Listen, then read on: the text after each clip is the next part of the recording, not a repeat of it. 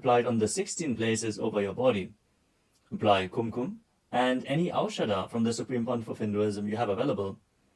Wear your Rudraksha mala, the abharanam, to intensify the energy which you can hold throughout the yoga practice. Also, make sure to keep a Shri Yantra, which is a sacred mandala, in your room where you practice the yoga. If you don't have a Shri Yantra available, don't worry. We are projecting it in the background of our acharyas. Now settle down on your yoga mat and get ready for the ritual of yoga. Sit straight with your head, neck and spine in a straight line. Join your hands in Namaskara Mudra in front of your heart center. Close your eyes. Visualize Swamiji in your inner space as we chant the Sadguru Vandanam. Nityanandam Paramasukadam Kevalam Jnanamurtim Dvandvatitam Gaganasadrasham Tattvamasyaadilaksham Ekam Nityam Vimalamachalam Sarvadhi Sakshibhutam Bhavatitam Trigunarahitam Sadgurum Tam Namami. Next, we are going to chant the Shiva Mula mantra. Om Ham Haum Shivaya Namaha 11 times. Please follow along internally. Om Ham Haum Shivaya Namaha. Om Ham Haum Shivaya Namaha. Om Ham Haum Shivaya Namaha. Om Ham Haum Shivaya Namaha. Om Ham Haum Shivaya Namaha. Om Ham Haum Shivaya Namaha. Om Ham Haum Shivaya Namaha. Om Ham Haum Shivaya Namaha. Om Ham Haum Shivaya Namaha. Om Ham Haum Shivaya Namaha.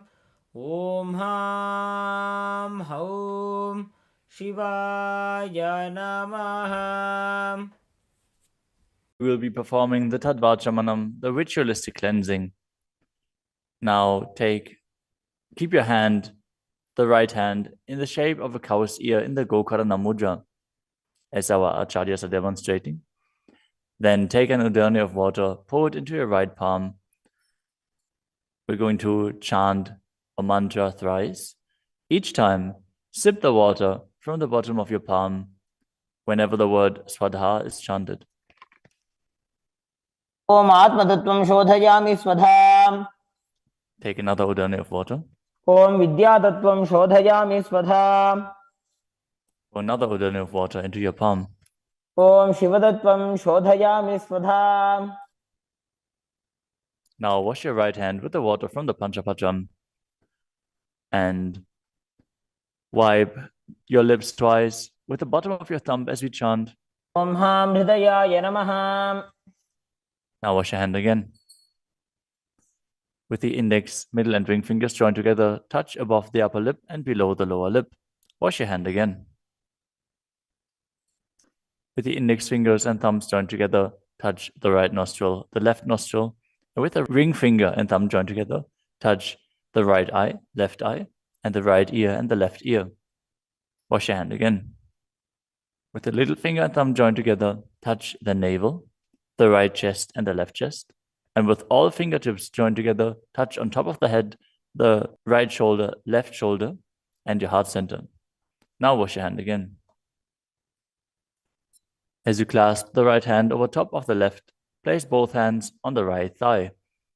Set the sankalpa, the conscious resolution, what it is that you want to manifest today in today's Nityananda Yoga session as we chant the sankalpa mantra.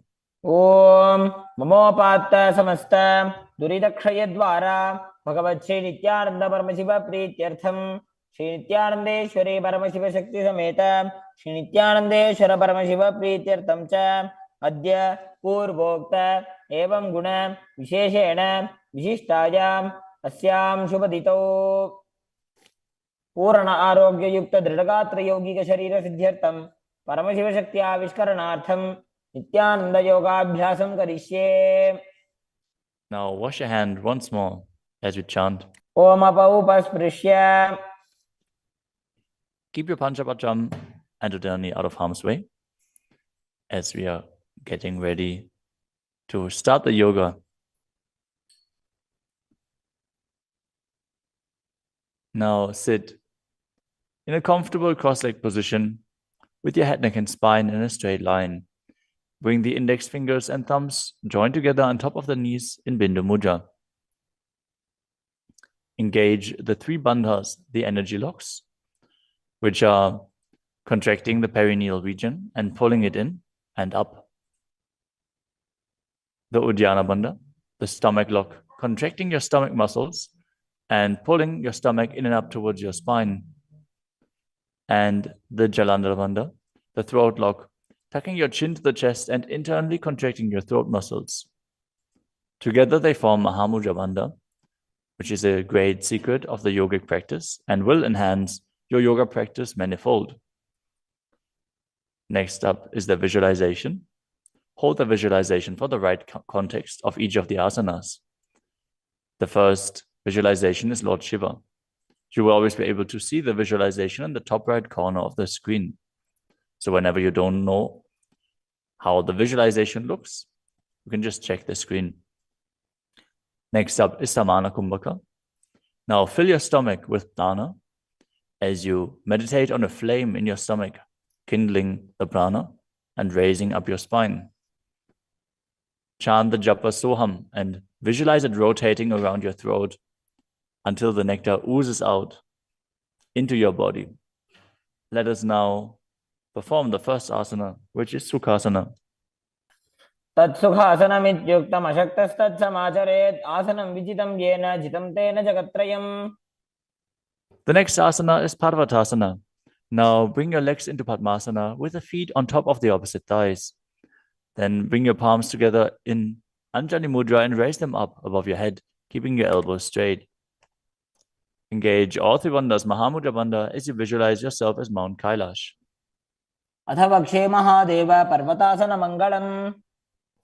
The next asana is Halipavasana.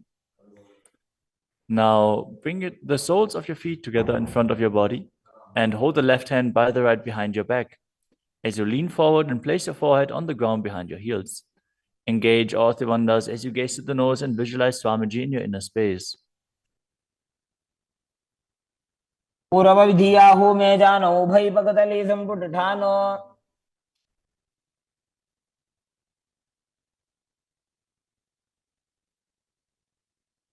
The next asana is Nagi Pavasana. Now keep the soles of your feet together and stretch your hands out in front of the feet, cupping your palms, placing them down on the ground as you place your forehead on the ground behind your heels.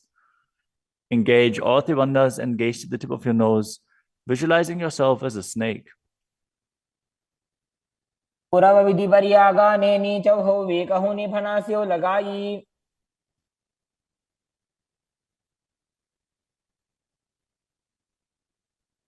Next up is Kokilasana. Now hold the big toes with the index and middle fingers in Prana Mudra. Then raise the legs up straight and then cross them into Padmasana, leaning forward and down onto your elbows. Engage all 3 bandhas as you visualize yourself as a bird. यदासनं वक्ष्ये yen Sidho भवेन्नरः. The next asana is Neti Asana. Now place one ankle on top of the opposite knee as you hold onto the opposite elbows. Engage all 3 bandhas, rotate your arms in a circle and gaze to the nose, visualizing Swamiji in your inner space, and after some time change the direction of the movement. घोड़ा बामा पादगी आशमाहिली सोये दक्षचरण को वार लोता परिकुल्फ समोय.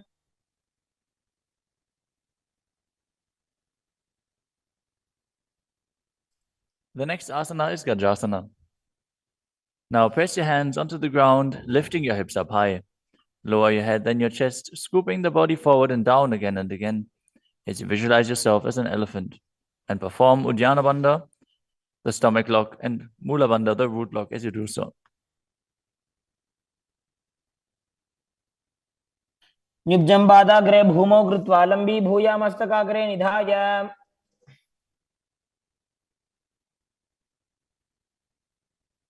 The next asana is Vrikshasana. From the same position, alternate pressing the heel of one foot into the ground while lifting the other heel up.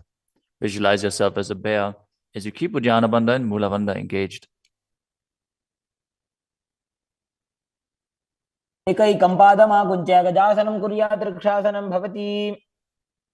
The next asana is Vaishyasana. Now stand tall on the mat with the tips of the on the tips of the big toes, with all other toes raised off the ground. As you keep your head, neck, and spine in a straight line, and bring your index, middle, and ring fingers to the heart center in Hridaya Mudra. Visualize Swamiji in your inner space and perform Uddiyana Bandha and Mula Bandha. केशेन पादयुगलं बद्ध्वा तिष्ठेत अधोमुखः.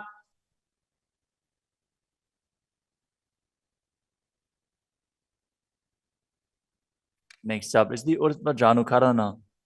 Stand with your heels touching, toes facing outwards at a 45-degree angle, and the knees bent in Adimandi.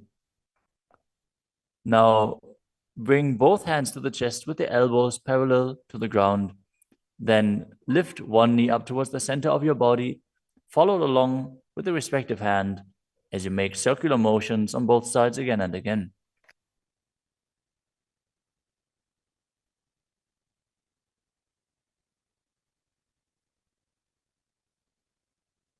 The next asana is Balalingasana.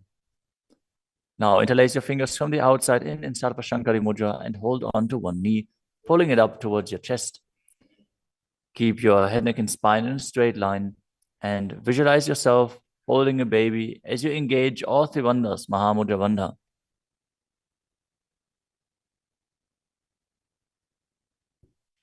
एकं जानूरधियालिङ्ग्य स्थातव्यं बाललिङ्गनं भवति. You move on to Padapidanasana. Now take the foot and pull it behind towards your buttocks. Hold it with both hands. Be straight. Engage all three bandhas as you visualize Swamiji in your inner space. एकस्मिन् पादतले कराभ्यां वेष्टयेत्तनुम्. The next asana is Natarajasana. Standing on one leg, hold on to one foot and extend it backwards as you lean forward and stretch your arm out in front in Bindu Mudra with the index finger and thumb touching as you visualize yourself dancing as Lord Nataraja and perform the Mula Bandha. उत्तानपादं क्रौञ्चं च मरीचिं वीरभद्रकम्. Now stand on the other leg and repeat Balalingasana on the other side, pulling the knee up towards your chest and visualize yourself caressing a baby. एकं जानूरधियालिङ्ग्य स्थातव्यं बाललिङ्गनं भवति. Now repeat Padapidanasana on the other side. Pull the other foot towards your buttocks and visualize Swamiji in your inner space, engaging all three bandhas. स्थित्वैकस्मिन् पादतले कराभ्यां वेष्टयेत्तनुम्.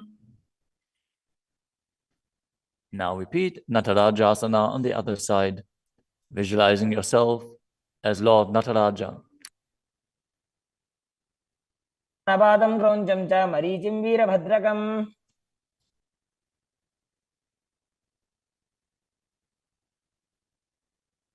Next up is the Ardha Rechita Karana. From Adimandi position, bring the right foot behind the other with the toes down and the heel up. Keep the left hand at the chest and swing the right arm back and forth, gracefully moving the fingers one by one.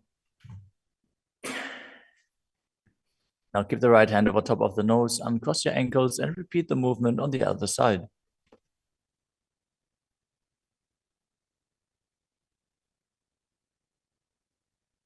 Next up is the skeleton dance. Now visualize yourself as a skeleton as you shake your body intensely.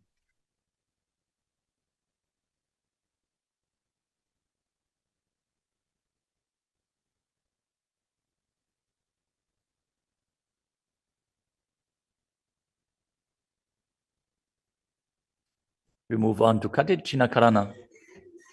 From Adimandi, with the heels together, toes pointing outwards and the knees bent, bring your hands above your head with the arms crossed, palms facing backwards. Now open your hips to one side and open the arms along above your head. Return to the center and repeat the movement on both sides again and again.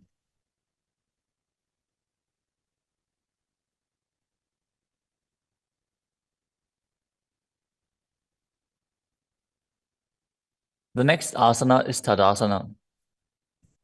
Now stand tall on the tips of the big toes as you raise your hands up above your head, beside your ears. Engage all three bandhas. Visualize yourself as a palm tree as you internally chant the new japa Shivoham. महामुद्राबद्ध कोनो ताड़ासन विभेदकान. Next up is Uttanasana. From a standing position, lean forward and down, bringing your hands flat to the ground. Take precaution in the case that you are a pregnant woman. For pregnant women, shouldn't perform any of the forward bends. Now engage all three bandhas and bring your forehead towards the knees as you visualize Swamiji in your inner space.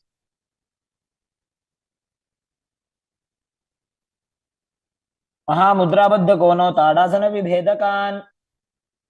The next asana is Tadakshvasana, the plank position. Now lower your body down onto your arms and feet as you tuck your chin to the chest and rotate your head from side to side, contracting your perineal region. Visualize Swamiji in your inner space. Keep breathing in the Samana Kumbhaka, filling your stomach with prana and visualizing a flame rising up your spine. गजासनवस्थित्वा मस्तकं वारं वारं दक्षिणकुक्षिं सव्यकुक्षिं नजेत्. The next asana is Bhujangasana. Now lower your entire body down onto your stomach as you keep the toes pointing backwards and your hands next to the chest.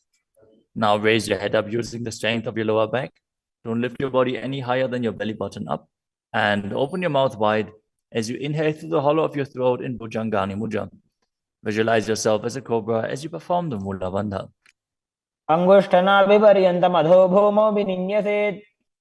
The next asana is Shasasana. Now push your body up back into plank position and alternate bringing one knee in towards your chest back and forth as you visualize Swamiji in your inner space and calmly breathe through your nose in Sahajra Kumbhaka. जासन संस्थितो जानुद्वयमाकुञ्च्य वारं वारं कर्तव्यं शशासनं भवति. The next asana is Rathasana. From a tall plank position, place one foot in between the two hands as you simultaneously jump one foot back and bring the other one in between the hands. Alternate again and again as you visualize yourself as a chariot. गजासन संस्थितो एकैकं पादं पुरोमार्गेण भ्रामयित्वा कर्तव्यं रथासनं भवति. The next asana is Viravatrasana. Now keep one foot flat on the ground with the toes pointing forwards and the knee bent at a 90-degree angle. Now extend the other leg back, keep the knees straight and the toes pointed outwards. Raise your arms up parallel, pull the stomach in and up and gaze to your third eye, visualizing yourself as Lord Virabhadra as you perform Ujjana Bandha and Mula Bandha. आधिष्ठमतकौण्डिन्यमूर्धकुक्कुटमेव च. Now exchange the position of your feet and repeat Viravatrasana on the other side. समतकौण्डिन्यमूर्धकुक्कुटमेव च. The next asana is Vrikshasana, the tree posture. Now stand and bring one foot to the inner thigh as you bring your palms together in Anjali Mudra and raise them up above your head. Keep your elbows straight as you gaze forward and visualize yourself as a tree. अमोरमूलदेशे च जाम्यं पादं निधायतु. The next asana is Garudasana. Now bring the raised leg to the opposite hip. Join your hands in Namaskara Mudra in front of your heart center as you visualize yourself as Lord Garuda and engage the Mula Bandha. गरुडासनमावक्ष्ये येन ध्यानं स्थिरं भवेत्. Now stand on your other leg and repeat Vrikshasana on the other side. वामोरुमूलदेशे च जाम्यं पादं निधायतु. Now repeat Garudasana on the other side, keeping the standing leg as straight as a rod and visualizing yourself as Lord Garuda. गरुडासनमावक्ष्ये येन ध्यानं स्थिरं भवेत्. The next asana is Trikonasana. Now stand and step one leg forward and the other one far back, keeping the front toes pointing forwards and the back toes facing sideways. Now bring your hands parallel to the ground and lean forward and down, As you keep one hand down and the other one raised up, gaze upwards, visualizing yourself as a triangle as you perform the Mula Bandha. उत्तानपादं क्रौञ्चं च मरीचिं वीरभद्रकम्. Exchange the position of your feet. Step the other leg forward as you repeat Trikonasana on the other side. उत्तानपादं क्रौञ्चं च मरीचिं वीरभद्रकम्. Next up is the Nikuttaka Karana. From Arimandi position, heels touching, toes pointing outwards and the knees bent, raise one heel off the ground and bring your hands in front of the heart center with the palms facing each other. Now stump the rest heel to the ground, raise the other heel up and exchange the position of your hands again and again.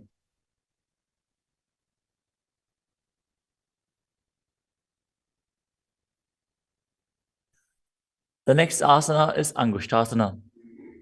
Now lower your body down onto the tips of your toes, placing the perineum on the back of your heels. Raise your knees off the ground and keep them together as you join your palms in front of your heart center in Namaskara Mudra. Visualize Swamiji in your inner space as you breathe in Brahmari Kumbhaka, buzzing like a bee on the inhalation and exhalation as you perform the Mula Bandha and internally chant the new japa Sadashivoham. बन्धासनमित्याहुः गोरक्षासनमेव च. The next asana is Saurasana. From the tips of the toes, extend one leg straight out with the heel down and the toes up. Keep your fingers down on the ground by the sides with the palms facing forward in Vara Mudra. Visualize Swamiji in your inner space as you perform the Mula Bandha. प्रसार्य एकं पादतलं संस्थाप्य त्वेकपादकम्. The next asana is Vidunanasana. Now, from Saurasana, lean forward and hold on to the big toe in Prana Mudra. As you hold the back heel with the other hand, balance. Visualize Swamiji in your inner space and perform the Mula Bandha. गुल्फस्थितो पादमेकं प्रसार्य तत्पादाग्रं संस्पृश्य तत्करेण. Now exchange the position of your feet. Stretch the other leg forward as you repeat Saurasana on the other side. प्रसार्य एकं पादतलं संस्थाप्य त्वेकपादकम्. Now again, lean forward and down, holding on to the front foot and the back heel. Repeating Vidunanasana on the other side. स्थितो पादमेकं प्रसार्य तत्पादाग्रं संस्पृश्य तत्करेण. The next asana is Brahmajarankushasana. As you keep the toes on the ground and the perineum placed on top of the heels, which I raise off the ground, keep a gap between your legs and place the back of your hands on top of the respective knees. Contract the perineal region and tuck your chin to the chest as you gaze in between the two hands in Shambhavi Mudra, with eyes opened wide, unblinking, actually gazing within. As you visualize Swamiji within and perform the Jalandhara Bandha and Mula Bandha. द्वौ भणापाणि होय वैसे एड़ी mail रघुदानि वैसे. The next asana is Kapilasana. Now drop your knees to the ground with the toes tucked behind, sitting your perineum on the heels. As you keep your hands on top of the respective thighs and pull your stomach in and up, contract the perineal region, gaze to the tip of the nose and visualize yourself as sage Kapila Muni. उभय पगदली समटारावे तिनकी Mahuli core मिलावे.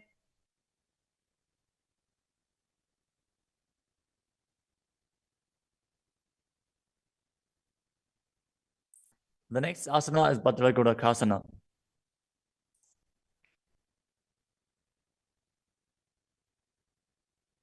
Maintain the same position as you shift your gaze up to the third eye.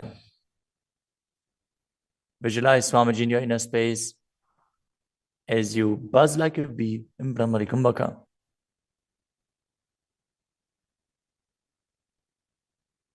दो भूपगदली संपुट करे कोरवारली भूपरि धरे.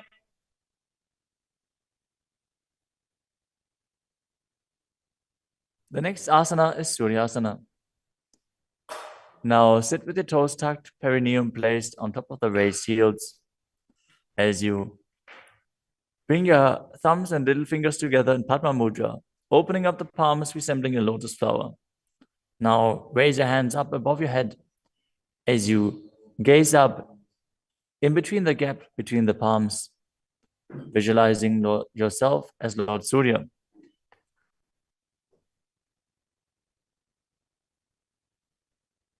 AD दो गुदातरी आने फना पानी बैठक अब निठाने. The next asana is Mandukasana. Now sit with the toes flat, perineum on the heels. As you keep your hands on top of the knees, lift the tongue up against the roof of your mouth. As you catch the nectar of immortality dripping from the Sahasrara chakra with your frog tongue, as you visualize yourself as a frog in Manduki Mudra. Gaze to your third eye, breathe calmly through your nose in Sahaja Kumbhaka as you perform the Mula Bandha. तलो पृष्ठदेशे अंगुष्ठे द्वे च संस्पृशेत्.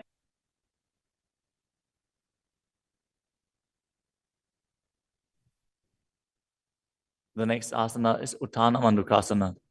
Maintain the same sitting posture, but bring your hands behind your back, holding onto the opposite shoulders. Gaze to your third eye, visualize yourself as a frog as you keep your tongue pressed against the palate of your mouth in Manduki Mudra. Perform Uddiyana Bandha and Mula Bandha as you do so.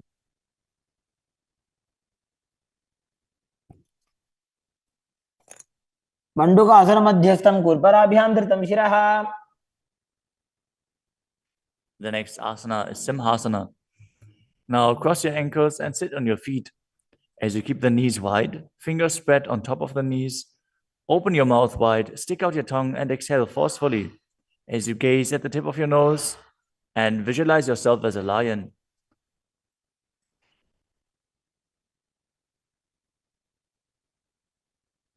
दक्षिणं सव्यगुल्फेन दक्षिणेन ततेतरम्. The next asana is Bhadrasana. Now sit with your heels under the perineum, the knees opened wide. Then cross your hands behind your back and hold onto the big toes in Prana Mudra. As you gaze at the tip of your nose, visualize Swamiji in your inner space and return to buzzing like a bee in Brahmari Kumbhaka.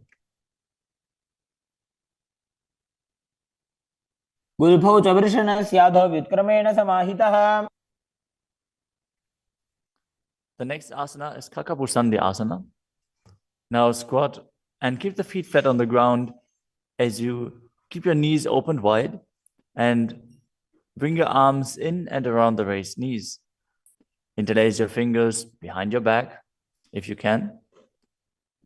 As you visualize yourself as a crow and gaze to the tip of your nose as you engage the Mula Bandha.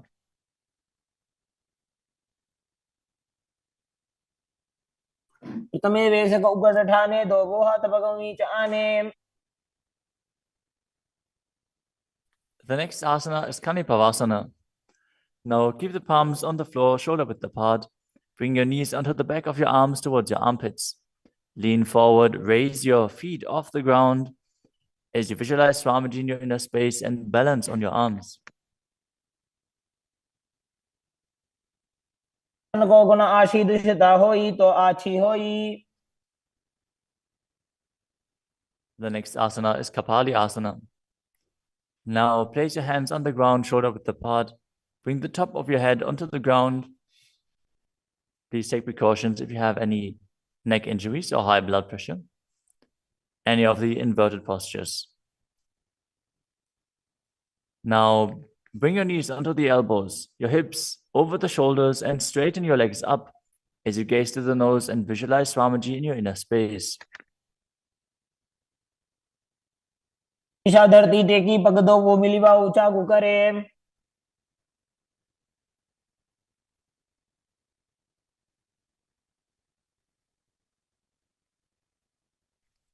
The next asana is Parshvamayurasana. Now squat on the toes with the legs together, twist your body and place both hands to the side as you align your elbows with the knee and hip and lean onto your arms, balance, extending your legs to the side. Gaze to your third eye, as you visualize yourself as a peacock, and exhale fully in Rechaka Kumbhaka as you hold your breath in the exhaled state. Perform the Mula Bandha as you do so.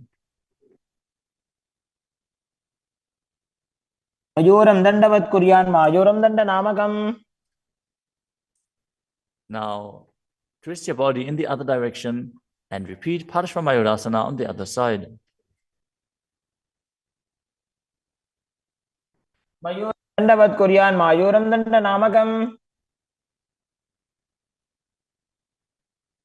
The next asana is Bhairaganathasana. Now place both hands on the ground, shoulder width apart. Stretch your legs back straight into Tadakshvasana, the plank position. As you step one foot outside the respective shoulder and bring it in between the two hands. Gaze to your third eye. Visualize yourself as Lord Kala Vaidava. As you breathe in your Rechaka Kumbhaka and perform the Mula Bandha. आसन की गुण पीती जागी. Now, step the front foot back and step the other foot outside the shoulder in between the hands. Gaze to your third eye in Shambhavi Mudra with the eyes open wide, unblinking, as you visualize yourself as Lord Kala Bhairava.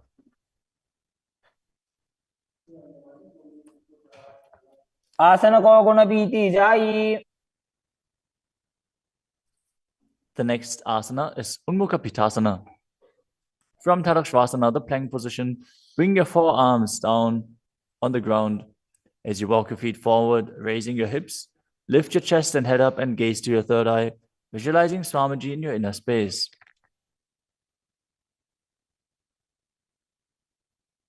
भून्यस्थो जानुनि हस्तो चतुष्पदम वाङ्मुखम्.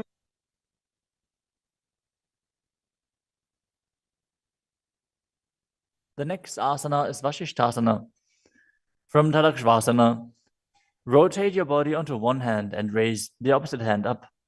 Keep the balancing hand directly beneath your shoulder as you raise your hips and gaze up towards the sky, visualizing yourself as Sage Vashishta as you perform the Mula Bandha. ऊर्ध्वकुक्कुटवासिष्ठ मरीचिहलमत्स्यकम्. Now twist your body in the other direction. Balance on the other hand as you repeat Vashishthasana.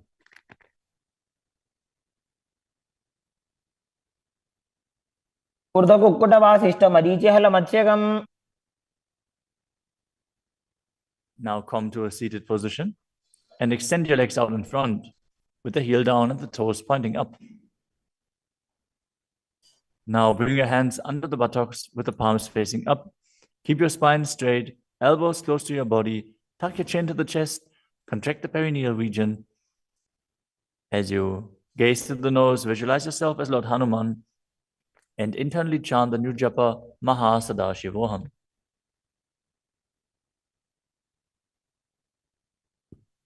दो Booker की उभय हथेली कोरवार ली मैले भेली.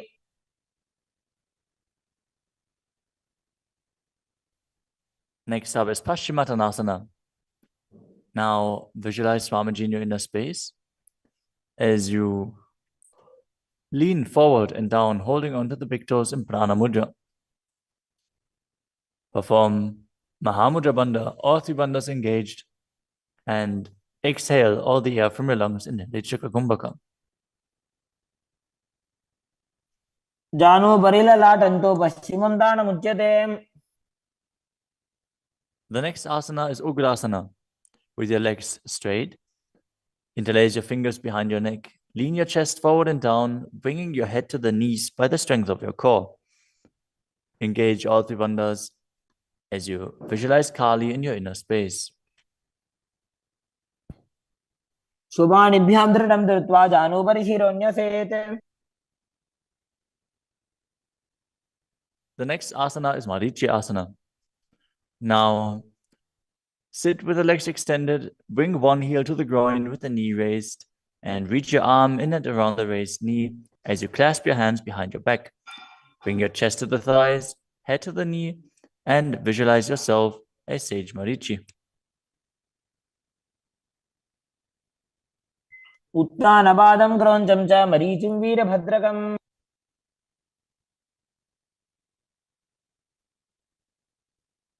Now drop the knee down to the ground and lean forward, holding onto the front foot with both hands.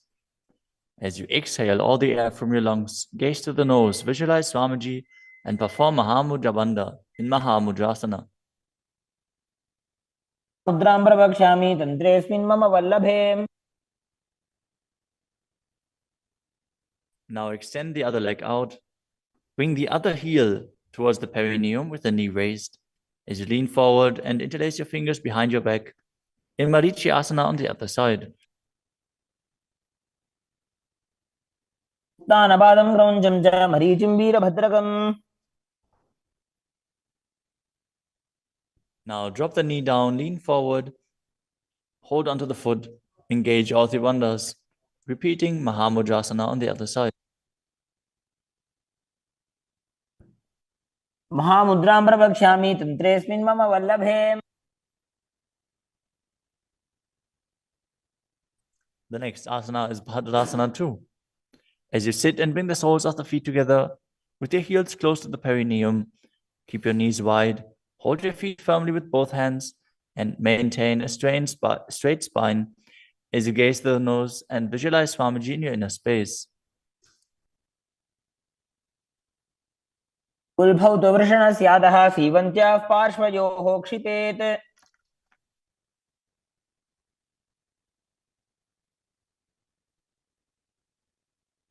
The next asana is Gvalipavasana. From Bhadrasana, extend your feet away from your body. Keep the toes together, heels apart, knees wide open. As you place your hands on the respective knees, tuck your chin to the chest and gaze to the nose. Visualize Swamiji in your inner space. Perform the Jalandhara Bandha and Mula Bandha. ध्रुवचरपट चौक कख्यो सोई वाही विधियो कीजे सोई. The next asana is Joni Asana. Now sit, keep the soles of the feet together and the heels close to your perineum as you visualize the Yoni Mandala, which is projected on the screen. Now hold the soles of the feet as you lean forward and down and bring the forehead to the feet as you gaze to the nose and perform the Mula Bandha. दोवो बगतली संपुट करे एड़ी मेड़ के ढिंग धरे.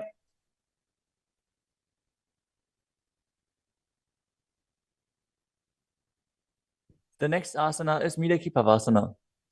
As you sit and keep the heels together, toes apart and the knees wide, lean forward and down and extend your hands out to the side. Keep the palms facing down on the ground to the sides as you bring your forehead to the ground behind your heels. Gaze to your nose, visualize Swamiji and perform the Mula Bandha. पूर्व विधि परिबगधली संपुट शोल एड़ी मिली राशे. Next up is Siddha Samadhi Asana. Now sit and keep the toes together, heels apart. As you bring your arms below the shins, extend them out to the sides and keep the palms facing up. Bring your forehead to the ground above your feet as you bring your toes near your throat if you can. Gaze to the tip of your nose, visualize Lord Surya in your inner space and perform the Mula Bandha. दोवो बगतली संपुट करे शोले मेड़ आगा में धरे. Next up is Chinaki Pavasana. Now sit and keep the heels together, toes apart, as you hold the feet and open them up like a book, bringing the backs of your hands onto the ground and the elbows pressing down on the thighs. Gaze to the nose and visualize Swamiji in your inner space. दो बगांगी एड़ी धरती मगिवा मेड़ लगावे. The next asana is Chadapata Chukasana. Sit and bring the soles of the feet together with the heels at your perineum. Open the knees and place your hands on top of the knees as you gently press them down. Pull your stomach in and up, gaze to your third eye as you visualize Swamiji in your inner space. दोवो बगतली संपुट धारे आगा ने कर jar पसारे.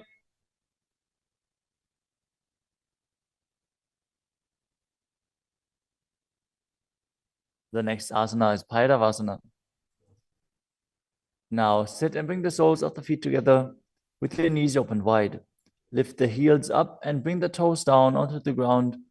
As you keep your knees on the ground, pull your stomach in and up and place your hands on the knees in Bindu Mudra. Gaze to your third eye as you visualize yourself as Lord Kala Bhairava. सुलभौ सम्पीड्य चान्योन्यं व्युत्क्रमेणोत्थितं शनैः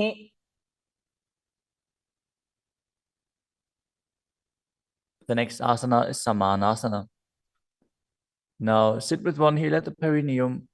Lift and hold the other foot, pulling the sole of the foot to your chest. Gaze to your third eye as you perform the Mula Bandha and visualize Swamiji in your inner space. समानासनमावक्षे सिद्धमन्त्रादिसाधनात्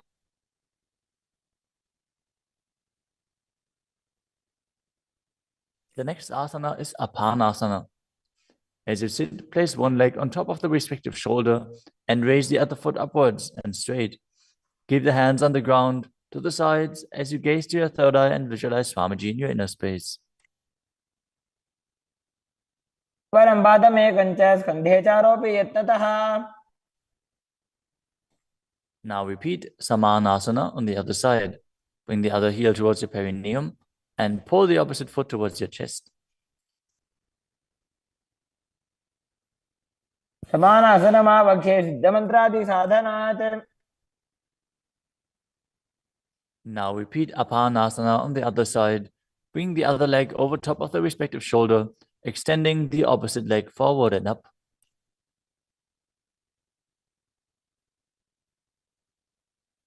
परं पादमेकं च स्कन्धे चारोपि यत्नतः.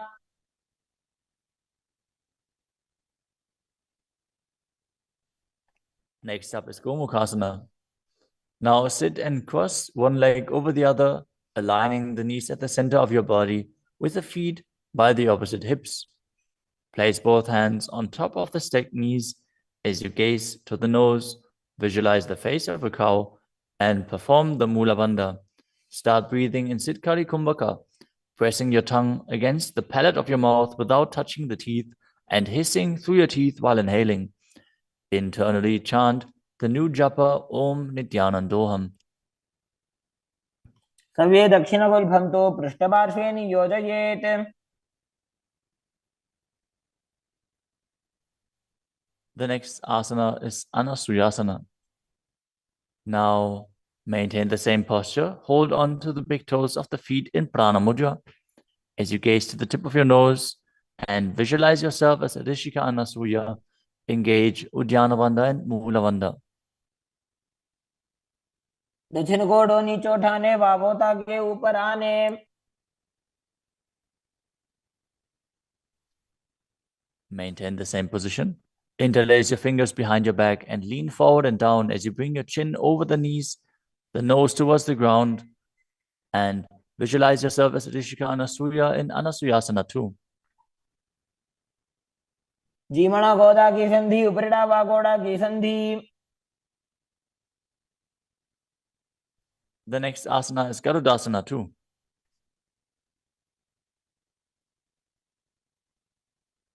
Now sit on the ground with one heel pressed against the perineum. As you keep the opposite foot flat on the ground with the knee raised to your chest. Keep the hands on the respective knee. As you visualize yourself as Lord Garuda, gaze to the nose and perform the Mula Bandha.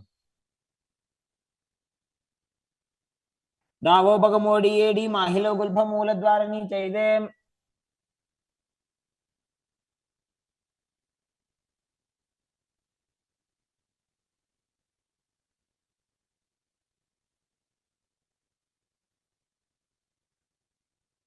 The next asana is Nadadasana. Now sit and place your perineum on top of one heel as you interlace your fingers behind your neck and twist your elbows outside of the raised knee. Gaze to your third eye and visualize yourself as Nadada as you perform the Mula Bandha. पिष्टि जवाम पगदली केरी भूपरिता हिलका बेफेरी. Next up is Matsya Pitakasana. Now place one foot on top of the opposite thigh. Wrap the respective arm around the knee, holding onto the opposite shin as you hold the big toes with the other hand in Prana Mudra. Visualize yourself as Matsya, the fish avatar of Lord Vishnu, as you perform the Mula Bandha. नवामाङ्गुष्टन्तो गृहीतं मत्स्यपीठकम्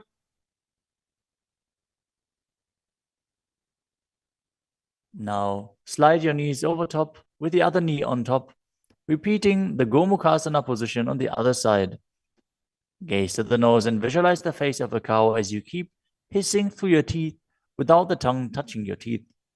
Insert Kari Kumbhaka.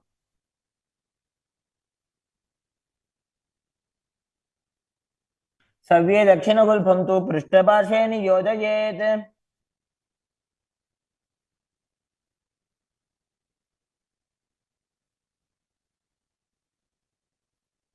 Next up is Anasuyasana on the other side. Hold onto the big toes as you visualize yourself as Rishika Anasuya.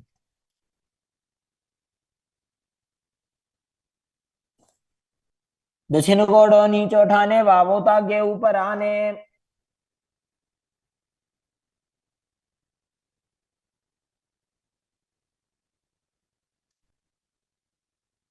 Now, from the same position, interlace your fingers behind your back and lean forward and down, chin over the knees, nose towards the ground in Anasuyasana 2.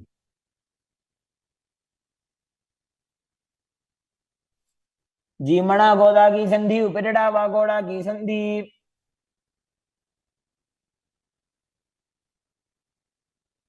Now repeat Garudasana 2 on the other side, bringing the other heel towards the perineum, knee raised, hands on the knees, as you visualize yourself as Lord Garuda.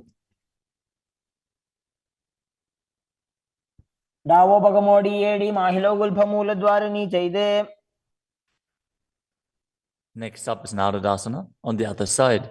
Raise the perineum onto the heel, interlace your fingers behind your neck, and twist your elbows outside of the raised knee, visualizing yourself as Sage Naruda. पिष्टिजवाम पगदली केरी भूपरिता हिलगा वे फेरी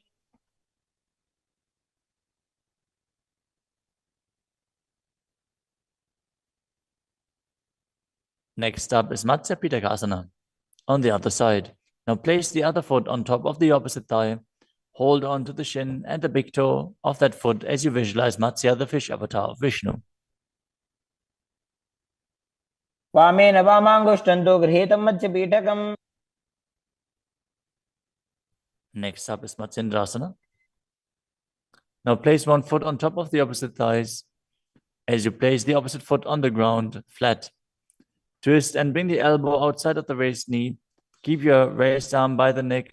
Turn your head back and gaze to your third eye, visualizing Matsyendranath, the great sage and master of Hatha Yoga.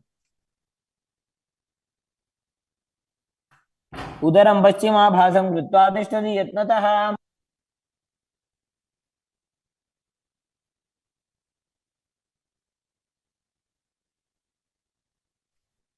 The next asana is Kubhasana. From Matsyendrasana, twist and bring your elbow outside of the raised knee as you extend your hand down to the foot, keeping the opposite hand at the respective ear. Twist your body back. Gaze back and up towards your third eye, visualizing yourself as a camel. आसन को गुण झोल हो जाए Next up is Matsyendrasana 2. Keeping the hand extended down towards the foot, place your hand behind your body onto the ground as you gaze up to your third eye and visualize Matsyendranath. मत्स्येन्द्रपीठं जठर प्रदीप्तिं Prachanda रुक्मण्डल खण्डनास्त्रम् Now repeat Matsyendrasana on the other side. Extend the other leg out. Bring the opposite foot onto the thigh as you twist your elbow outside of the raised knee and gaze back.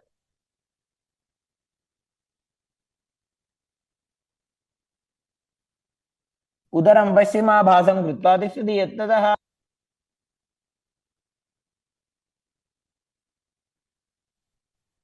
The next asana is Kubhasana on the other side. Now hold on to the front big toe in Prana Mudra as you keep the other hand towards the respective ear, gazing back and up towards your third eye and visualizing yourself as a camel. आसन को गुण झोलो जाए. The hand to the ground behind you, twist your body even further as you visualize Matsyendranath in Matsendrasana too.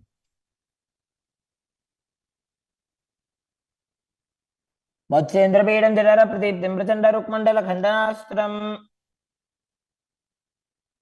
The next asana is Padmasana.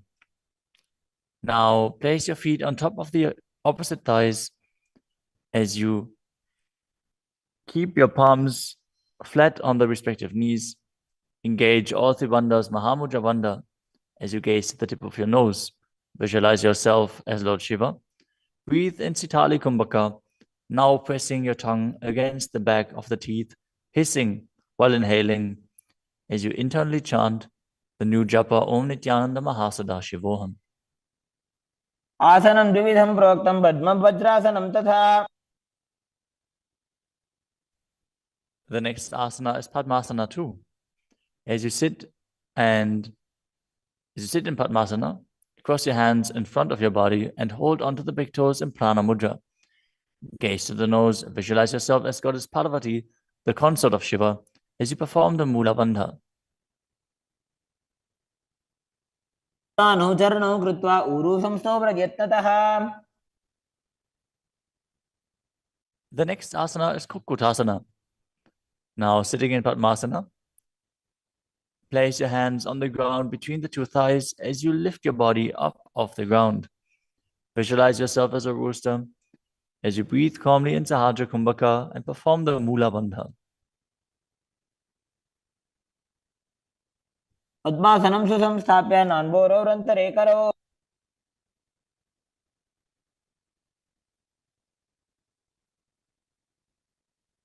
The next asana is Baddha Keki Asana.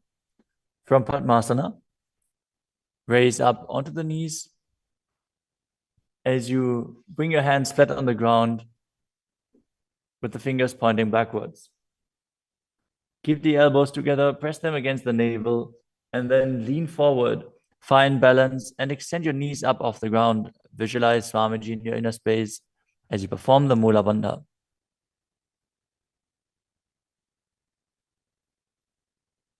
धरामवष्टभ्यकरद्वयेन तत्पूर्वपरि स्थापिता नाभिपार्श्वः.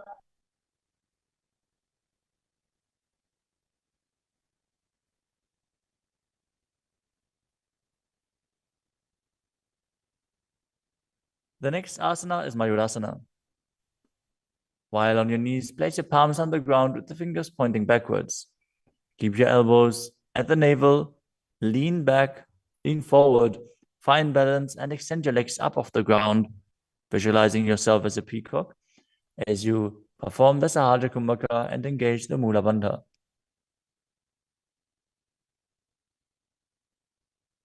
अथ वक्षे Mahadev मयूरासनमुत्तमम्.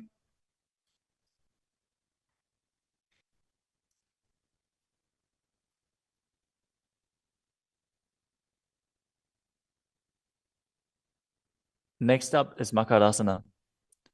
Lay down on your stomach with the feet pointing outwards and the forehead on the mat.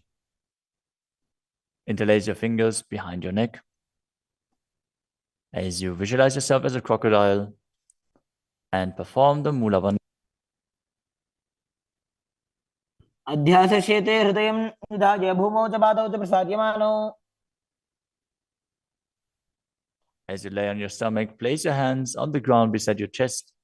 Raise your legs up, bring the thighs off the ground, visualizing yourself as a locust. In Shalabhasana. अध्यासश्येते करयुग्मवक्षो भूमिमवष्टभ्यकरयोस्तलाभ्याम्.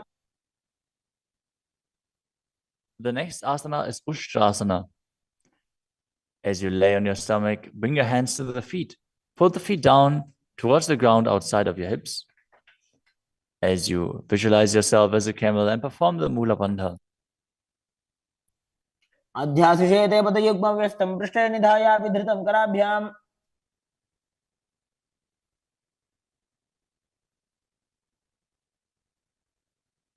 The next asana is Dhanurasana. From Ustrasana, tighten the grip on your feet and kick the legs back and up as you lean forward and lift your chest off the ground. Gaze up to your third eye and visualize yourself as Pinaka, Lord Shiva's bow. Perform the Mula Bandha as you do so.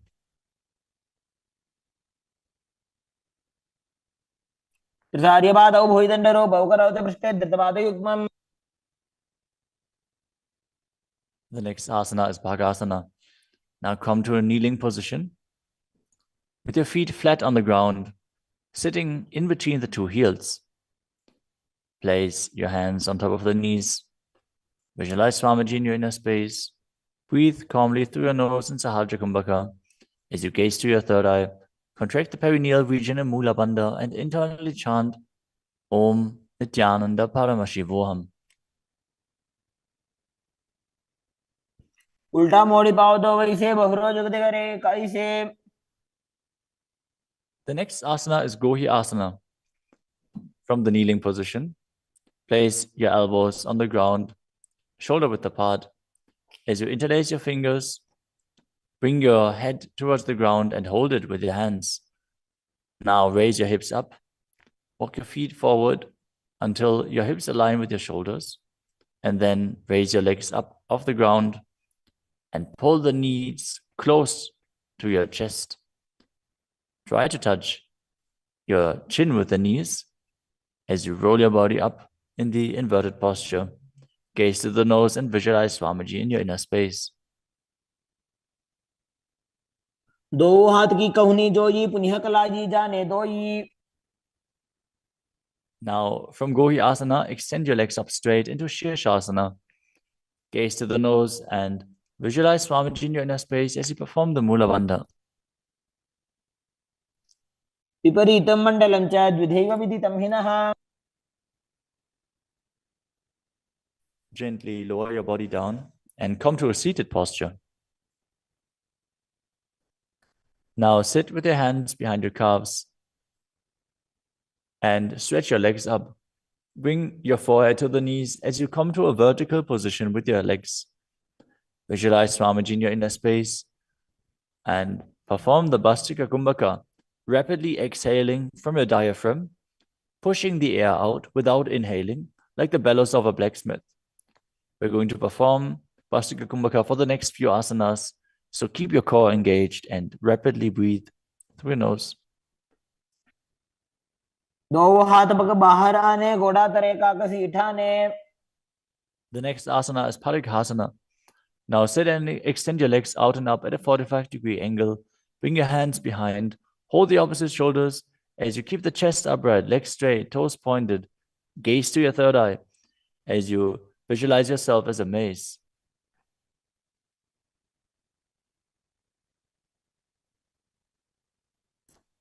उत्तानशयनं कृत्वा पादौ मिलित्वा प्रसार्य. Keep breathing rapidly as you sit and extend your legs out and up at a 45-degree angle.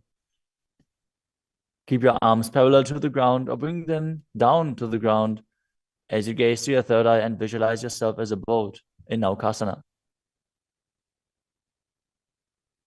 तानशयनं कुर्पराभ्यां भूमिमवष्टभ्य. Next up is Rudrasana. Now sit and lift your feet up. Scoop your hands under the heels and pull the feet towards your chest. Keep your spine upright, gaze to the nose as you visualize yourself as Lord Rudra. Perform the Mula Bandha as you do so. पगदली संपूटक हाथस्योपक उचाई. The next asana is Unmukha Pitasana too.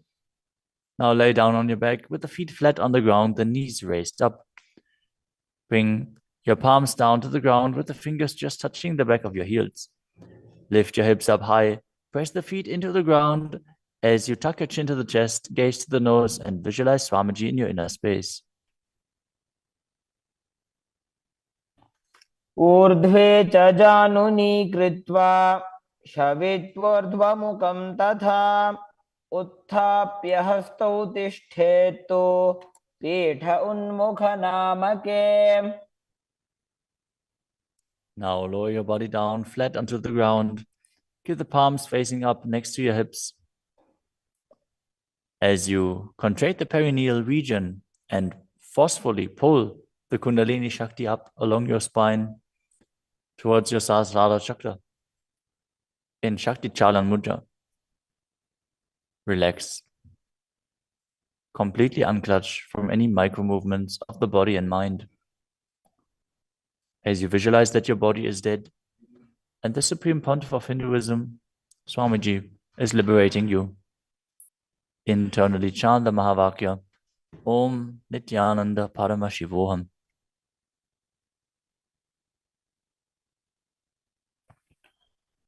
उत्तानं शववद्भूमौ शयनं तोषवासनं शवासनं श्रान्तिहरं चित्तविश्रान्तिकारकम्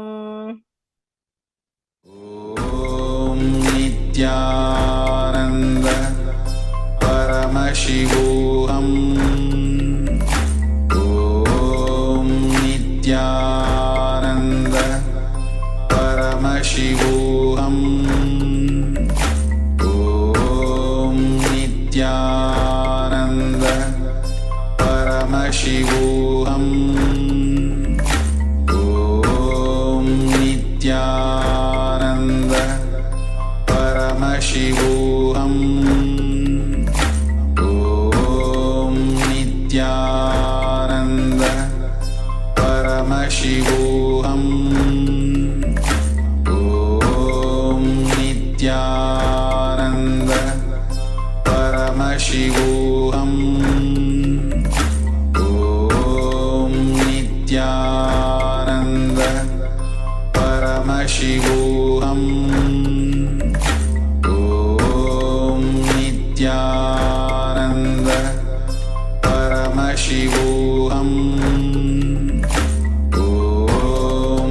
नित्यानन्द परमशिवोऽहम् ॐ नित्यानन्द परमशिवोऽहम् ॐ नित्यानन्द परमशिवोऽहम् ॐ नित्यानन्द परमशिवोऽहम् ॐ नित्यानन्द परमशिवोऽहम् ॐ नित्यानन्द परमशिवोऽहम् ॐ नित्यानन्द परमशिवोऽहम्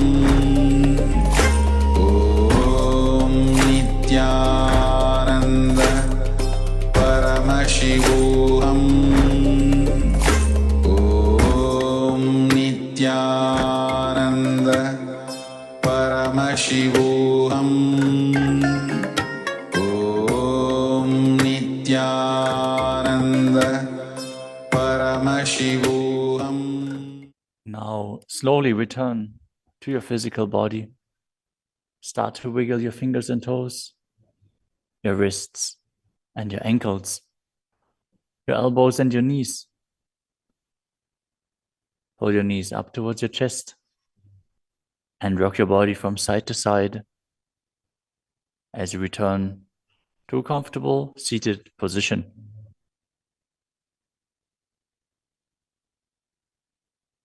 Congratulations!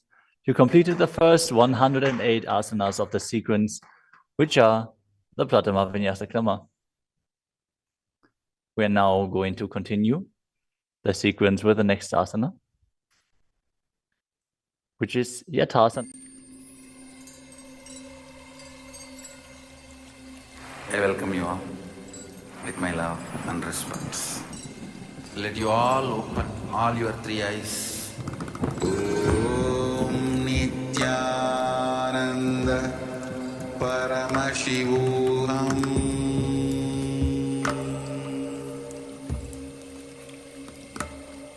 Om Nityananda Paramashivoham.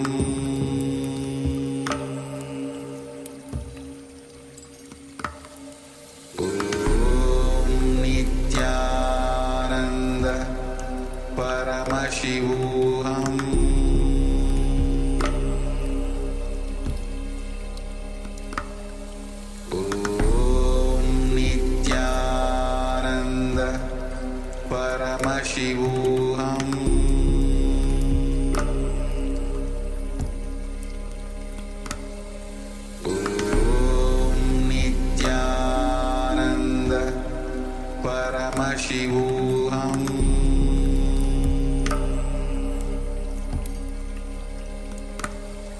Om Nityananda Paramashivoham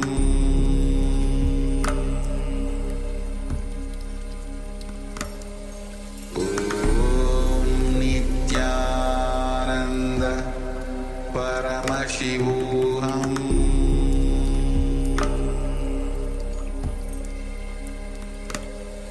Om Nityananda Paramashivoham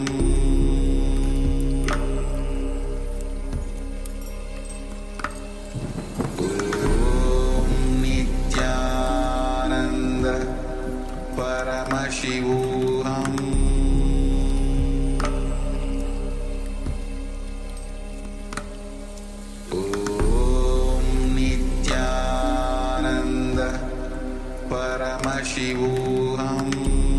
Om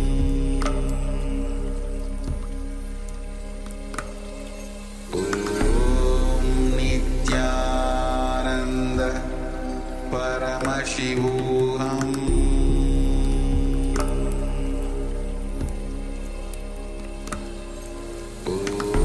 Om Nityananda Paramashivoham Om Nityananda Paramashivoham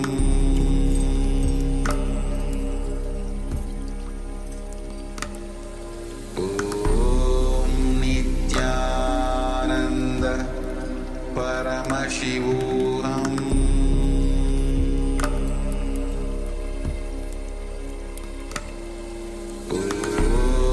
Om Nityananda Paramashivoham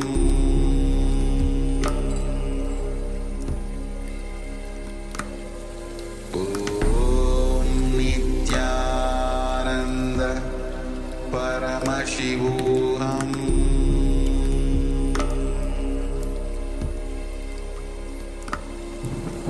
Om Nityananda Paramashivoham नित्यानन्दं परमसुखदं केवलं ज्ञानमूर्तिं द्वन्द्वातीतं गगनसदृशं तत्त्वमस्यादिलक्ष्यम् एकं नित्यं विमलमचलं सर्वधी साक्षिभूतं भावातीतं त्रिगुणरहितं सद्गुरुं तं Namami.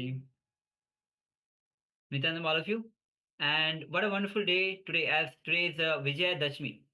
Navratri is ending today, and what an auspicious occasion that Swamiji has given darshan so early, and especially when so much of initiate, so much of people actually wanted to take sannyas, and so many people have taken initiation today into sannyas. So, and on this auspicious occasion, today is the end of Navaratri, a beautiful celebration, and uh, all of us have witnessed various temples across the world have joined for this celebration of Navaratri, celebrating with Kailasa. And all over the world, it's Navaratri, people have been waiting for the sannyas every day. People have been joining for the sannyas and sannyas initiation. And finally, today also, a lot of people got initiated into sannyas.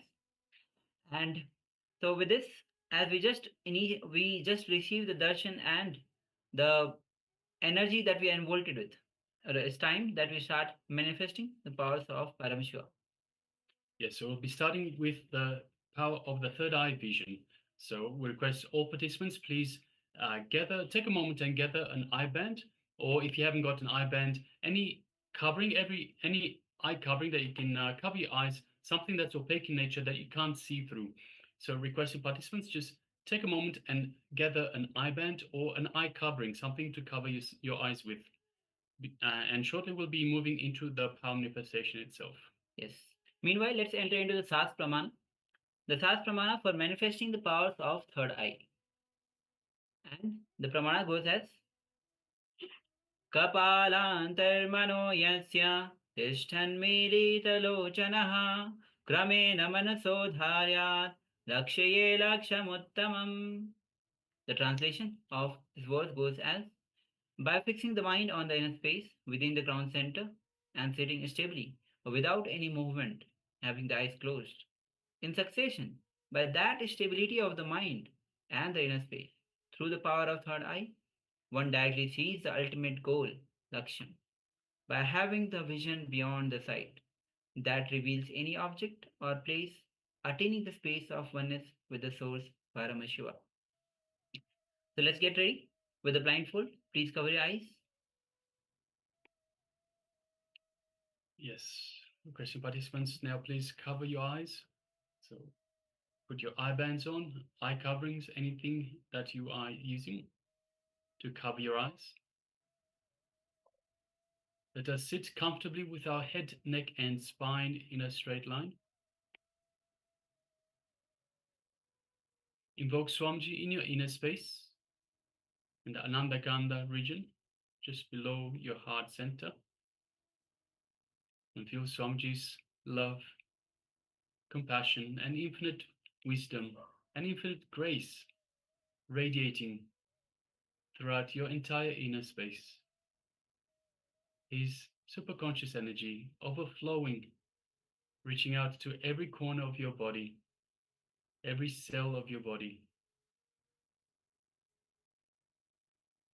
Now let us bring our awareness to the third eye, the Ajna chakra between the eyebrows. Let us visualize Swamiji in our Ajna chakra and start chanting the Mahavakya. Om Nityananda Paramashivoham. Om Nityananda Paramashivoham.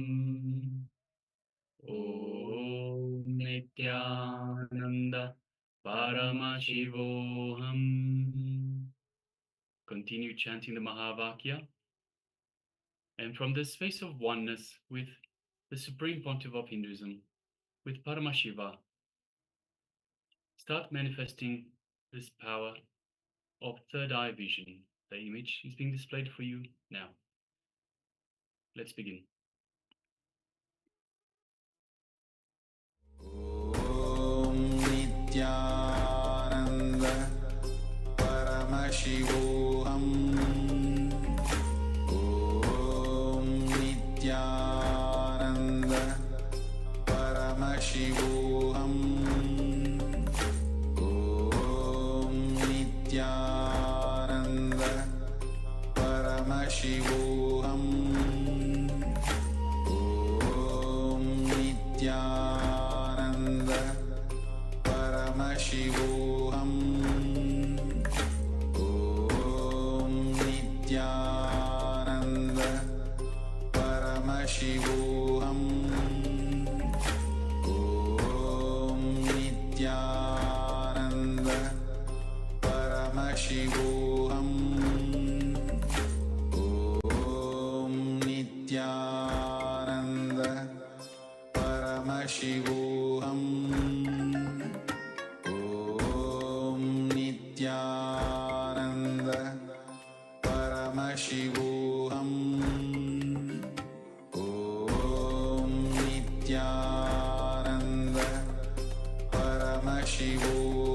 Paramashivoham. Om Nityananda Paramashivoham.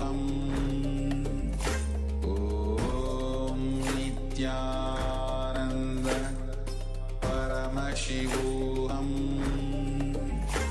Om Nityananda Paramashivoham.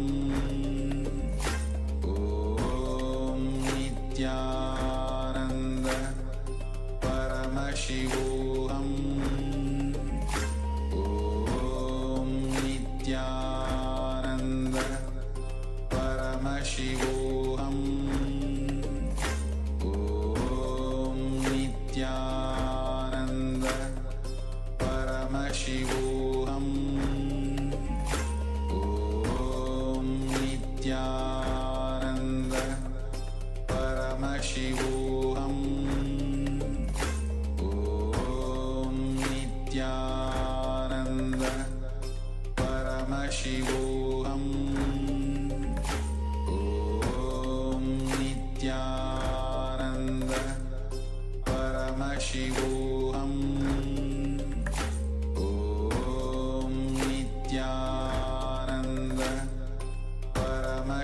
Om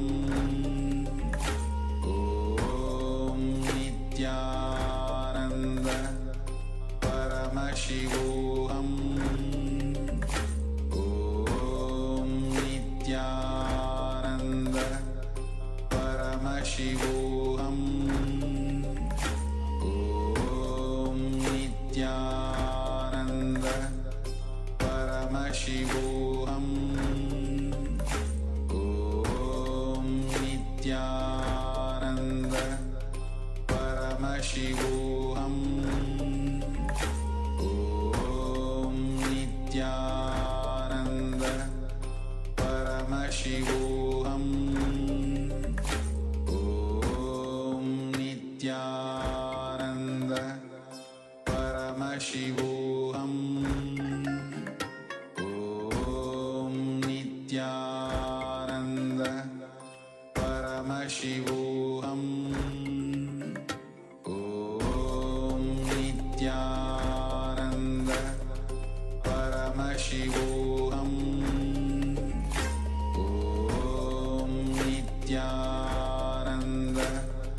Paramashivoham. Om Nityananda Paramashivoham. Om Nityananda Paramashivoham. Om Nityananda Paramashivoham. Om Nityananda Paramashivoham. Om Nityananda Paramashivoham. Om Nitya. Yes, you can relax now. Slowly, very slowly, remove your eye bands and take a moment and share with us what was revealed to you in your third eye.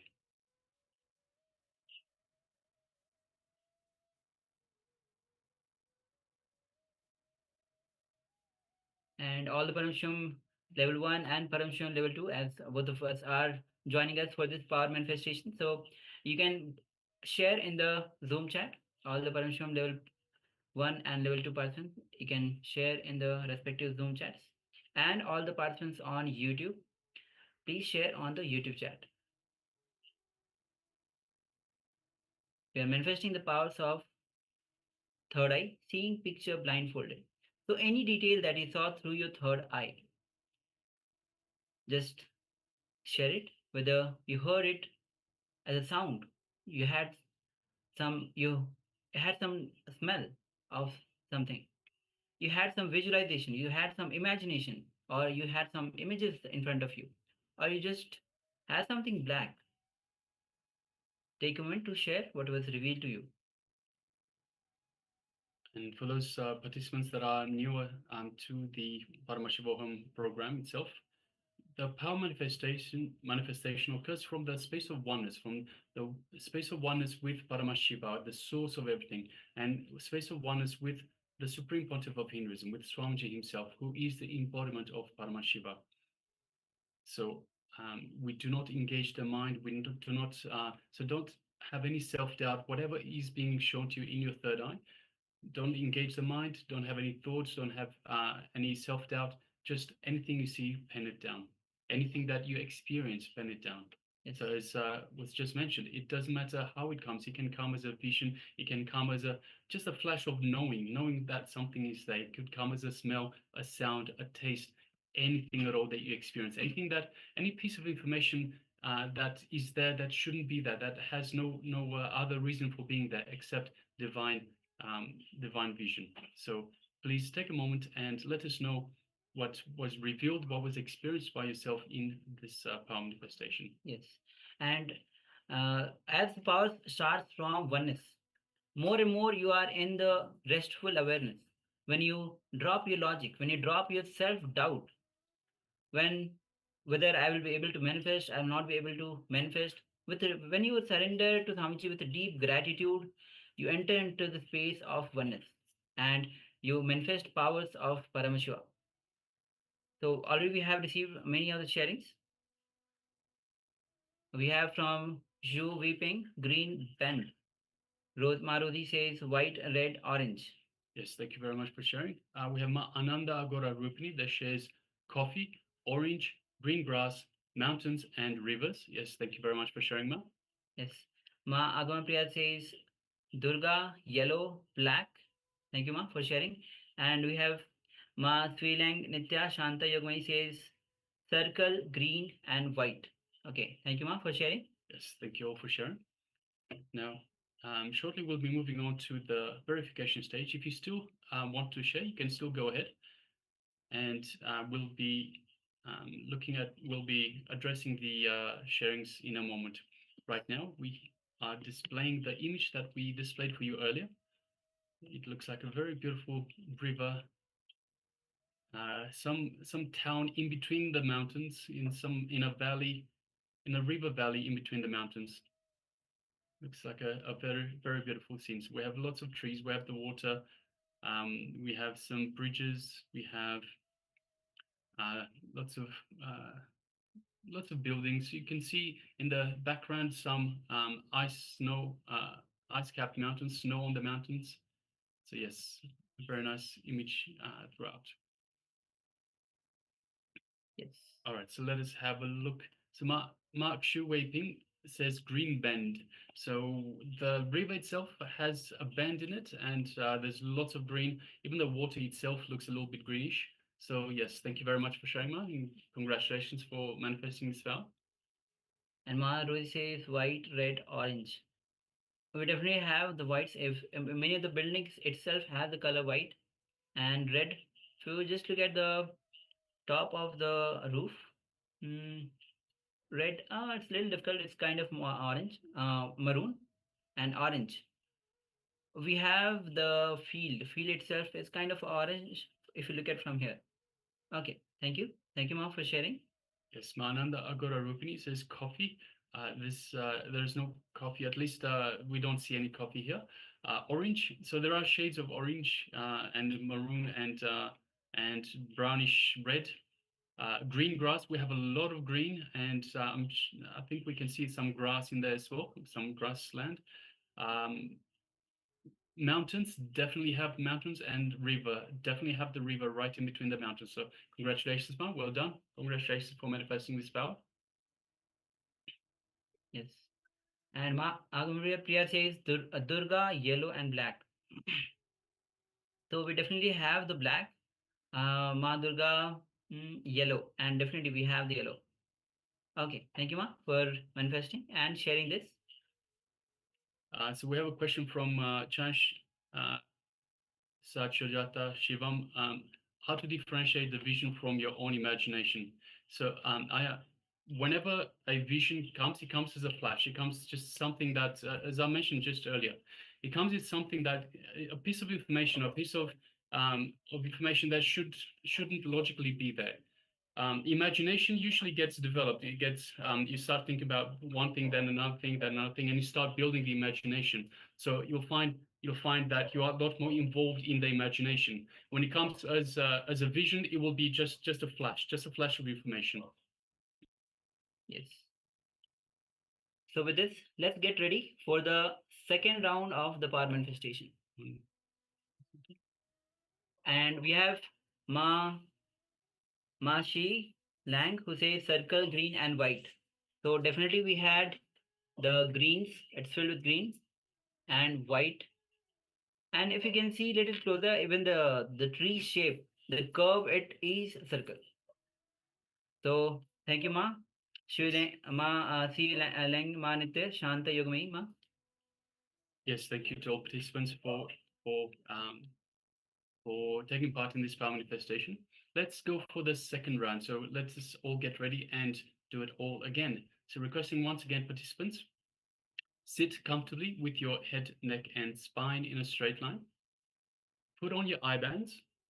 So if you haven't got an eye band, you can use any piece of cloth, anything that can cover your eyes, anything that is opaque in nature, such that you can't see through the cloth itself.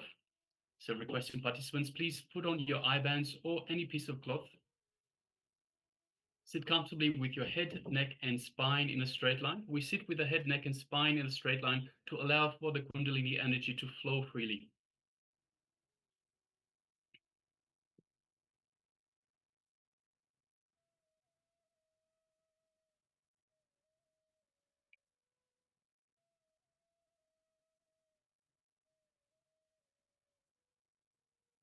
So just waiting on some of the participants to put on the eye bands. So requesting everyone, please put on your eye bands. And it's important to have some sort of eye covering, eye band, or whatever you might be using, because during the power manifestation, your mind will play tricks on you. You might want might be tempted to open your eyes, and when you open your eyes, you'll see the image itself. So then then you'll be wondering, am I really manifesting this power, or am I just because I've seen it, I know what it is. So requesting all participants, please make sure you cover your eyes with a piece of cloth, whether eye covering or any piece of cloth, as opposed to just closing your eyes. All right, so now let us remove all thoughts, just unclutch from all thoughts, all imaginations, all labels or titles. Unclutch from the ego and just connect to Swamiji in your inner space. Invoke Swamiji in your inner space in the Ananda Gandha region, which is just below your heart center. Feel Swamiji's love, compassion, his infinite wisdom, infinite grace. And feel his superconscious energy flowing throughout your entire body, reaching out to every corner of your body, every cell. Now let us move our attention to the third eye, in between the eyebrows, just in the brow center, the Anya chakra, or the third eye. And let us connect to Swamiji in our third eye. And let's start chanting the Maha, the cosmic code word Swamiji has given us to connect to himself, to Swamiji, and connect to Paramashiva. Om Nityananda Paramashivoham. Om Nityananda Paramashivoham. Om Nityananda Paramashivoham. Continue chanting the Mahavakya. And from this space of oneness with Swamiji, let us manifest the power of third eye vision. The image is being displayed for you now. Please go ahead. Om Nityananda Paramashivoham. Om Nityananda Paramashivoham. Om Nityananda Paramashivoham. Om Nityananda Paramashivoham. Om Nityananda Paramashivoham. Om Nityananda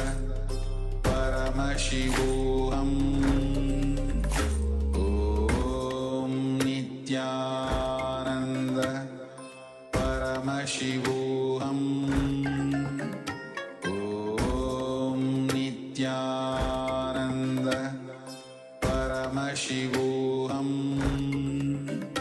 Om Nityananda Paramashivoham.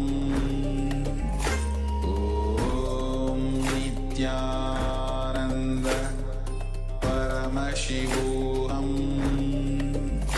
Om Nityananda Paramashivoham. Om Nityananda Paramashivoham.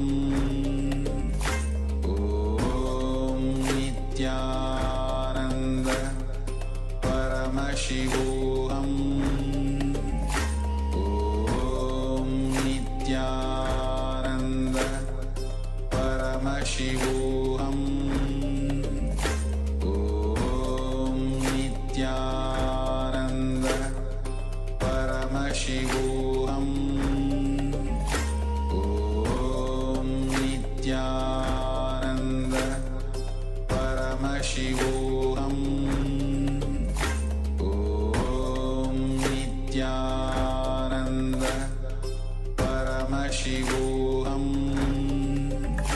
Om Nityananda Paramashivoham.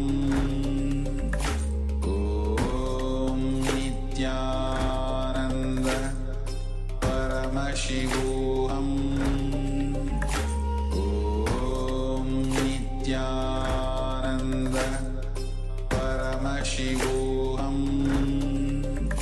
Om Nityananda Paramashivoham. Om Nityananda Paramashivoham. Om Nityananda Paramashivoham.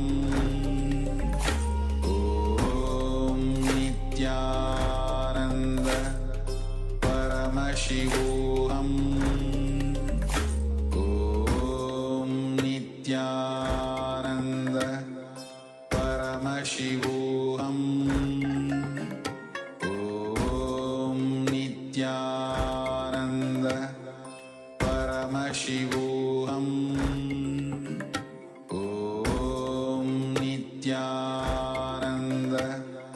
Paramashivoham. Om Nityananda Paramashivoham. Om Nityananda Paramashivoham.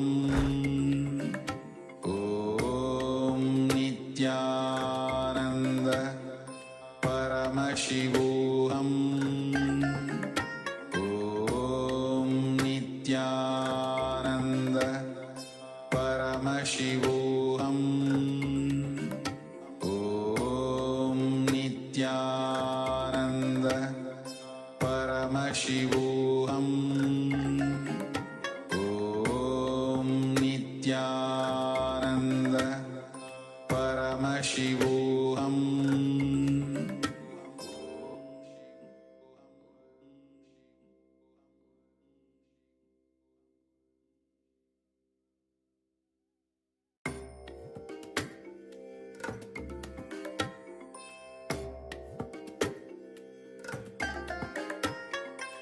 I bless you all. Let you all open all your three eyes and manifest the powers of Maha Sadashiva. Om Nityananda Paramashivoham. Om Nityananda Paramashivoham. Om Nityananda Paramashivoham. Om Nityananda Paramashivoham. Om Nityananda Paramashivoham. Om Nityananda Paramashivoham. Om Nityananda Paramashivoham. Om Nityananda Paramashivoham. Om Nityananda Paramashivoham. Om Nityananda Paramashivoham. Om Nityananda Paramashivoham. Om Nityananda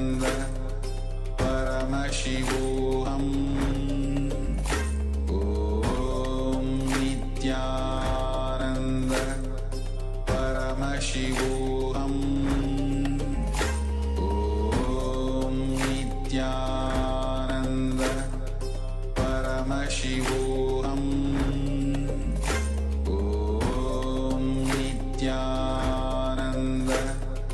Paramashivoham Om Nityananda Paramashivoham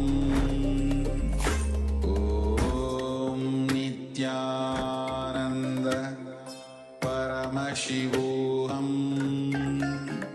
Om Nityananda Paramashivoham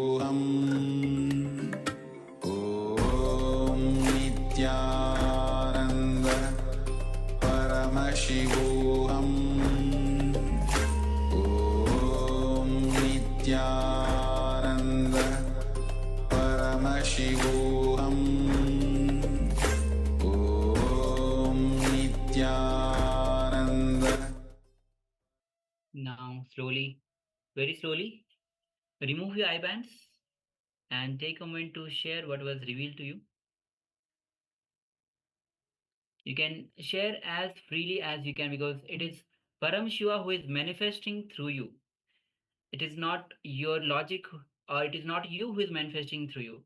When you go beyond the logic, when you surrender all the thoughts which are actually unconnected, unclutched,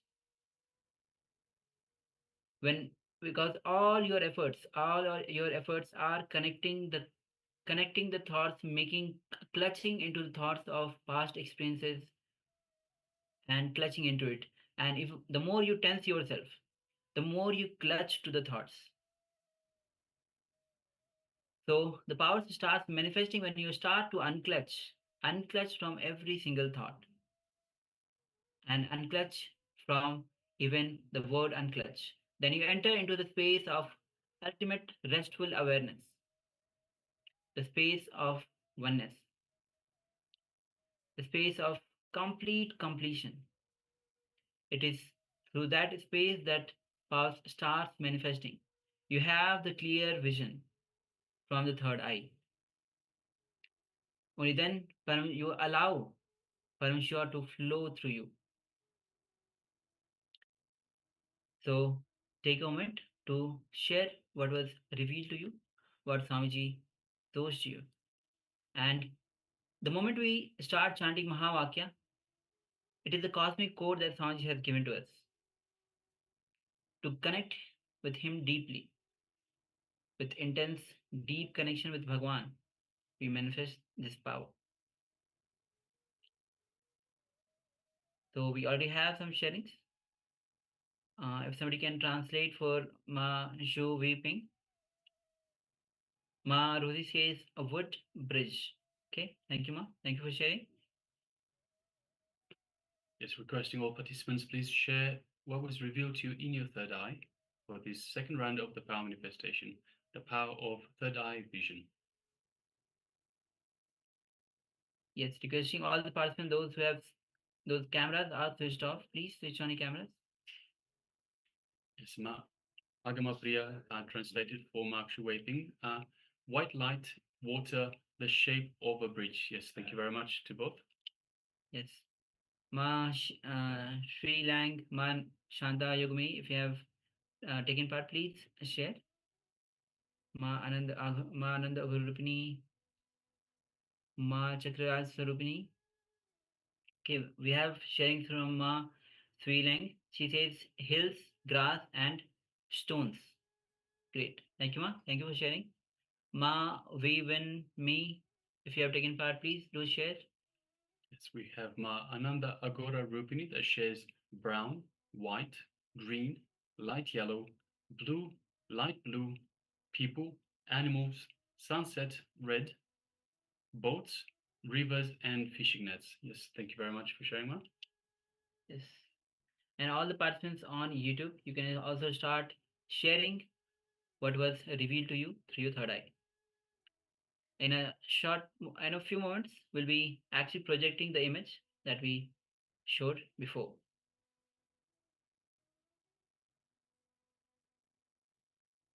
So if you're still in the process of sharing, you can still go ahead and share. Please do share. Shortly, we'll be displaying the image that we displayed for you earlier for the power manifestation. Yes. So as you can see, it is a beautiful scenery once again. It's this nice river. It's a small river, stream. It's in the woods. You can see the trees. You can see the sunlight coming through and reflecting of the stream itself. It looks like it's autumn, so we have a lot of orange, yellow leaves. We have some green leaves in the on the other trees, but the tree that is just on the left-hand side is mostly yellow leaves. So yes.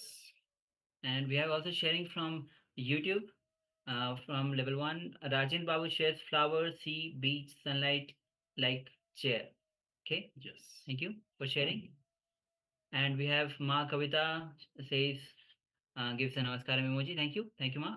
If you have anything to share for the power manifestation, please go ahead and share, Ma. Yes, we have changed. That says, I thought of yellow tulip flowers. Yes, thank you very much for sharing. So it's once again, it's not the thinking. So thinking is involving the mind.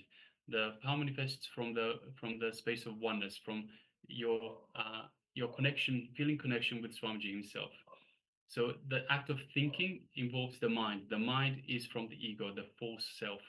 So please, when we get, so this is for everyone, please, when you get ready for power manifestation, make sure you clear your mind first. You unclutch from all the thoughts, unclutch from all the emotions, unclutch from all the visions, all the labels, all the incompletions that you might have. So you go into the power manifestation itself with a clear mind. So from that space, you can connect to Swamiji, and it's just the vision that will come through. Okay. So let's go through the sharings. Yes, Ma Jo Viving says white light, water, the shape of a bridge. So definitely we have the white light. It's just on the reflection on the water itself. And definitely we have the water, the shape of a bridge. If you look at the tree itself, and actually the whole covering, the over the river, it feels like the bridge. Yes, thank you, Ma. Thank you for sharing. Yes, Ma Rosie shares wood bridge.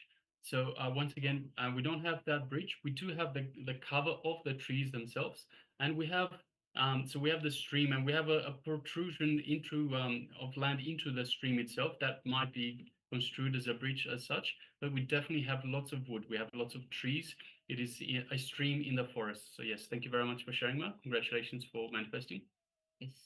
Mananda Aghurupi says brown, white, green, light, yellow, blue, light blue, animals, people, sunset, red, boat, rivers, fishing, nets. Oh, great. So we definitely have the trees, green, which is green, light yellow, the leaves are yellow, red, blue. We don't see blue, any blue though. Animals, though it's a forest, there might be the forest animals, maybe, but not in the picture. Fishing nets, river, it is a river. Boat, we don't have a boat. Sunset, it kinds of a maybe in the late afternoon of the sun position maybe. Yes. Okay, thank you, Ma. Thank you for sharing. Yes, just scrolling further down.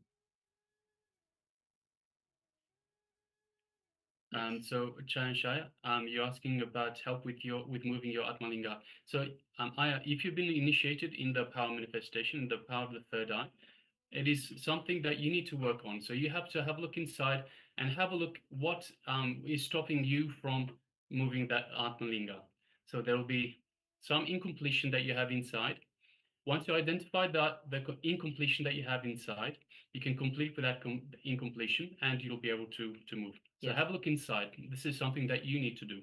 Yes, and also as as you have lived so much of years in the society, that the third eye is calcified. It's polluted with the calcification. So first thing that we need to do is decalcifying, detoxifying the whole third eye through various means. If you attend the whole Paramashivaham program, attend the whole Paramashivoham program, go through the whole detoxification process, attend the yoga intensely, do all the completion process, do all the internalization process, receive the powerful cognitions, do the power manifestation, decalcify your third eye.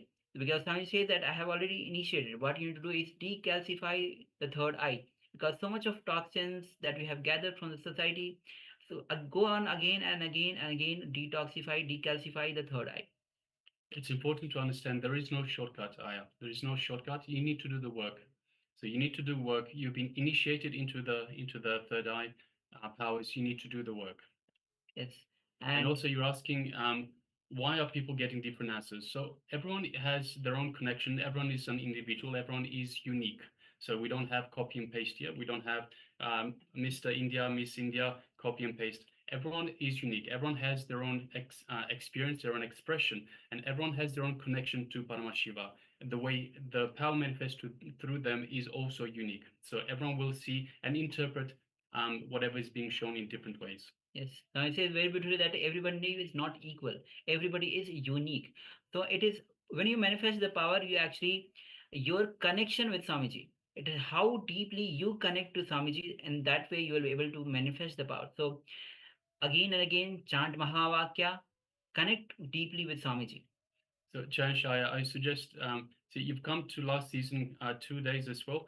Come from the very start of the season and stay for every single day. If you don't come to every single day, especially the first few days, this is where you start building on all the information. You start building on all the power manifestation, how to do things.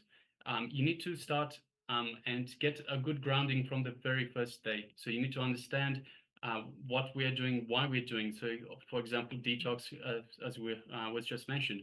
Why are we doing detox? Why are we doing yoga? Why how we running this program for you? And you have to do every bit of the program sincerely, and this is how you get benefits. Just coming now and then, as you've done. So right now you've come.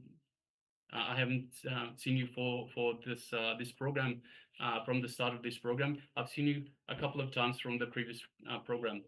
You need to come to every single program, every single bit of the program to get the full benefit. So, and especially the very start, to get the grounding, to get the base understanding for you to get the full benefit. And Swami says very first day in the Paramashivoham that give your full effort. Whatever effort you have, give full effort throughout this Paramashivoham program. Okay, and we also have one more sharing from Ma Sweeling. She says hills, grass, and stones. So we definitely have grass, Ma, and there might be hills because it's a forest, so there might be hills, and definitely because it's a forest, so we'll have the stones. Thank you all of you for sharing. So now this is the time that we move on to the next session, which is going to be on the types of karma. Science says again, there are three types of karma: the Sanchita karma, Prarabdha karma, and Agami karma. Sanchita karma is the full accumulation. It's like the bank, full bank where all karmas from the many lifetimes, all the past lifetimes are there. That is the Sanchita karma. Prarabdha karma means from that Sanchita karma we take few karmas and we come back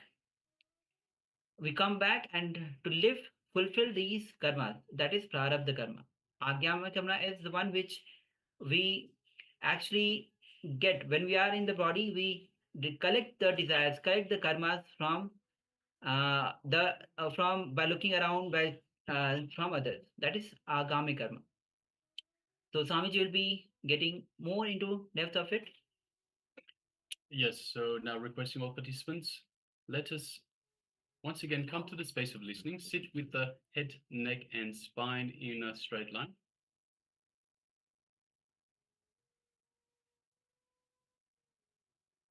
And let us hear from the Supreme Pontiff of Hinduism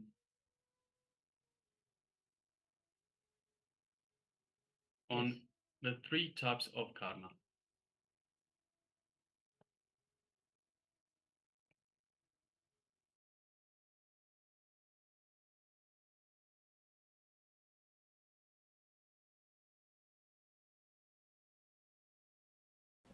For you guys, you don't have the ability to make this body alive.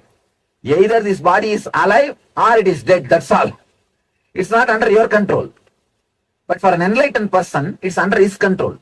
He can either make this body alive or he can relax. Because of that ability, he can make some other body also alive. When he chooses to make a stone or a metal alive, it becomes a representative of his very self. All the deities, the major temple deities, or traditional temples, are all deities energized by enlightened masters. Tiruvannamalai Arunagiri Yogeshwara, Chidambaram, Patanjali, and Tanjavur, Karuvurar, Tirupati, Kunganavar, Madurai, Meenakshi. Like these enlightened beings have energized those murtis. So it is considered the very body of an enlightened master. So disciples start serving even after he leaves the physical body, that considering that body as his own body, they start serving. They start serving. So that is the reason the deities receive the same respect of an enlightened master.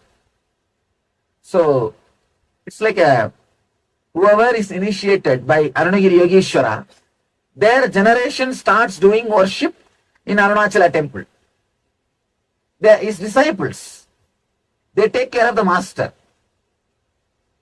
So that's the reason you will see whatever is done to human beings, master, same thing will be done to the deity.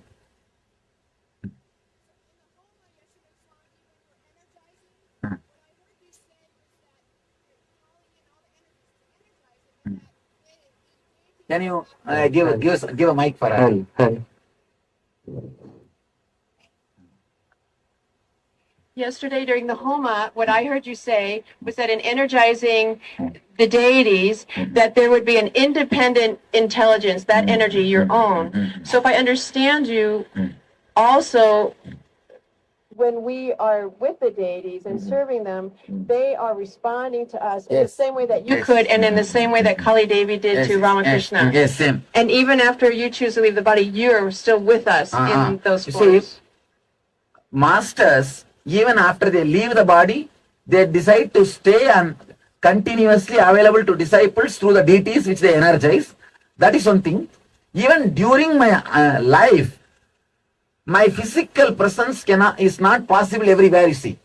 So these deities will do my work. They are my representatives.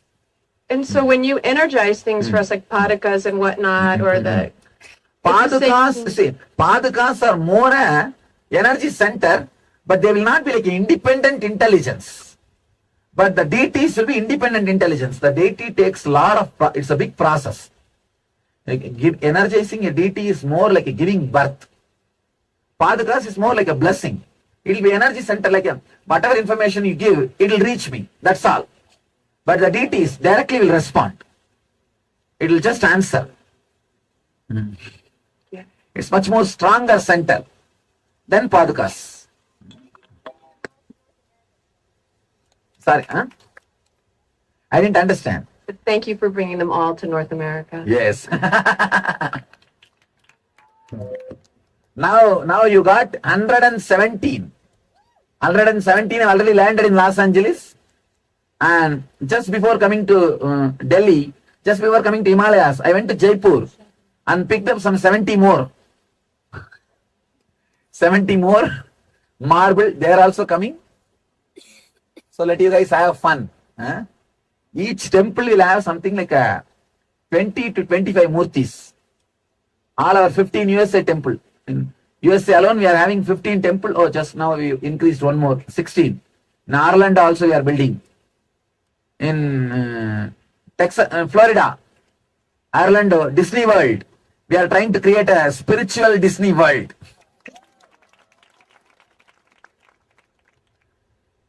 Working on getting some murtis there. They are going to have a temple there.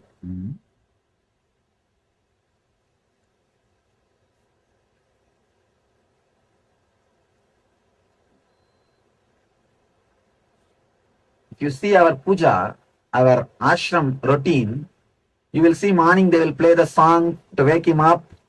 They will give a oil and tooth powder, a small cup of oil for hair and a small cup of tooth powder for brushing. And then after that they will give him a bath and give a fresh cloth, ironed cloth, just like how I wear. Same way. Whether Bididi or Ohio or Hyderabad, all our temples, you will see the same routine. Or Los Angeles, same routine. Then they will give puja, food, evening aarti. The 5-time puja will go on. Night they will again put them in bed and fan for 10 minutes. You see, this all does not add anything to him. It adds to us.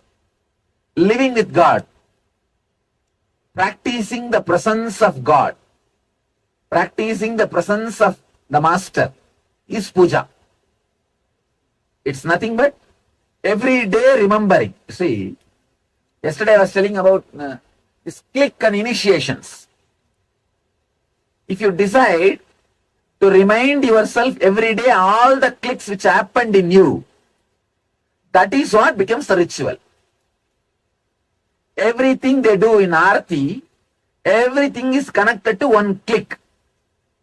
So when you do that, you remember and you raise yourself to that mood.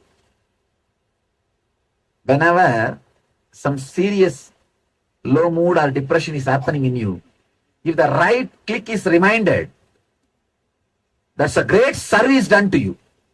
Because the moment you remember what will happen, you will come out.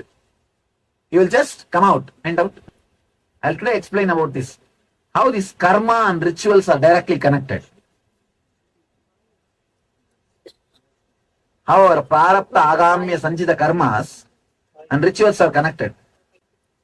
I'll explain.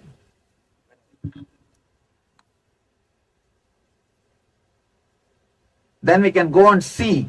I told them today prepare for Aarti. Today morning somebody asked to explain about Aarti and all. I did not see those questions. It means attention need question only. Not truth seeking question. Attention seeking question. I hate these fellows who come and talk to me for attention need. If they talk to me to know the truth, I will always answer. But I can very clearly make out in body language whether this fellow is around me for seeking the real truth or seeking the attention. If they are attention seekers, I'll say, just go out. Put it in writing and give, I'll answer. Okay, then tomorrow morning I'll explain with a drawing about the prarabdha, sanchita, agamya and this, how the rituals directly eliminate those karmas, those samskaras, engraved memories and help you to come out of it. Rituals are very powerful tools, powerful techniques. Because it takes time and energy, these fools doesn't want to do, and they think they can achieve everything without doing anything. Many people ask me, you are enlightened, why should you do rituals? I tell them, because I am enlightened only, I am teaching rituals. No ritual is needed for enlightenment. Let me tell you a small story. One fellow went to the hotel, started eating, and he ate 8 idlis. 9th idli, his hunger got settled. Then server came and gave the bill for 9 idlis. This fellow said, no, I will pay only for 1 idli, 9th idli, which put my hunger off, with which I got my hunger settled. And first 8 idlis did not do that job. Only 9th idli did the job of quenching my hunger. So I will pay only for that idli. How it will be? Same way only people who reject rituals are rejecting the first 8 idlis. The 9th idli worked because of first 8 idlis. So your meditation will work because of all these rituals, not by rejecting all these preliminary things. If you reject all these preliminary things, you think that directly you can eat 9th idli. It will never happen. Whoever is thinking directly they can eat 9th idli, they will be just sitting and eating the first idli and starving. Maybe they'll think themselves, oh, I think this much only is the life. That is why the so-called Vedantis, so-called meditators, all the fellows will be depressed. Long face. Really. Long face. As if just now they had constipation. Ramakrishna says beautifully, as long as you think you have a body, you will be able to relate only with some body to the cosmic energy. Only when you lose your body consciousness, you can see divine also formless. Till then you need some form and some reminding rituals. See, earlier, first, my 3 years of mission, from 2003 to 2006, I never gave in ritual along with our meditation. Till 2006, only meditation. Only in 2006, I added the Guru Puja into Nitya Dhyan. Now, see, 2003, 4, 5, 3 years, if I have taught meditation to 500,000 people, only 20 to 30% people continue doing after 3 months also. Within 3 months, other 70% all, that's all. Forget about it. Now, after I added the Guru Puja into Nitya Dhyan, now it became a ritual. More than 80% who take initiation follow now. I did a statistics study, did a survey. Now, anybody who gets initiated, more than 80% of the people follow the Nitya Dhyan. Because it became a ritual. You have to do. You have to do. So I think it is good to have a little ritual, even along with meditation, so that the regular habit of sitting and doing, the sadhana, regular sadhana will be there. Otherwise, these fellows don't do regularly. Today my mother-in-law is here. Tomorrow my father-in-law is here. My sister-in-law is here. Too much work. And after 2 days, they all have gone. I am just enjoying having my vacation. I don't want to do today. If I am happy today, I am happy. Why meditation? If I am depressed, today I am depressed. How can I meditate? These guys find some logic. But if it is ritual, you can't find any logic. It has to be done.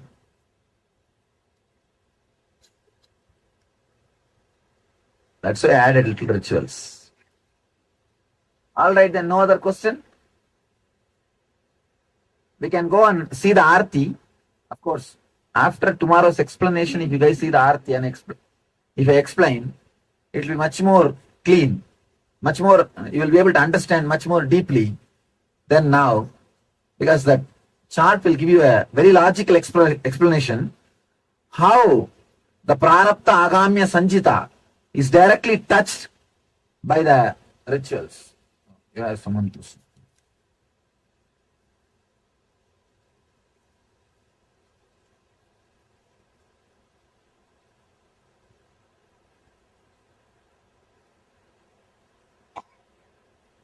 சுவாமி, இன்று நான் யமுனோத்திரிக்கு கால்நடையாக நடக்க முடியாத காரணத்தால் பல்லக்கில் சென்றேன்.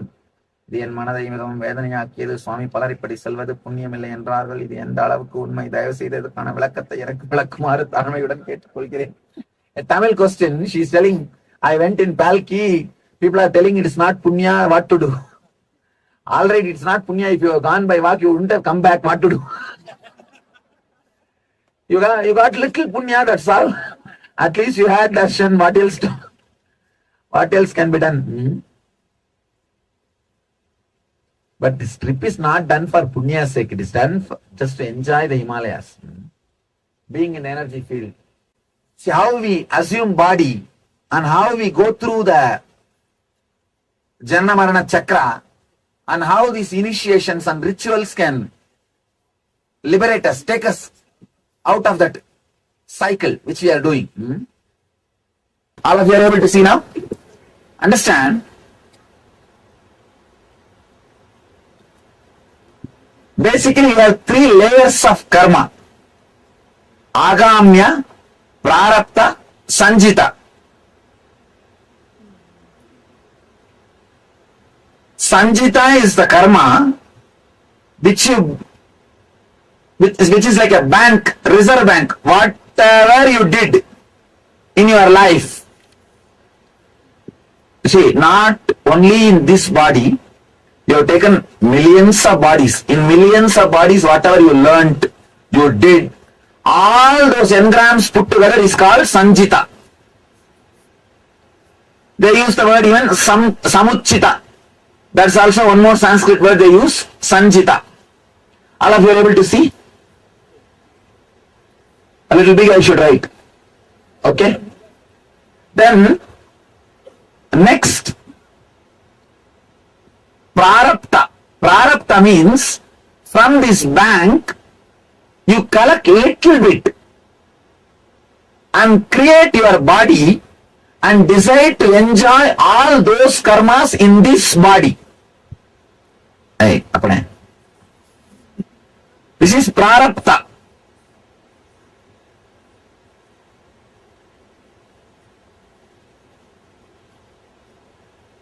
Understand? This is bank.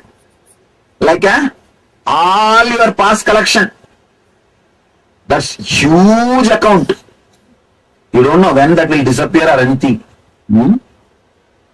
And bank means don't think some collection saving. It's a debt actually, credit. Credit only. You have to finish them out. This is the Prarabdha. Prarabdha is the little bit which you brought to enjoy or exhaust through this body. And the third karma, this is the worst thing. Agamya, after coming down, you start collecting. That is the worst thing. Agamya.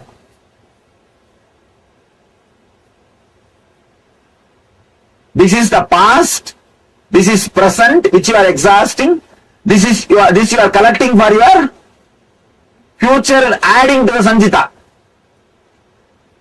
Now, any fellow who lands on the planet Earth to exhaust, for example, here you have 1,000 karma.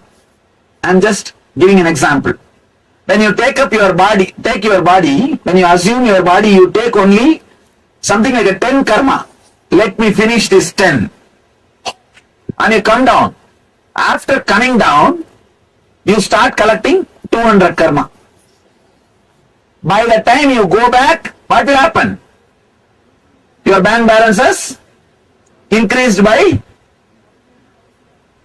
1,210. Neither you exhausted this 10 and you collected 200 more. What will happen next time next time you take the body? 1,210. Then again you take 10 and come down and collect some more. This becomes a vicious circle. This is what we call Janana Marana Chakra. Continuously taking more and more and more bodies and dying, body, dying, body, dying. Now, this Prarabdha 10 karmas, while you are living, exhausting these 10 karmas, if somebody gives you the knowledge, you are not the body, you are not the mind, this karmas influencing you, the influence of these karmas over you will start coming down. Understand?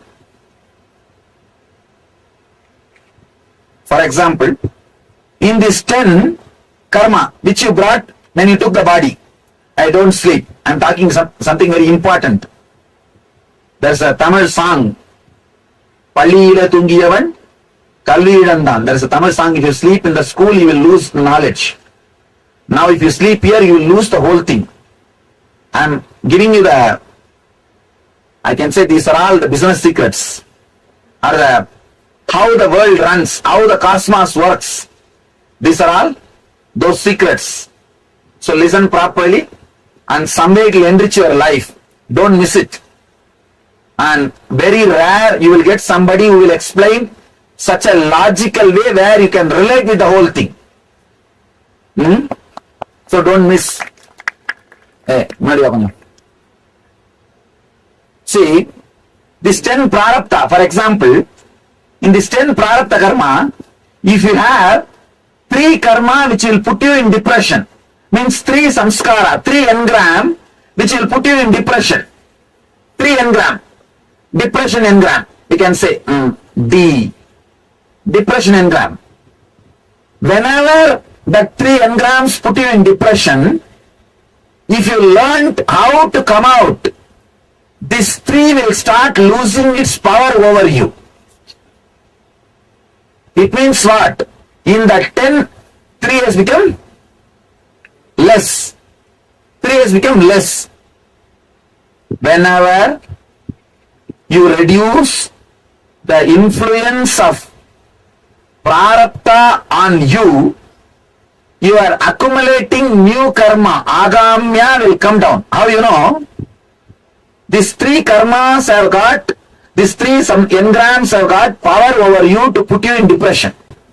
See, these 3 engram, if they have the power to put you in depression, if you continue, if you obey those engrams and fall in depression, these 3 will not be just 3, they will become 10. That 7 only is called agamya. You understand? So whenever you cooperate with prarabdha, you collect agamya. Whenever the prarabdha loses its influence over you, you stop collecting agamya. So when this influence, this 10 engram influence over you stops, means the agamya collection will stop.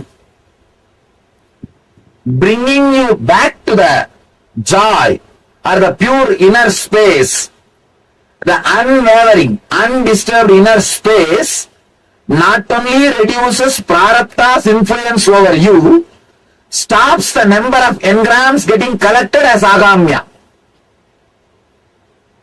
Is there any doubt? If you have any doubt, put it as a question, I'll answer. Today we will just grind this idea, this one idea. This one idea will churn in your head or drill in your head. This one idea. Initiation means the ideas, knowledge which brings you out of these depressive thoughts.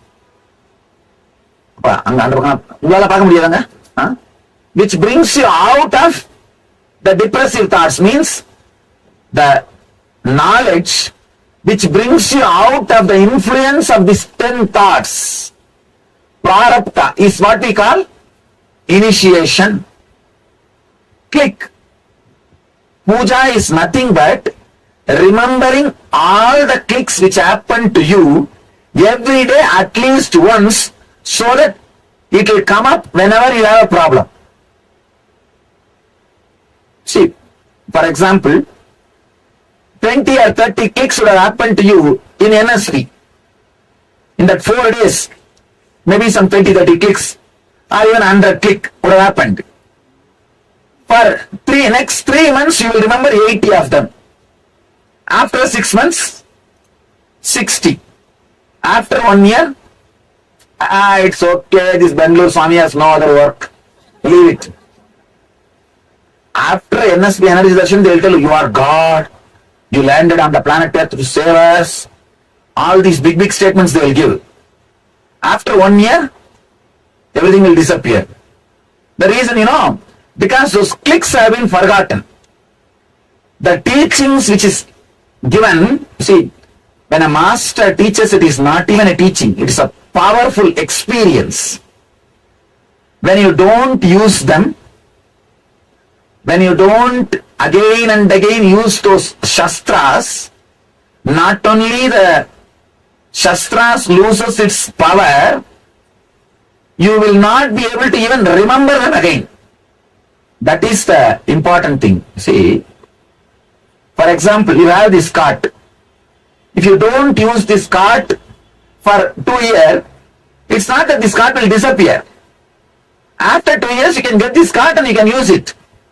But the knowledge given to you, the initiations given to you, if you don't use them for 2 years, don't think it will be sitting in your bedroom. No, it will disappear. So how to every day remind? All the click happened. Every day sitting and reminding all the clicks which happened in us is puja.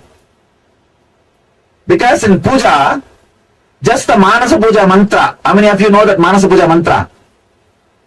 Just the Manasa Puja mantra will remind you all the clicks. All the clicks, because sorry, one item explain all the Manasa Puja mantra, asanam dadyat, my heart is a seat for you, means it has to be clean. Otherwise you think I will come and sit. No. Sahasrar achyutamritaihi bhadyam saranayor dadyat means Sahasrar amrita means what?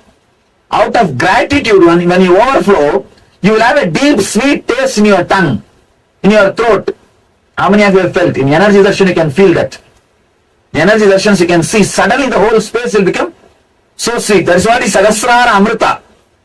The amrita comes down from a Sahasrara when you are feeling fulfilled, so joyful, your whole throat will be filled with a Sahasrara amrita.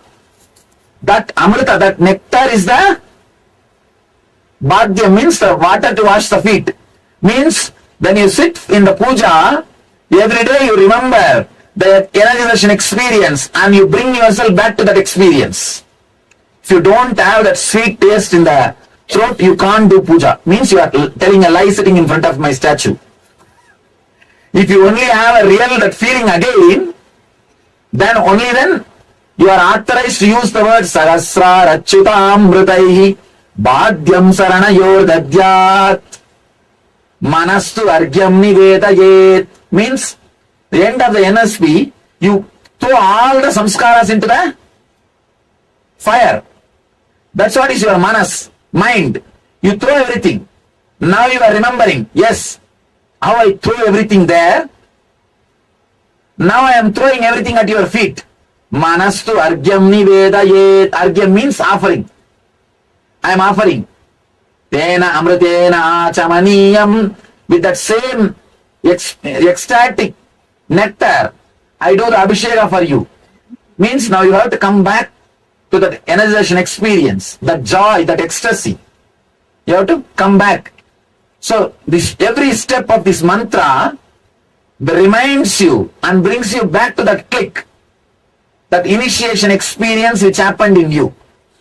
Every day, whether you want or not, you remember the initiation experience, the click which happened with the master. So ritual brings you back to the pure consciousness. So this 10 engrams loses its power over you. When this 10 loses its power over you, this 200 collection stops.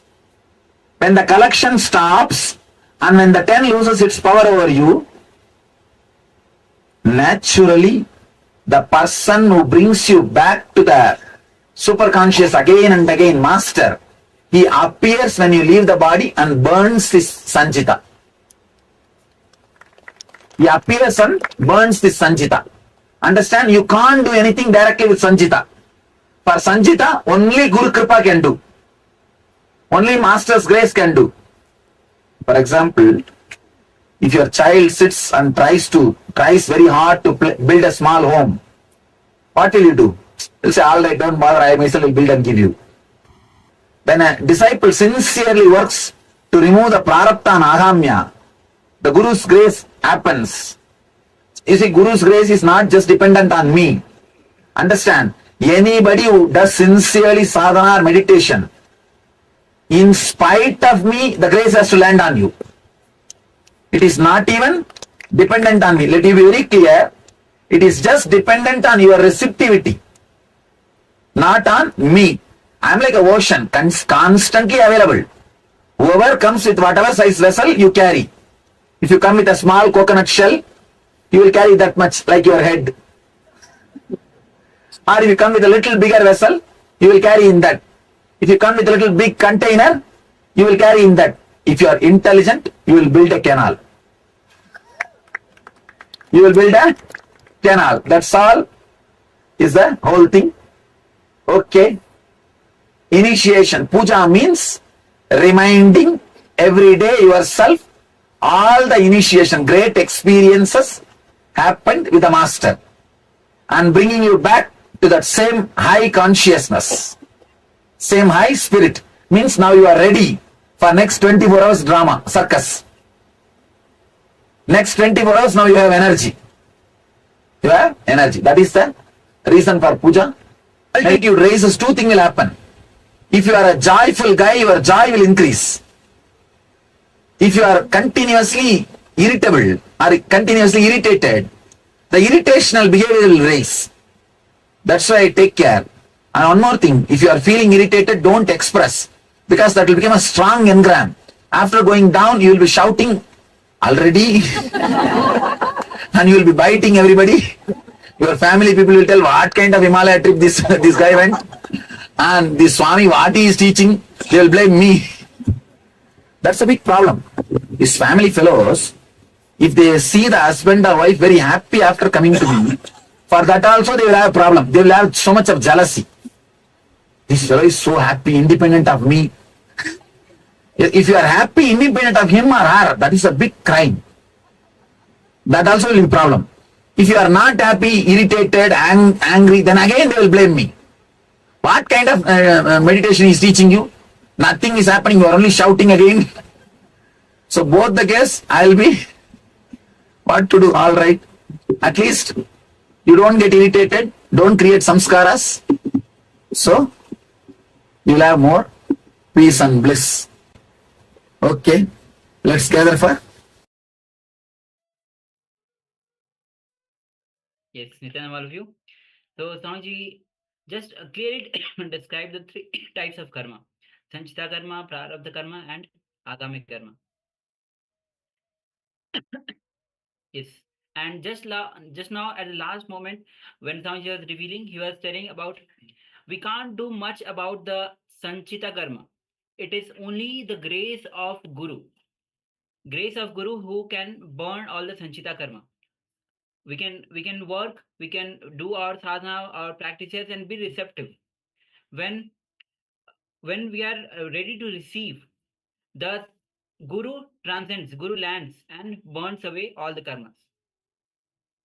So, just before that, Swamiji very clearly described about what is Sanchita karma, what is Prarabdha karma, and what is Agami karma.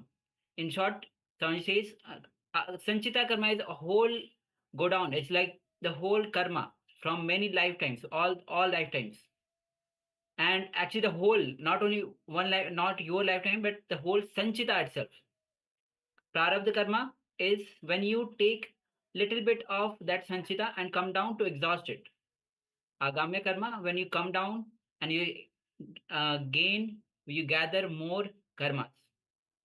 So now we'll be entering into a internalization exercise. Yes. So the internalization exercise on the types of karma.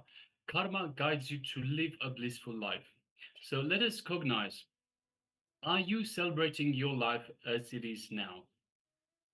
Completion is celebrating your life happening as it is now from the context of why you aspired for it and why your aspirations getting further matured.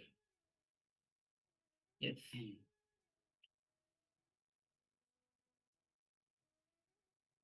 So as an example, a worker will always aspire to be, or a particular worker. So for this particular example, a worker aspires to be a businessman so that he feels his life will be his freedom. He can work whenever he wants and he can relax whenever he wants. So with that context, he aspires to be a businessman. But the moment he sits as a businessman, so he attains this goal, he aspires to be a businessman, he attains this. The moment he becomes a businessman, he forgets the context why he wanted to be a businessman in the first place. And his greed makes him forget he can take off holidays whenever he wants, he can have the freedom that he wants. So remembering the context why you wanted what you are having now leads to completion. So in every situation, whenever you perceive life is denying you what you want, don't give up. Wait and look in. What is being denied? Look into your perception and it will become reality. So cognize, are you celebrating your life as it is right now? So recollect what was the context from which you aspired for what you are having right now, whether it's good or bad. What was the context from which you aspired to become, to have what you have right now? So requesting participants, let us grab a pen and paper and start penning this down. Have a deep contemplation and have a think about this, and let us write this down. We'll be displaying the slide for you shortly.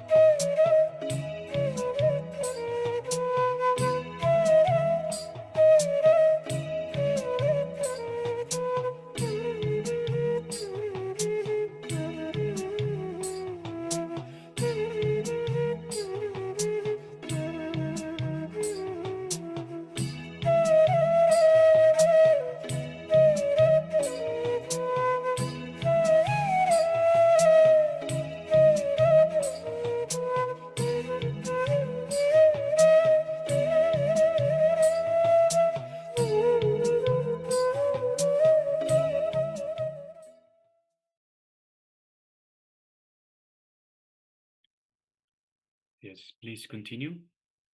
Cognize, are you celebrating your life happening as it is now?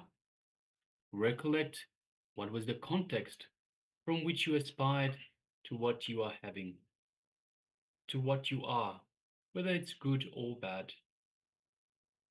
So, once again, recollect what was the context from which you aspired for what you are having right now, and cognize, are you celebrating your life as it is happening now? Please continue.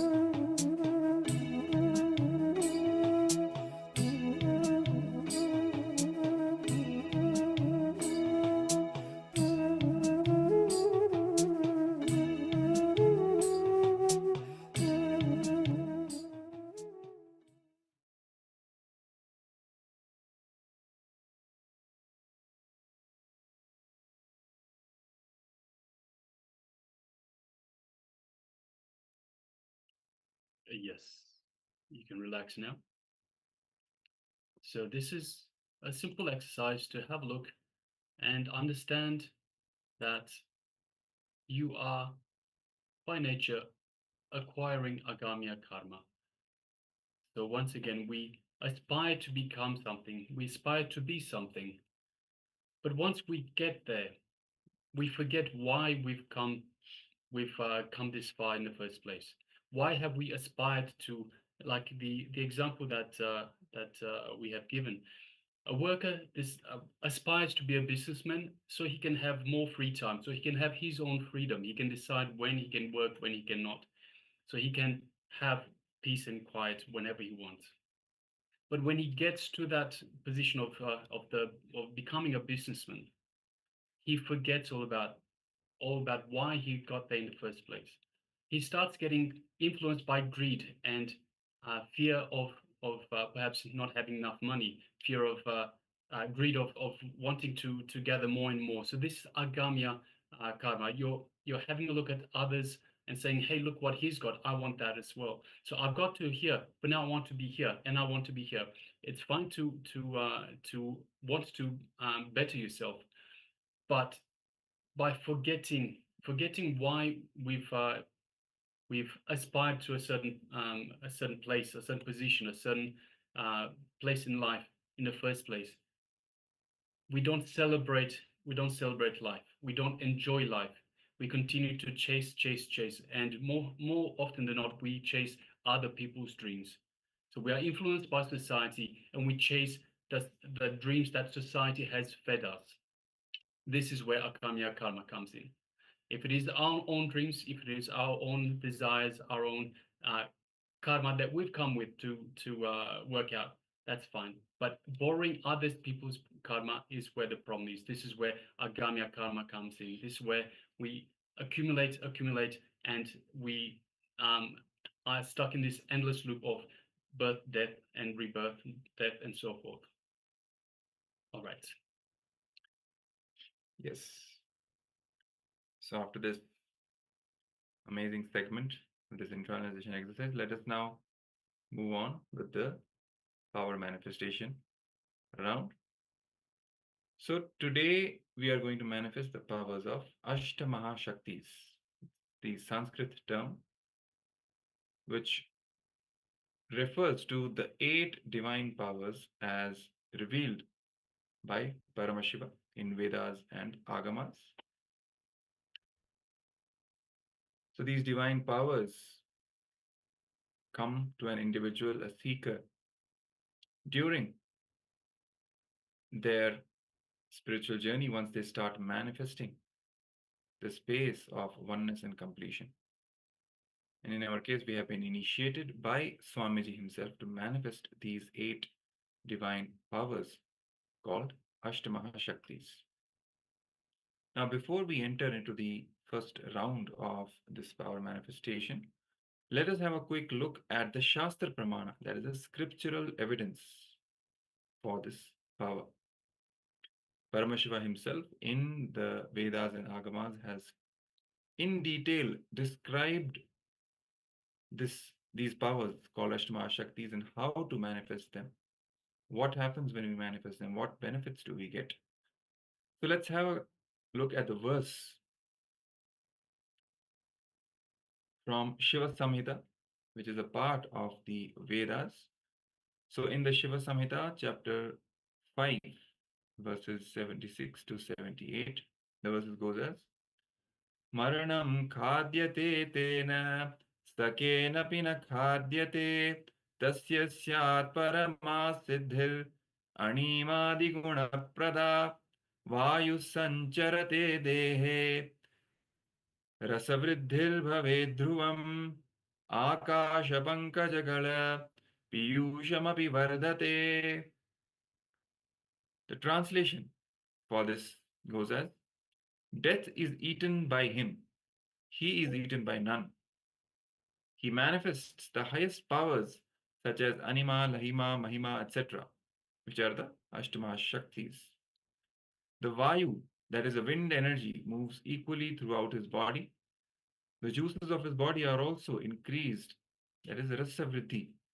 The nectar exuding from the ethereal lotus, Akasha Pankaja, also increases in him. So, in this verse, directly Paramashiva is beautifully describing the benefits that come to an individual who manifests these Ashta Mahashaktis.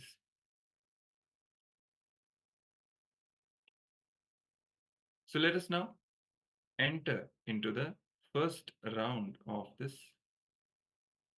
power. That is the power of Ashta Mahashaktis. So, in this, the first level 1, that is, we are going to manifest the power of reducing the weight of a small object close to you. This power is known as Lahima, reducing the weight of an object. So let's all prepare ourselves to manifest this power. Two things you need. First, a small object. It could be, let's say, a ring, a keychain, an eraser, whatever it is. Just find some small object, or even a lemon or something. That's also fine. But a small weight object. We'll be starting with that. And an instrument to note down the weight of that object. So a small weighing scale, which we usually have in the kitchen. If you don't have any weighing scale, so for that, we can use an app, which is called the Weighing Scale Estimator app on your mobile phones. So what that app does is that we just place the small object on the screen of the mobile phone, and it gives a rough estimate of the weight of the object, okay, using the sensors in the mobile phone. So if you have a actual weighing scale, it's best to use that. For the mobile app called the Weighing Scale Estimator. So let's all prepare with these two things. First, the small object, and second, a weighing scale. So let's take 1 or 2 minutes and quickly get ready to manifest the power of Lahima, which is one of the 8 Ashtamaha Shaktis. So requesting all the participants to get ready. And also, please turn on your cameras, all the participants, so that we can guide you.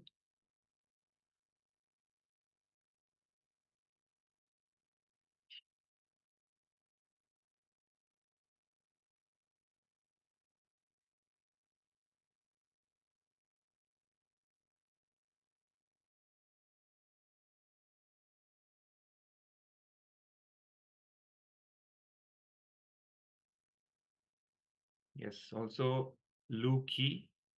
We are seeing a completely dark screen. So requesting you to kindly turn on your camera, and if it is already turned on, just make sure the lighting is proper so that we are able to see you. And Ma Anand Lakshmi, please be seated in front of the camera. Ma Anand Agora Rupini, I think she is resting. So all the participants who are not there in front of the camera, please come back, be seated.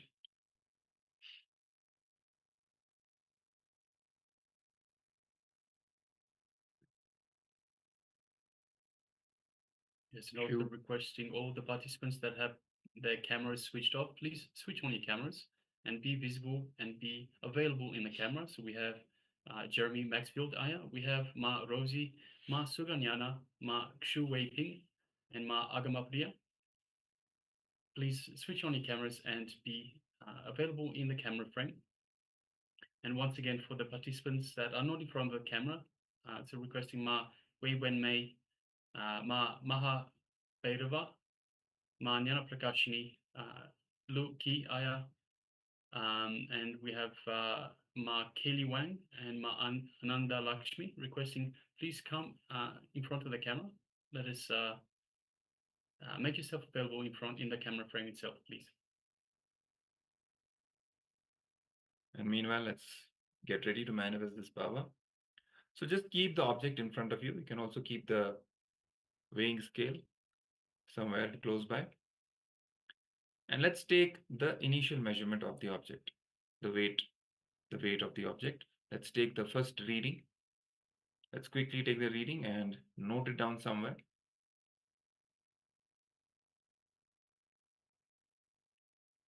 You can include the decimal places because sometimes the change can be in the decimals. So it's best to be as precise as possible.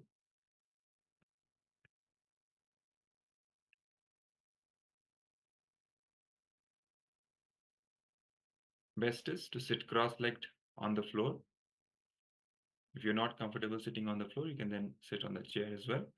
But keep your head, neck, and spine in a straight line so that the Kundalini Shakti, your inner potential energy, rushes from your root center, that is the Mooladhara Chakra, to the crown center, Sahasrara Chakra, making the oneness experience happen, and from which the power manifestation happens. So let's also now prepare the right space for us to manifest this power. So hopefully we've all taken the initial measurement of the weight of the object. Now let's sit relaxed, breathe deeply and slowly. Keep a restful awareness between your two eyebrows where the Agnya Chakra is, and visualize Swamiji in your third eye.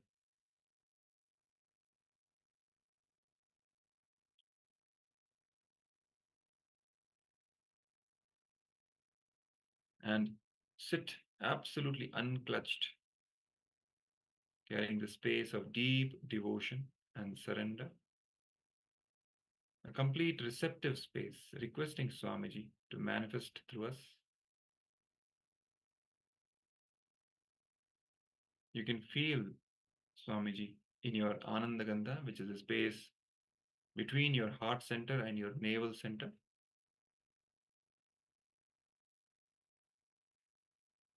Swamiji manifesting through you, breathing in you. Sit with this powerful cognition and meditate on it. Think intensely. You are Bhagwan Sri Nityananda Paramashivoham. You are Swamiji himself. Anything else you think as your identity is just a delusion. So just drop any other identity that you're carrying. The source of your first person is Swamiji. That is your true identity. From this cognition, from this space of oneness, let us now manifest the power of reducing the weight of the object. So now start chanting the Mahavakya, Om Nityananda Paramashivoham, intensely and loudly. Chant it from your navel so that it vibrates in your entire body.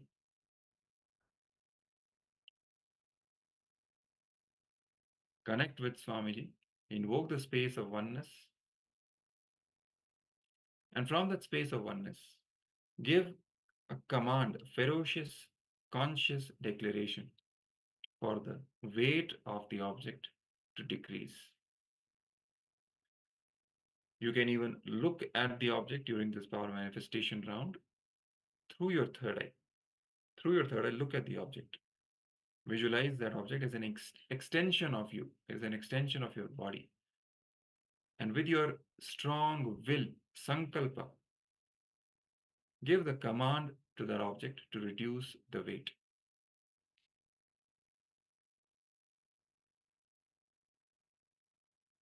And hold this declaration during the entire power manifestation round.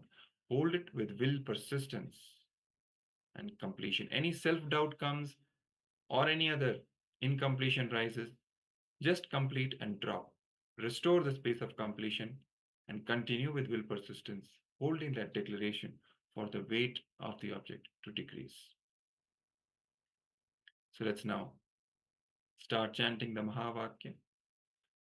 Om Nityananda Paramashivoham. Om Nityananda Paramashivoham. Om Nityananda Paramashivoham.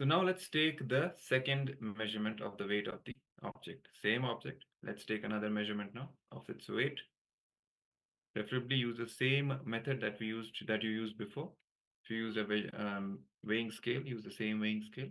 If you use the mobile application, then use the same app again and take the second reading of its weight. Once you take the second reading, compare it with the first, and you can share the observations with all of us in the chat. So what is it that you observed? So let's all take the second reading, second measurement of the weight.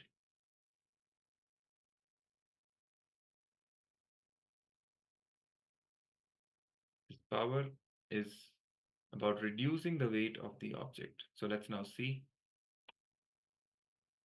how the power manifestation went. So requesting all the participants to check, measure the weight, and share it with all of us.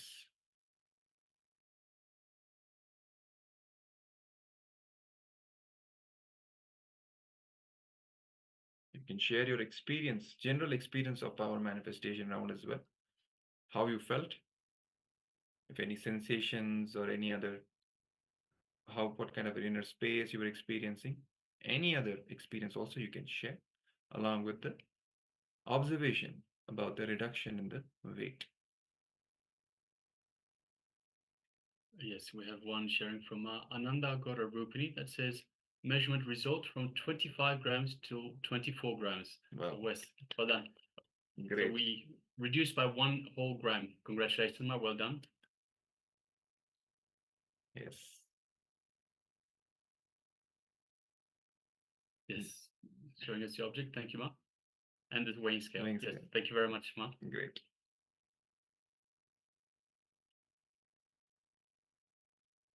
So every time we're manifesting powers, so it's an occasion for us to celebrate Swamiji manifesting through us. So should express deep gratitude towards Swamiji for manifesting us, giving us this gift of power manifestation science. And also, Ananda Gora Rupini, you are manifesting quite a few of the powers. Requesting you please take a recording of the power itself. So show us for example, for this particular occasion, show us the weighing at the start, then the power manifestation, then the weighing at the end as well. So you have a record, and you can also share with others. You can share and enrich others to show them what is possible for them as well, what is possible for you and what is possible for them. So please, requesting if you could please take a recording for the power manifestations bar. Thank you so much. It'll be a great enriching for anyone, who wants to know what this power manifestation science is all about. Many of us have doubts also. Is it even, possible, or is it just a hearsay or whatever it is? But when you actually show that, yes, see, wow, I'm actually manifesting. So they also get confidence and they feel like tasting, having a glimpse of the same. So once they come and get a taste of it, get initiated by Swamiji, then that's it. They are done, right? So it's a great punya also for you to make enlightenment happen for another individual. It's a huge punya that you'll be getting. Yes, thank you very much, Ma. Great. So if anyone else, other participants would like to share, they can also share. And meanwhile, let's also now move on with the next segment. And by the way, you can also post your experiences of the power manifestation sessions on social media with everyone else. You can share, you can as a text you can share, or you can record a video and upload the video and share it with others to enrich everyone.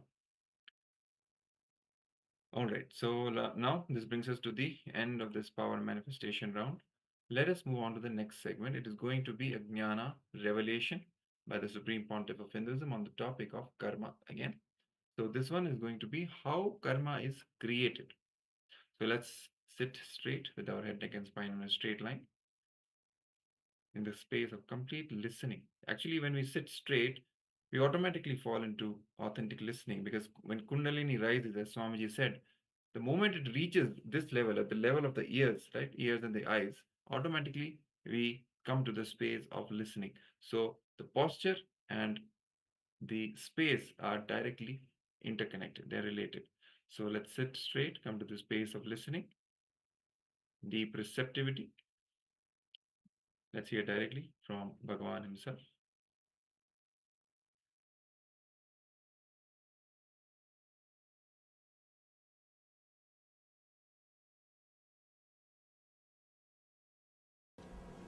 Krishna clearly explains.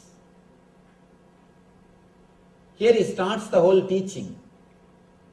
He explains clearly how we are caught in three different mental setups. How we work through three different engraved memories. One is sattva, another one is rajas, third one is tamas. But here the translation says goodness is the word for sattva, passion is the word for rajas, ignorance is the word for tamas. No, exactly they are not equivalent words. Let me explain the concept. Understand, there is no equivalent word for it. We can't give any equivalent word. Sattva means the engrams which leads you to bliss, the engraved memories which leads you to joy, the memories which leads you to ecstasy. Rajas means the memories which leads you to restlessness, the engraved memories which leads you to sort of excitement, which leads you to work intensely and which makes you active. Third, tamas. Tamas means the engraved memories which leads you to depression, which leads you to laziness, which leads you to dullness. Engraved memories which leads to ecstasy and bliss is sattva.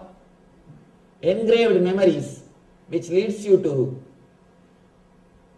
restlessness, anger, emotional imbalance is rajas. Engraved memories which leads you to depression, dullness, low mood is tamas. Small example. You are sitting in a car and going. Somebody is driving. Slowly you are lost in thinking. After half an hour, when you are lost in thinking, suddenly you remember some person or some place who disturbs your mind. By remembering him or that place or that incident, you feel disturbed. The moment your mind feels a little disturbed, you come back to awareness. Sometimes you see, I should not think about him. Let me think of something else. Sometimes you will even speak these words out. You will even do action, small action. The person who is driving will turn and see you. What happened? What are you doing? When you are lost in thinking,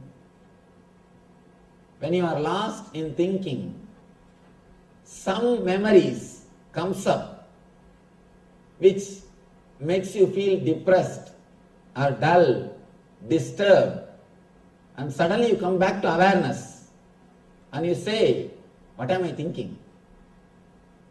And sometimes you even loudly say this, I should not think this.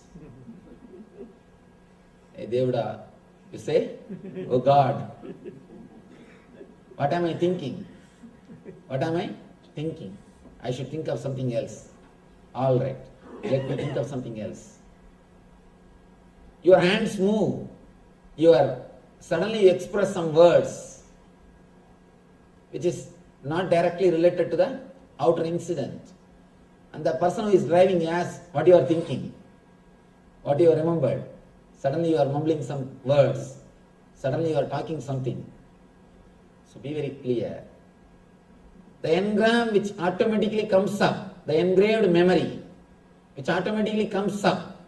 In Sanskrit we have a beautiful word, samskara, which automatically comes up and which leads you to depression or negative mood. This is called tamas. Sometime, suddenly some thought comes up in your mind. You think, I will not leave that fellow. I'll see that he learns a lesson. I will not leave him. You are sitting and thinking of something. Suddenly your hand moves. I will not leave that fellow. I'll take him to task. I'll see that he learns a lesson. These engrams which makes you to do these things, which makes you active, anger, violent, these engrams are called rajas. And very rarely you get sattvic engrams. Because of that, I can't give any example. Sattvic engram is an engram which you don't get usually. You can think this way. Sattvic engram is a thing which we usually don't get. Usually, we are caught between rajas and tamas. Sattvic engram is engram which suddenly gives you the memory of a deep bliss or joy which you experienced. For example, if you are here every day, the moment it becomes 4:30, this engram comes up. Oh, yesterday it was such a wonderful discourse. So beautiful. Such a nice meditation. I think today also I should go. If you are pulled, if you are made to do something good, which leads to bliss, which leads to ecstasy, which leads to peace of mind, then it is called sattvic engram, sattva. It is called engraved memories of sattva. For example, you go to Himalayas.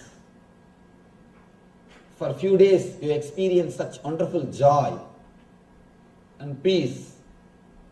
Suddenly when you see some pictures of some hill, mountain, or when you see some movies in the TV about mountain, this Himalayas memory, it comes up. It comes up and you start thinking, I think I should go and spend 1 or 2 more months in Himalayas. The engrams which leads you to peace, to bliss, to ecstasy is called sattvic engrams. These are the 3 different types of engraved memory, samskaras, which rules your whole life. Please understand, the knowledge about this engraved memory is a basic lesson. Anybody who wants to live, he should know this science. It's like a owner's manual for a person who has got mind. If you really have brain, all right, even brain word is not right, mind, this is owner's manual. Without owner's manual, when you use a product, either you miss the whole thing, or you miss lot of things which is available in that product. There are so many things which you can do with computer. There are hundreds of things which you can do with a calculator which you don't know. You use that calculator just for basic few purposes. Plus, minus, only for few purposes you use. And you don't use the calculator for so many different things for which it can be used. Same way, when you don't know this owner's manual for mind, gunatrayam Gunatraya Vibhaga Yoga. That's what Krishna calls understanding about the three different set of engraved memories, samskaras. When you don't understand about these three, you miss the whole thing. Many times you miss the whole thing. Or you miss so many different things which can be done with that product. So many different things which can be done with that product. You can do so much with your mind. You don't do. Either you miss or miss when you don't know, when you don't have the owner's manual. Here this is owner's manual for mind. We may ask, why should we know about the samskaras? Really, what is the use? What way are they going to help us? First thing, samskaras are not dead memories. Again, we don't have an equivalent word for samskara in English. If you have to enjoy Shakespeare, you have to go to the original language. His language, not even today's English. You have to go to his language. Same way, if you have to understand the great truths, you must know at least a little bit of Sanskrit. Samskara is not engraved memory. The engraved memory which is alive and active, which has got power to pull you down and make you move, which will make you travel in that same path again and again, is called samskara. Usually the word memory is understood as a dead record. But samskara is not just dead record. Please be very clear. It is not just dead memory. It is not just like a computer memory where all the pictures and word documents are stored. No. It has got power to pull you again automatically and to make you walk in the same path. It has got so much of power, automatically attracts you. It calls you and makes you travel in the same path. By you walking in that same path, the engraving gets little more deepened. The memory goes little more deep. It is a living memory. It is not dead memory. The more you travel on that memory, the more you live with that memory, more it becomes part of your being. It travels to your deeper level consciousness. Here, today, Krishna is trying to explain step by step how you are caught in these three levels of memories and how you are again and again pulled and pushed by these three memories. It's almost like having three wives. Only God can manage. Here, he gives you a clear understanding how to live with all these three, some engraved memories. And one more important thing you should understand, because these memories are living energies, they are not just dead, they are living energies.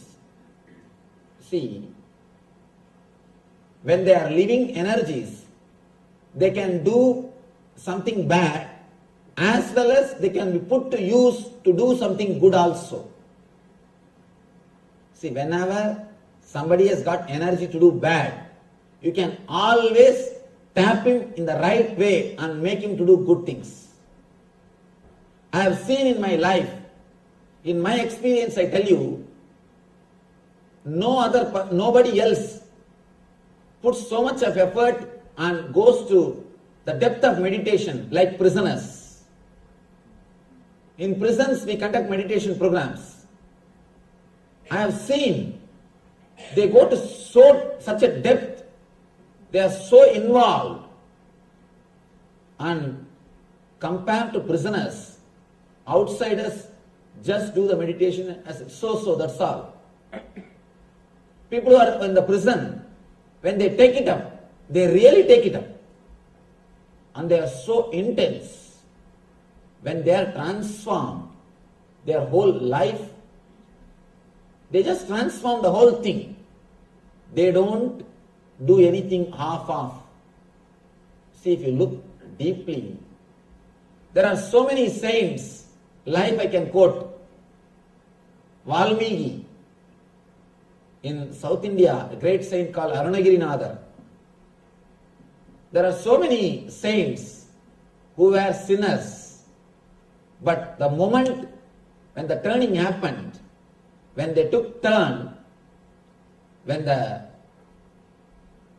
change happened, when the cognitive shift happened in their being, usually the cognition happens in your mind in one way. You receive the data, process it, and deliver the result. Once the cognitive shift happens, you receive the data, process it, and go inside. As long as you are reacting, you are naturally working towards the depression. Once you start going in, you are moving towards bliss. See, the same incident, for example, death of somebody who is close to you, somebody who is near and dear, the person dies. The same incident can lead you to spiritual path, or it can lead you to frustration. You can think, anyhow, I am also going to die. Let us do what I want. Let us do what I want. What is there? Small story. One guy was about to be hanged, about to be given death sentence. The police officer asks, do you have any wish? Last wish? He said, no. If you want, pray to God and ask for forgiveness so that He will bless you. He says, I wanted to remember God, but not the way in which you said. I feel if I would have known earlier I will be hanged, I would have done little more sins. Anyhow, when the result is known, result is hanging, I feel I have missed some sins. If at all I have to remember him, I will remember and ask him, why did you not tell me that I am going to have this punishment? Then I would have committed little more sins. Some people, when they see the death, when they understand the death is ultimate, they think, anyhow, death is ultimate. Let me decide and work towards divine, achieve God, realize Atman. One group. The other group, same incident, turns them. They think, anyhow we are going to die, let us live the way in which we wanted. One group of people, they take the path of meditation. The other group takes the path of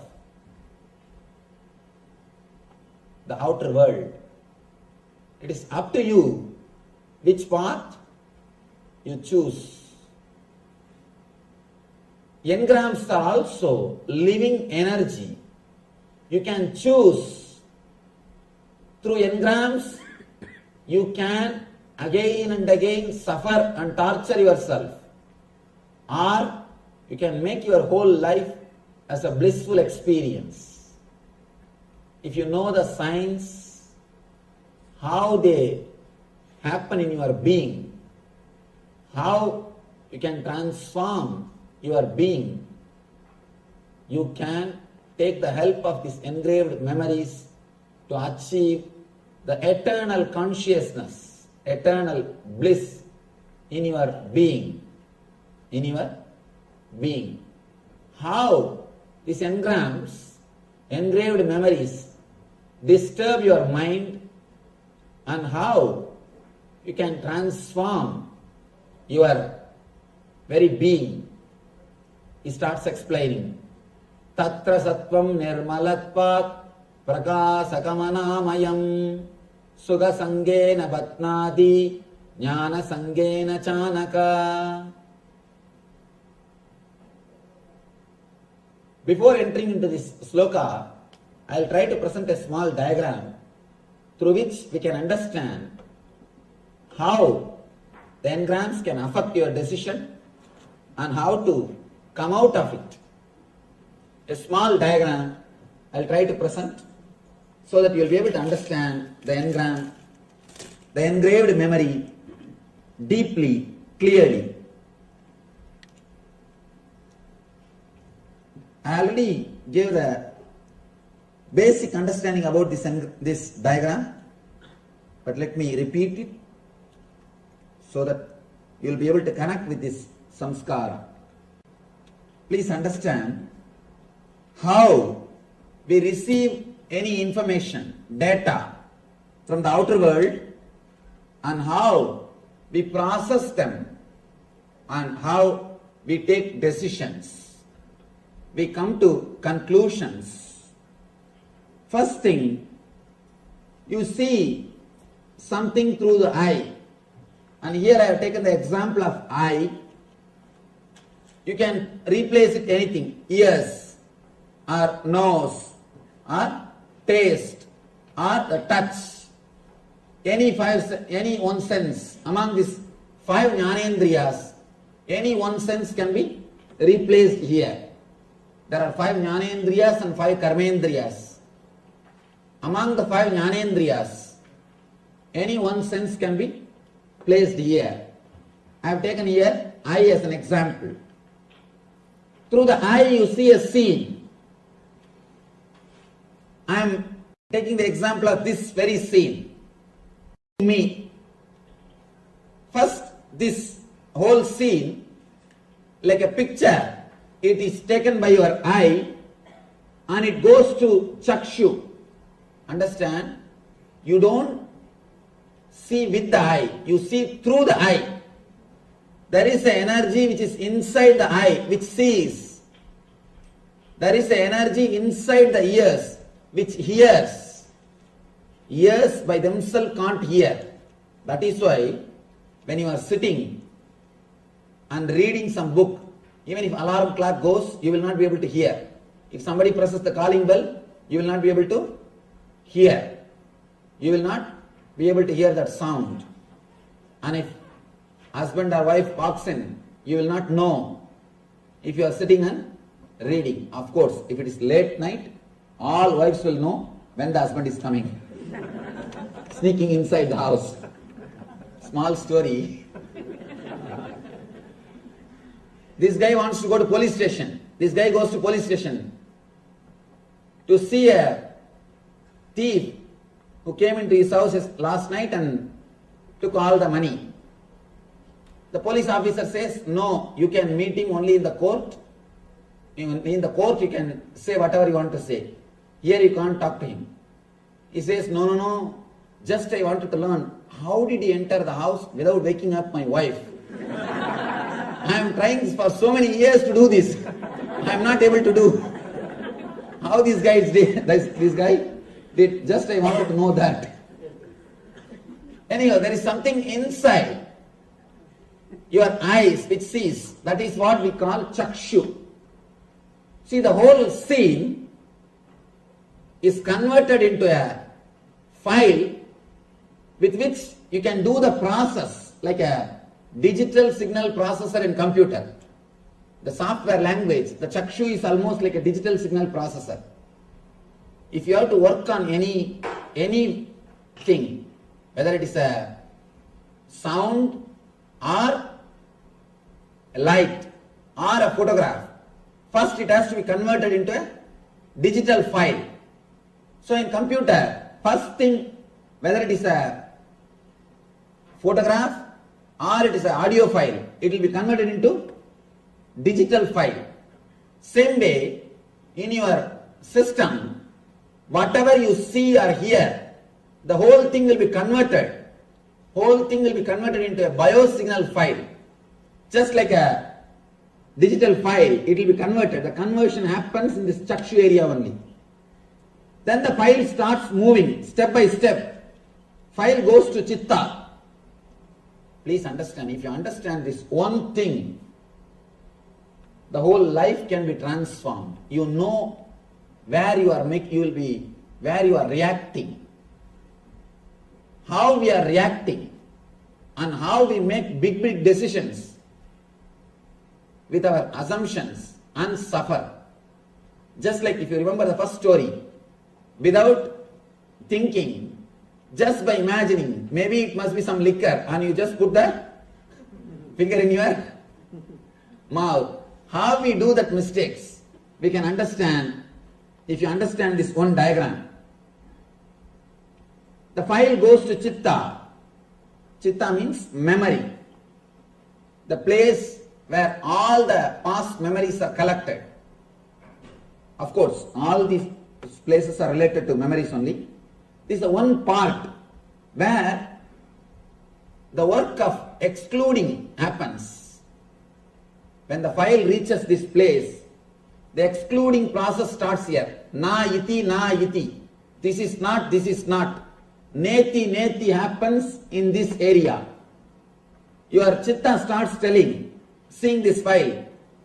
I am taking the example of this scene which you are seeing now. First you are seeing me. The whole scene is photographed and goes here. It becomes a biosignal file. The file is taken to chitta. Chitta says, this is not a tree. This is not an animal. This is not a plant. This is not this. This is not that. That excluding process happens in this area. Then the file goes to the mind. Mind tries to identify. This is a human being. He is wearing saffron robe. He is standing in the stage. The identification process, iti, iti, this is it, this is it. That process happens in the mind.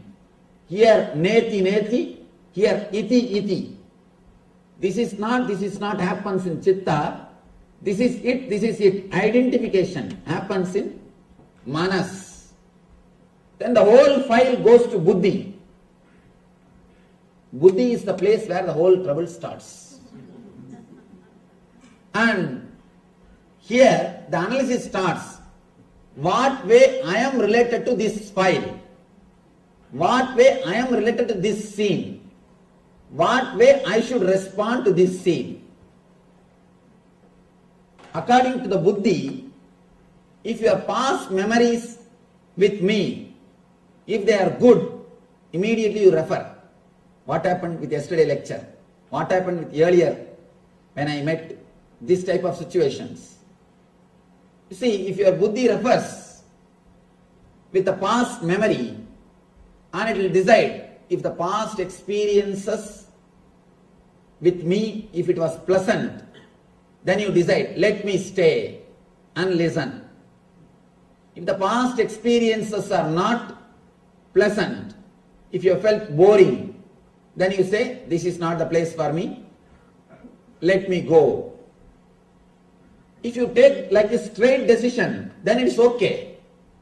But the problem is, if you had some problem with some other person who was wearing the saffron robe, that engram will be there.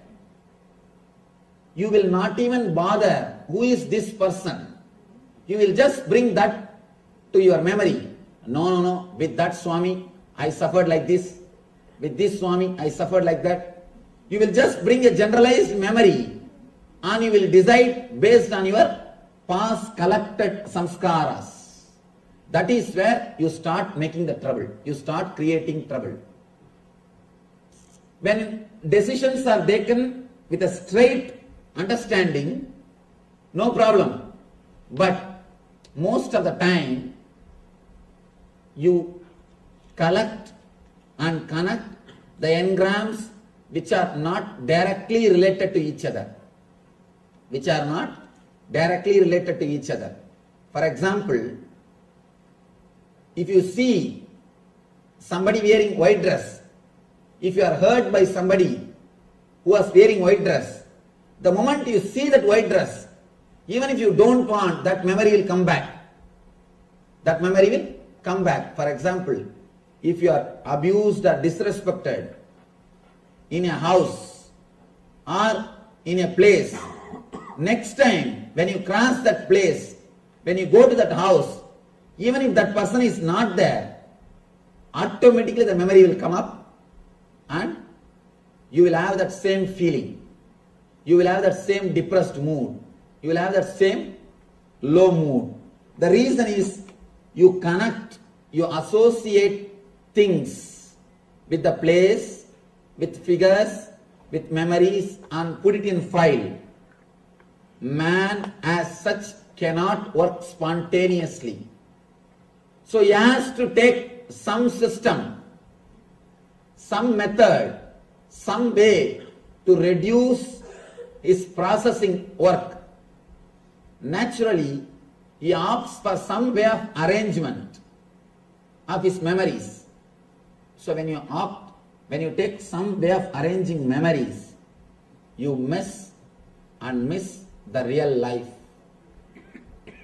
See, first few months you live with your husband or wife. After 3-4 months, you make a clear idea about her or about him. After that, please be very clear, you don't live with husband or wife. You just live with your imagination, with your understanding about her. After that, whatever she does is wrong. Whatever he does is wrong. You come to a conclusion. If at all there is something right, you say, by mistake I think you did these things. By mistake you did this right. By few months you come to a conclusion about the other person. You create an engram. And after that, whatever he or she does, you look through that engram, through that engraved memory. Only first few days you are ready to respond spontaneously. You are ready to respond spontaneously. The problem is, even in the first few months, you already have memories of your friends' experiences. My friend is tortured. My friend's wife used to torture him. My friend's husband used to torture her. You have the collected memories of your friend's files. And the moment your wife starts doing something which will not be anywhere related to that memory, immediately you project that. Especially movie. If you have seen some mother-in-law, some daughter-in-law, some mother-in-law who is rude, cruel, if before your mother-in-law starts even a single word, just by her body language, you will come to a conclusion. I think she is going to torture me. When you have collected memories, you never react spontaneously. You never act. All your decisions are clearly predestined. Please understand, again and again people ask me, Swamiji, our life, is it predestined or free will? Please understand, the more engrams you have, more your life is predestined. Because you will go only in the same route. The less engrams you have, your mind is, your life is, you will have more freedom. The number of samskaras will decide whether you will have free will or your life will be destined. For example, the file travels to ego and ego gives the decision and you execute it. If there are more engrams, when the file travels every table, each engram is a table. Each engram puts the signature and writes his opinion. One engram, for example, the same example let us take. You seeing me and are you being here? One engram says, no, I had some Swami in my life. He was a blessing. He helped me so much. I think I should sit here. This engram signs, yes, we will sit here. The next engram, no, I read in newspaper, the Swamis do this, do that. There are enough of stuff which goes on, especially in India, abusing Swamis is a fashion. And especially South Indians. Abusing Swami is a fashion. So, all this fashion, lot of fashion things are there. So naturally you will say, no, all these memories are there. Should I sit? Or what should I do? Here this engram says doubt. It signs. And the file goes next. No, yesterday I attended. Really what he is speaking makes sense. I think I should sit. This engram signs, yes. By the time file reaches here, the ego takes all the yes and all the no. And it comes to a conclusion. Whether it says yes or no, that's not a problem. But you already wasted so much of time and energy in this small decision. Already you wasted so much of time, so much of energy in this one simple decision. For example, if you are sitting in the office, morning around 9 o'clock, you don't have to do anything. Just sit and worry, get stressed out, you will have shoulder pain. If you are stressed out, worrying 15 minutes about something, you will have shoulder pain. How many of you experienced? Just 10-15 minutes, you will have shoulder pain. Nothing else needs to be done. Just simple worrying, simple decision making, you will have shoulder pain. Restlessness. The more the engrams, more you will be restless. The people with engrams can never sit in a relaxed way. Have you seen people continuously, they will be shaking the legs.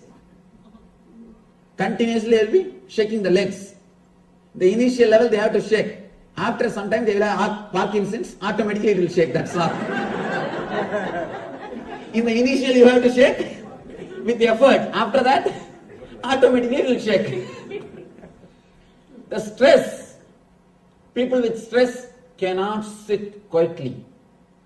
So much of physical movement, so much of physical restlessness, because too many decisions are happening inside their unconscious. This space between the buddhi and ego is called unconscious.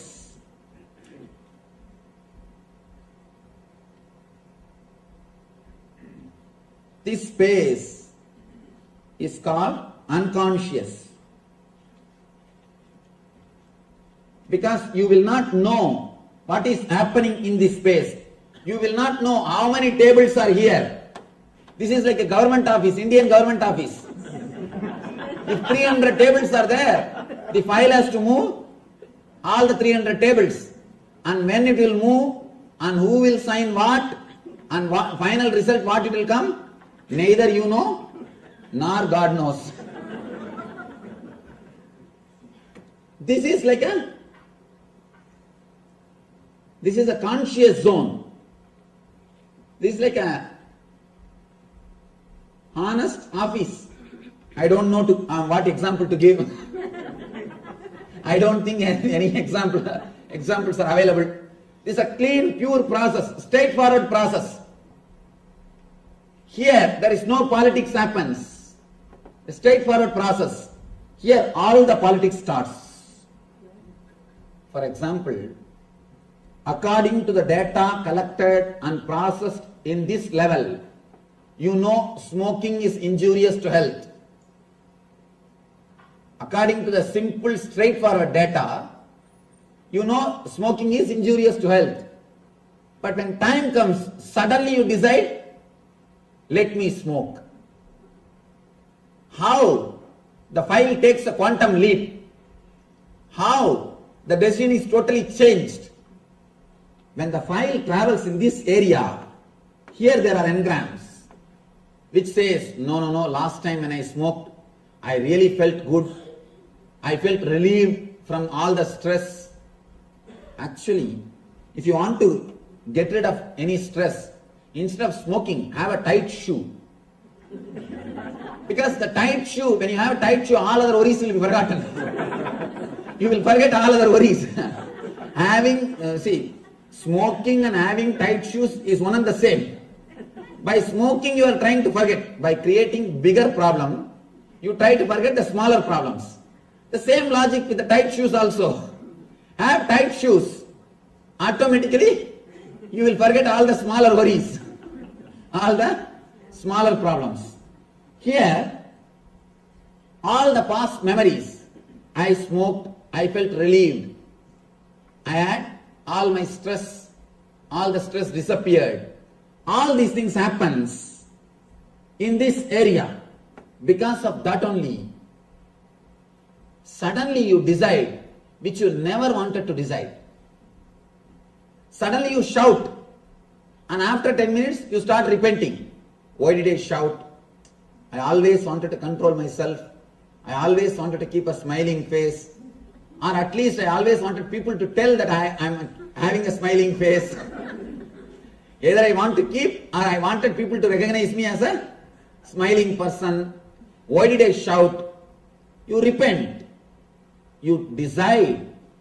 Suddenly, you react suddenly because of these engrams. There are so many decisions which you take out of these engraved memories and repent, suffer later on.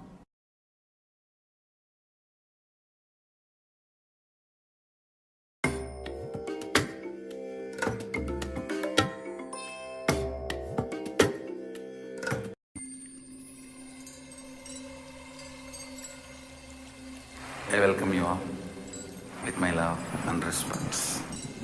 Let you all open all your three eyes. Om Nityananda Paramashivoham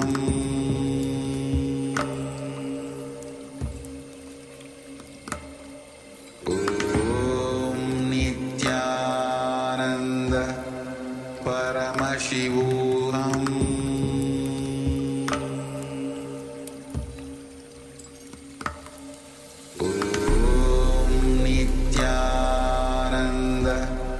Paramashivoham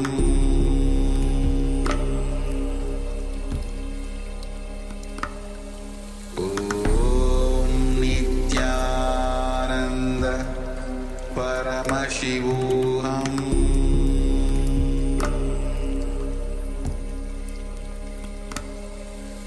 Om Nityananda Paramashivoham Paramashivoham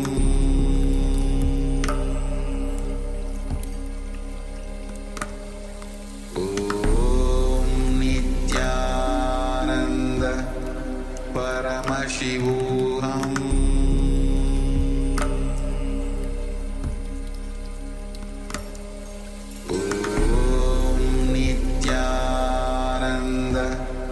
Paramashivoham Om Nityananda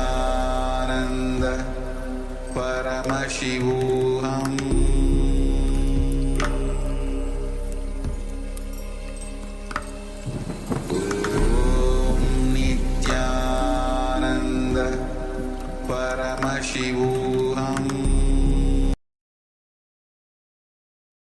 Yes.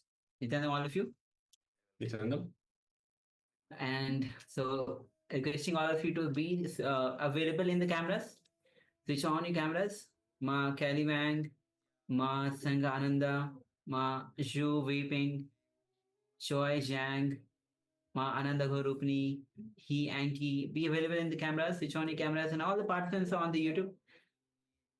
Understand that this is the greatest happening that is happening. See, Swamiji has his mission, and he has created the Kailasa country itself with sovereign land that Swamiji has already revealed. So, being a part of this great happening, when Paramashiva himself has incarnated, being available, when you give your 100%, when you take whatever you have, Swamiji gives whatever best he has. So be available in the camera, give your full 100% involvement, full 100% participation. Swamiji will shower you with everything in multiple dimensions that is even beyond your visualization. So make sure that you are available, and being available, being involved, being present. So on this revelation by Swamiji on how the karma is created, let's enter into the internalization exercise. Yes. So internalization exercise on how karma is created. See, when you stop blaming others, when you understand that you are responsible for everything, you will be more aware of every action, of every thought of yours. That awareness is enough. From that awareness, you will start acting intelligently. So let us have a quick exercise. Let us look in and write down how you have been giving silent permission for your misery. For example, you might be getting frustrated, having no clear plan, you're not communicating adequately, you're isolating yourself. So once again, by blaming others, you put the responsibility onto others. But you have to understand that you are responsible for everything. You will become more and more aware of every action, of every thought, just by simply taking responsibility, understanding that you are responsible for everything. And once again, that awareness is enough. From that awareness, you will act intelligently. So let us have a look inside once again and see how you have been giving silent permission for your misery by not taking responsibility. So let us take a few minutes, requesting participants to gather a pen and paper. So you will need a pen and paper to write this down. Again, it is an exercise for yourself. So the exercise is for yourself. No one's going to mark you on it. It is, please be as honest as you can. It is for your yourself only. Be as honest as you can, as authentic as you can, and as thorough, as detailed as you can. So write down how you have been giving silent permission for your misery by not taking responsibility for everything, by not being aware of every action, every thought of yours. So let us begin.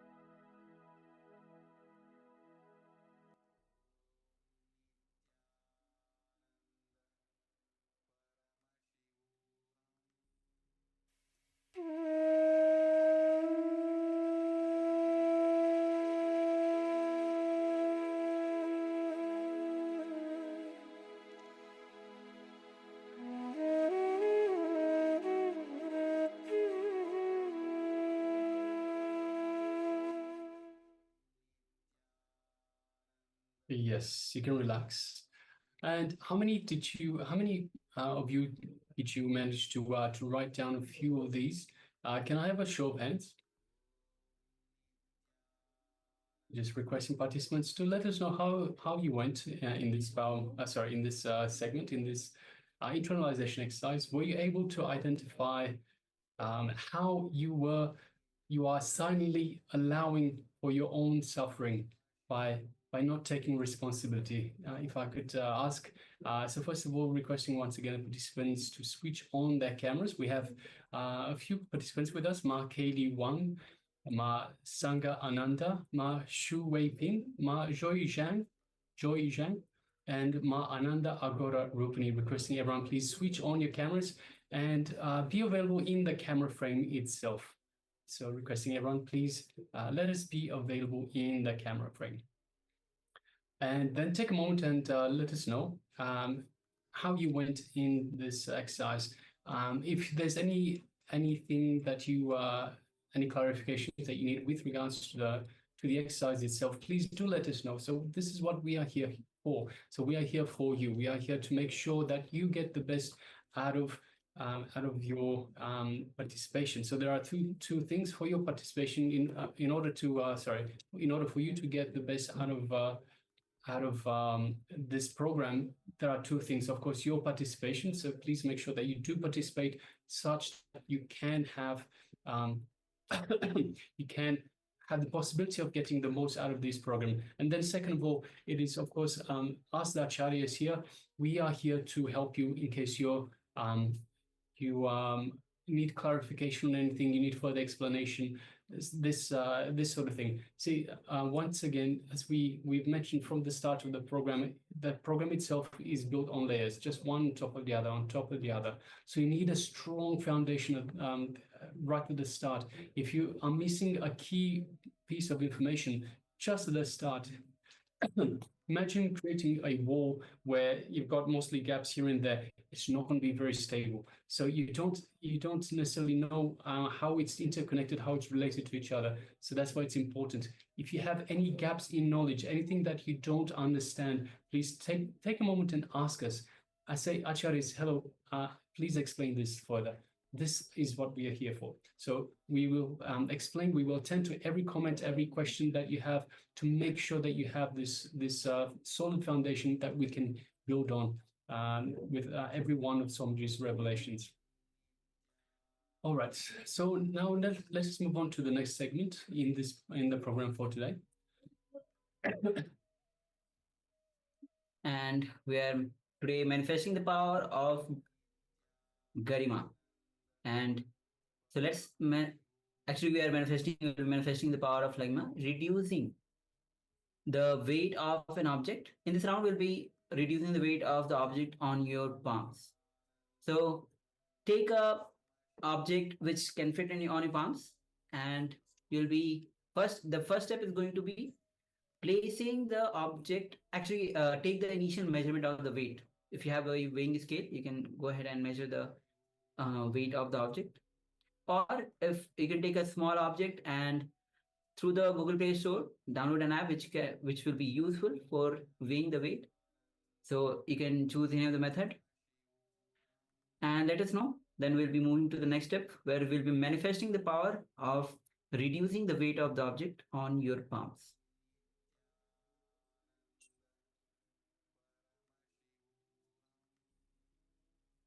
So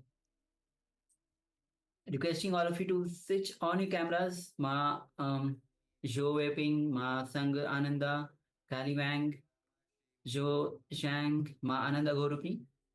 Please be available in the camera. And all the participants on YouTube, you can also switch on, you can also participate through the YouTube chat. All right, now let's enter into the manifestation. As you have taken the initial measurement, the weight of the object, and you have noted down. Now place the object on your palm and visualize Swamiji in your inner space. And with strong declaration, strong conscious declaration. Declare the reduction of the weight. As you start chanting the Mahavakya, Om Nityananda Paramashivoham. Om Nityananda Paramashivoham. Om Nityananda Paramashivoham. Keep chanting the Mahavakya. And as you give the strong declaration to reduce the weight of the object, any thought that comes that stops you from manifesting this power, just unclutch. Go on unclutching. And from that pure unclutched space, let's manifest this power.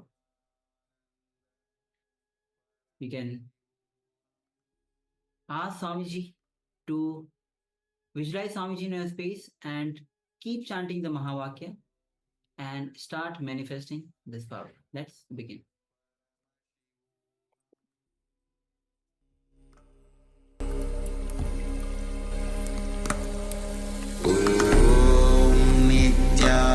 Nityananda Paramashivoham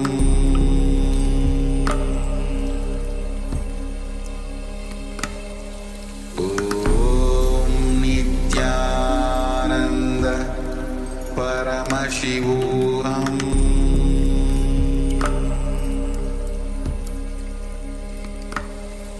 Om Nityananda Paramashivoham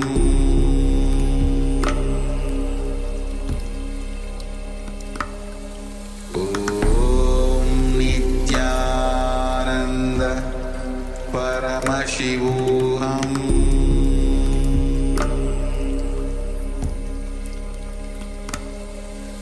Om Nityananda Paramashivoham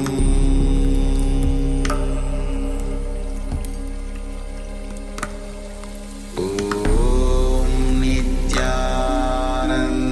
Paramashivoham Om Nityananda Paramashivoham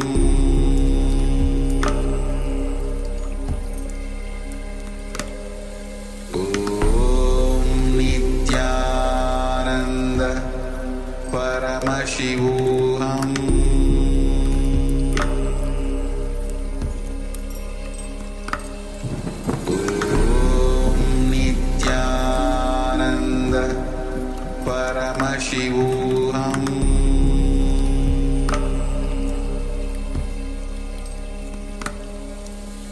Om Nityananda Paramashivoham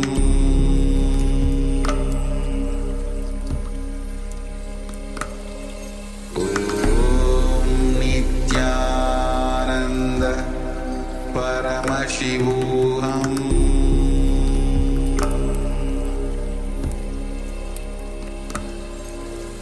Om Nityananda Paramashivoham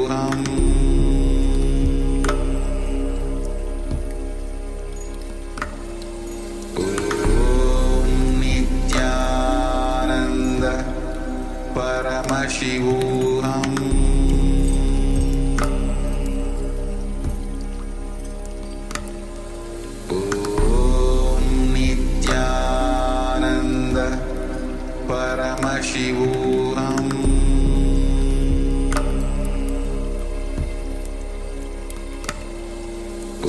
Om Nityananda Paramashivoham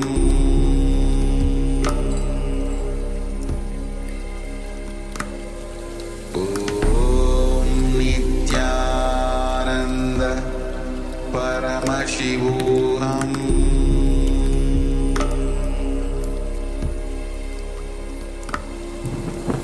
Om Nityananda Paramashivoham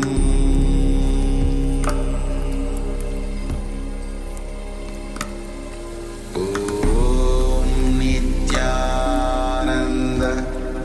Paramashivoham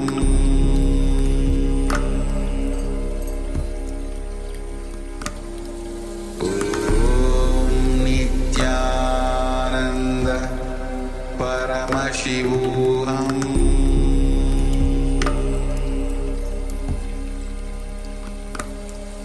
Om Nityananda Paramashivoham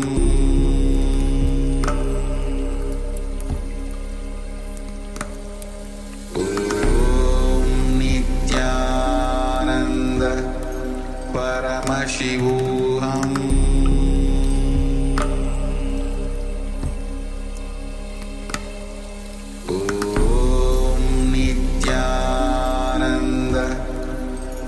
Paramashivoham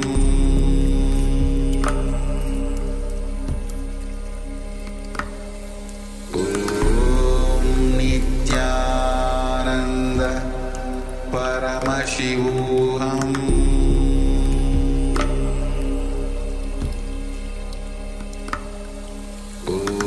Om Nityananda Paramashivoham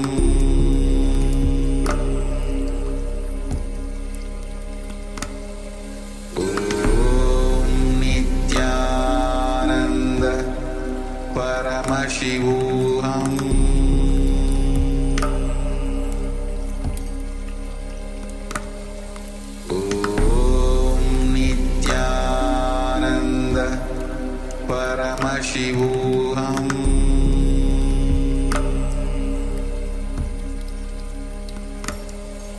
Om Nityananda Paramashivoham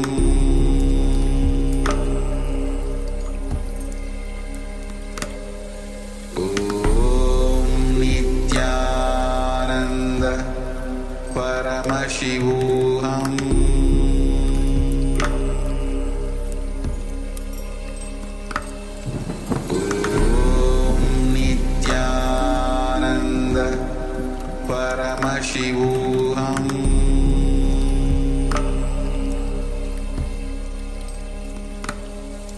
Om Nityananda Paramashivoham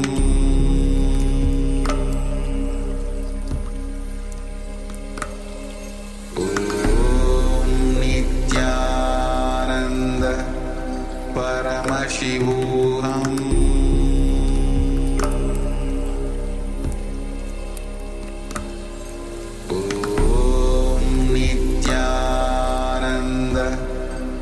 Paramashivoham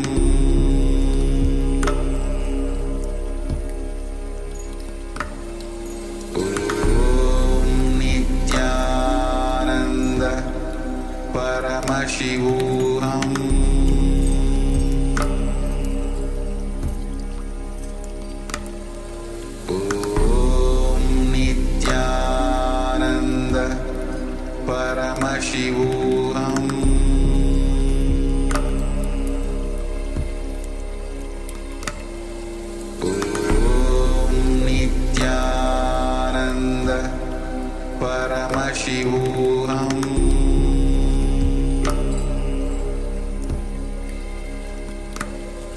Om Nityananda Paramashivoham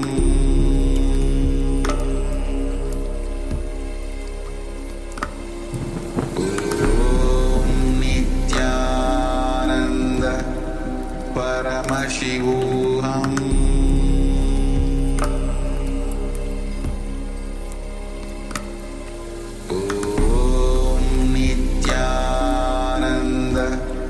Paramashivoham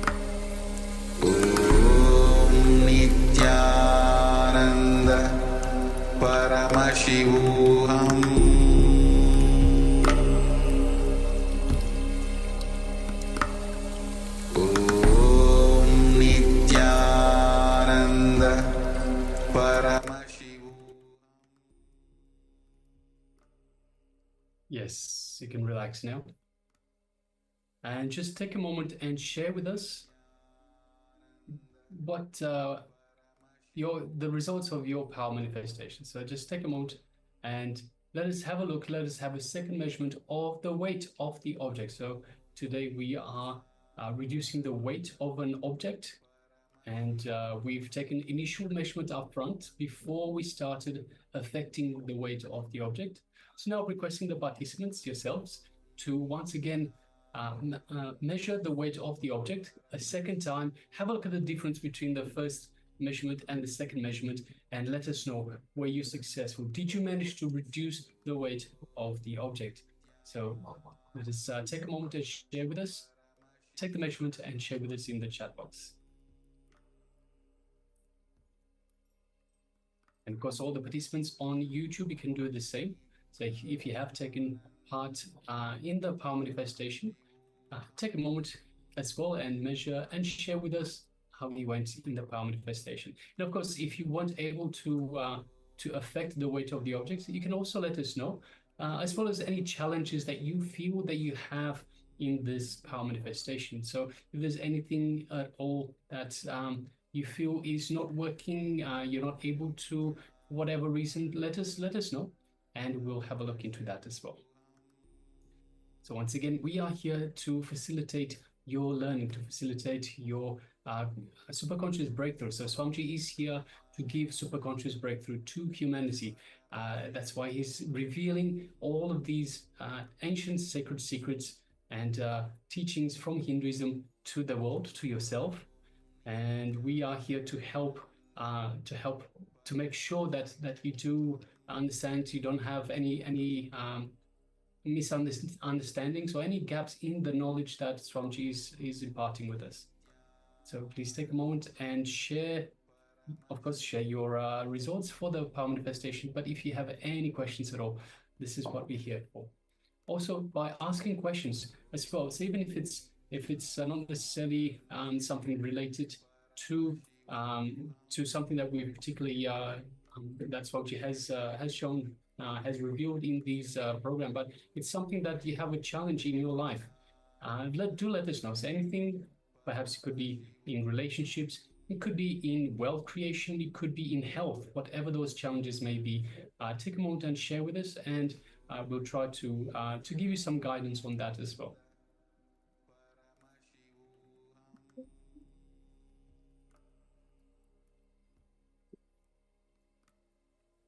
And other participants on YouTube? We have on YouTube, we have Shane Naidu, who says, hello, do I need to be initiated to participate in these practices? Swamiji does initiate us into power manifestations.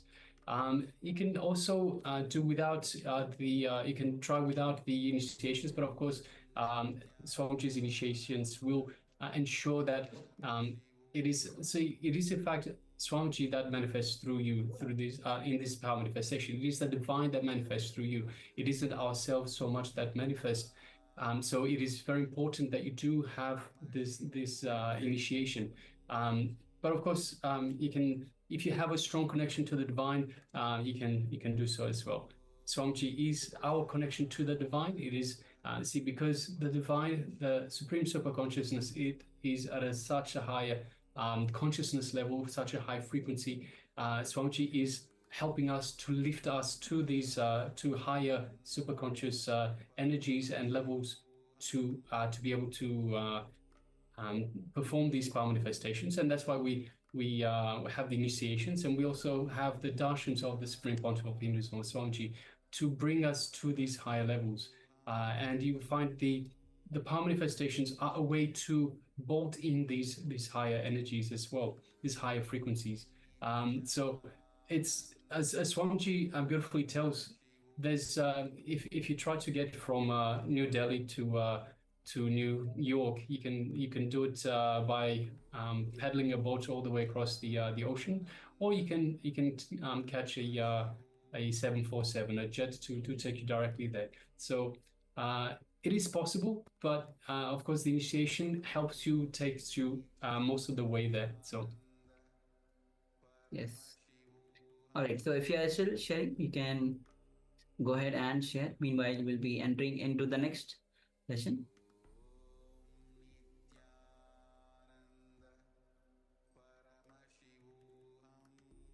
And also, we'll be having the next season just after this will be where you'll be initiated the day one itself, where day one Swamiji initiates all of us into the third eye powers.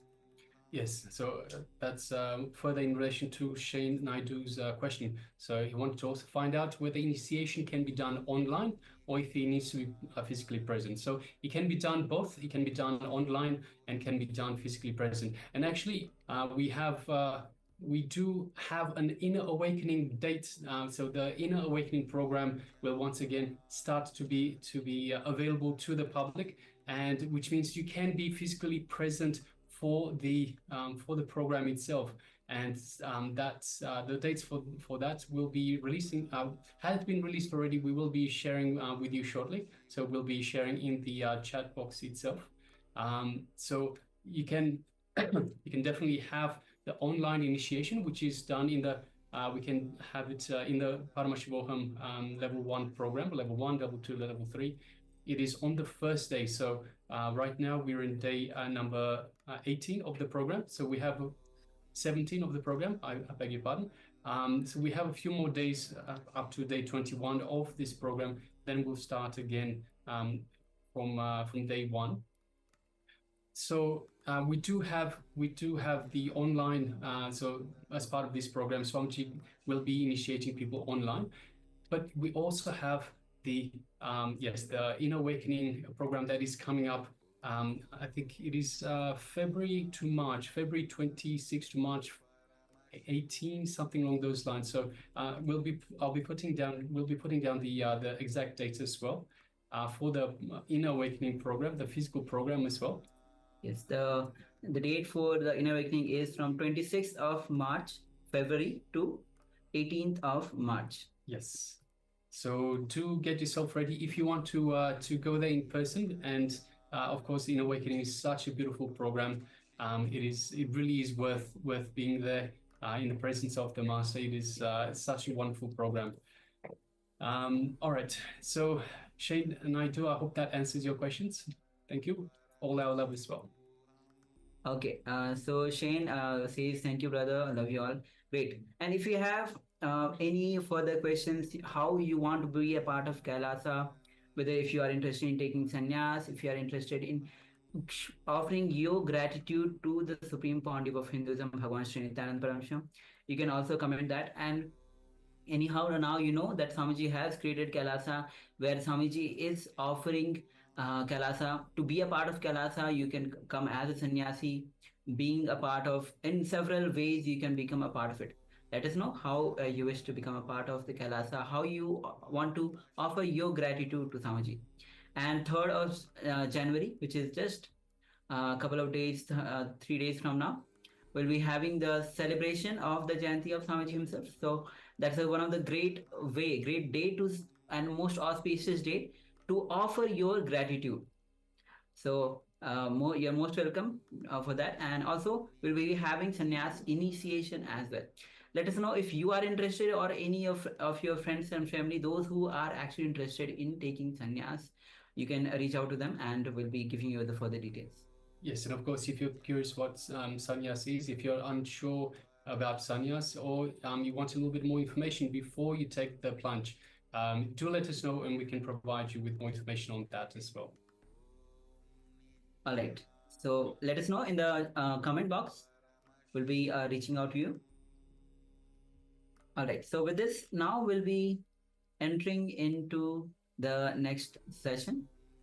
And the next session is going to be how the karma is created, especially the vasanas, samskaras, and anything related to this. So let's enter into this liberation with Swamiji, and make sure that you are having the pen and paper with you. Let's understand. And when you, Swami says very beautifully, when these powerful truths gets clicked with you, then you start imbibing and you liberate yourself from that. So let's have the complete listening and let's enter into this.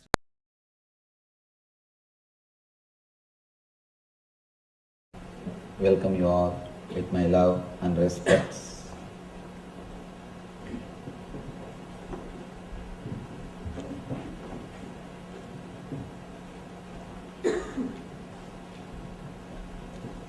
No questions, only doubts.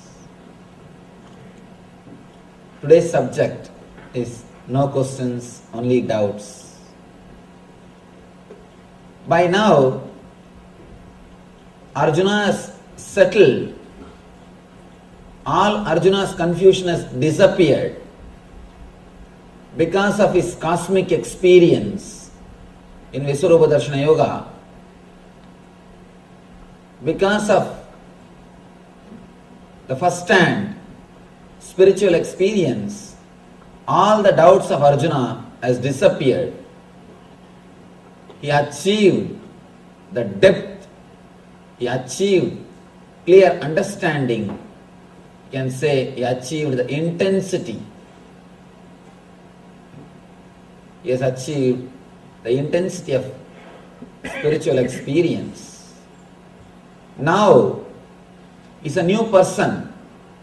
No more just intellectual doubts. No more just intellectual questions. Now he is coming to a point where he is totally ready to receive Krishna. Understand? As long as you have question, you will not receive the answer. Question is just defending yourself, defending your prejudice, defending your understanding. Doubt means person who is ready to digest the master, who is ready to receive the master, who is ready to imbibe the master. Whatever words comes out of him is doubt. Doubt makes master to express himself. Question makes master to close himself. Question is violence. Of course, almost all questions are violent. Please be very clear. The words which you express can be categorized into two. One is question, another one is doubt. Question means violent, arrogance. Just to express you know something or to defend what you know is truth. Most of the time, people question just to show that they know something. That they know something. I have seen people coming and asking me big statements, sentence. Swamiji, that Brahma Sutra says Brahman is beyond comprehension, Brahman is beyond understanding, Brahman is beyond the intellect. Is it not right? You can see this very question says, all he wants to know, all he wants to do is, he wants to show. He read Brahma Sutra and he understood, that's all. This statement, the whole thing is not a question. There is no quest in it. The question without quest is question. Question with quest is doubt. The question with quest is doubt. Doubt without quest is question. Now Arjuna has come to a understanding. Because of his first-hand experience, he has come to the level of doubt. No more questions. He is not asking what is more beneficial for me. All that calculation has disappeared. The accounts has disappeared. He is not asking anymore, what is best for me? Or he is not asking, what is this? Kim tat brahma kimatyatmam kim karma purushottama. He is playing with words. He is just showing what he knows in the earlier chapters. Now, no more questions. This whole chapter, Arjuna is silent. Please understand, in the first chapter, whole chapter, Krishna is silent. The first chapter, whole chapter, Krishna is silent. Arjuna goes on and on and on, quoting all the dharmas, quoting all the traditional subjects. Always when a masters land on the planet Earth, this problem happens. Especially, see, innocent disciple is 1,000 times better than ignorant disciple. Small story. One guy goes to a music teacher and says, Master, I learnt music 4 years. Now I want to learn from you. How many years it will take? He says, it will take 6 years. Next guy comes, Master, I learnt music for 2 years. How many years it will take for me? He says, maybe 2 years. Third guy comes, Master, I have not learnt anything. I am fresh. How many years it will take for me? He says, no time. Simply you will pick up from me directly. You will directly imbibe me. You will just take me in your being. The big problem is, if you have learnt already, you need to do first thing, unconditioning or deconditioning. Here, whenever the masters land, they bring the same Shastra but with life. But what we read in books is just words. The same word, if you read in books, it will not give you any transformation. Let me be very clear, even my books, including my books. Somebody asked me, actually, I was dictating one of my book and the disciple was sitting and writing. One person who is helping me, he was sitting and writing. Suddenly in one spot he stopped me. Swamiji, please tell that statement clearly, I am not able to understand. I gave that statement clearly. Then he said, Swamiji, what is this? Just 3 chapters ago you made another one statement, now it is contradicting. It will confuse people. I told him, write what I say. Don't talk more. Then he asked me, if I myself get confused, naturally people will get confused. Then I have to tell the truth. What for you think I am writing books? To tell you honestly, let me be very clear. Books are just to create little confusion so that you will start searching. You will start seeking the truth in reality. No book can give you the truth. Books are created just to create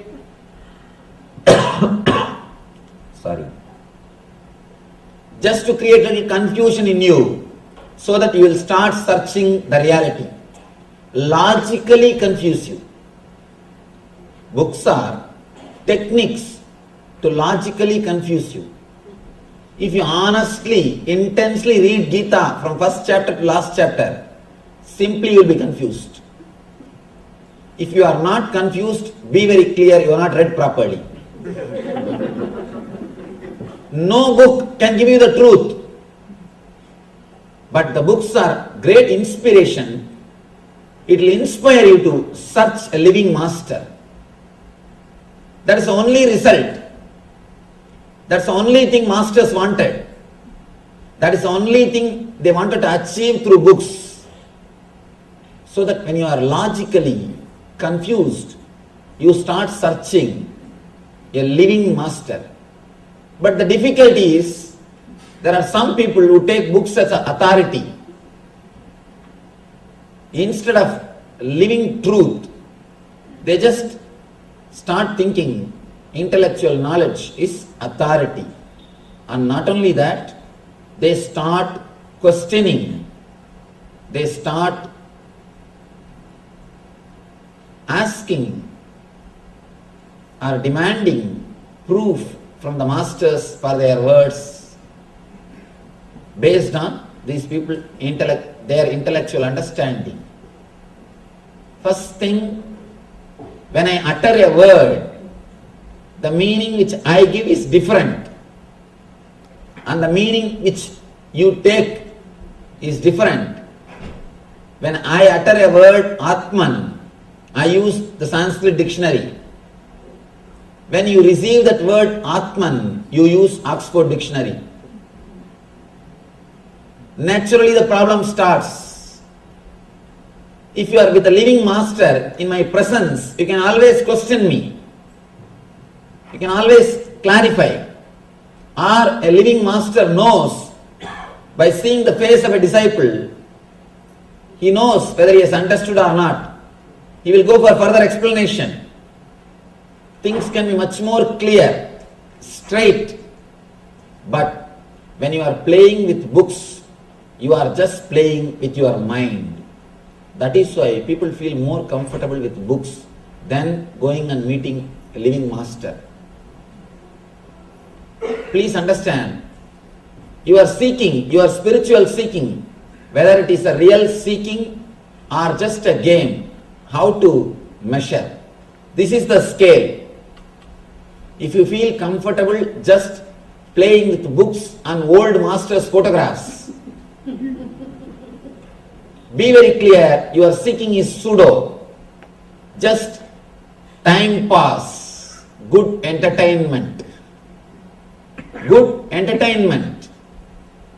Sometimes you feel guilty, whole day sitting in front of TV, whole day doing something worldly. Especially Indians, from the young age somehow they are taught, always you should not be engaged in sense enjoyments. You should search a little bit of spirituality. So once in a while you get some book, some old master's photograph, and you try to play with both of them. Be very clear, it is pseudo.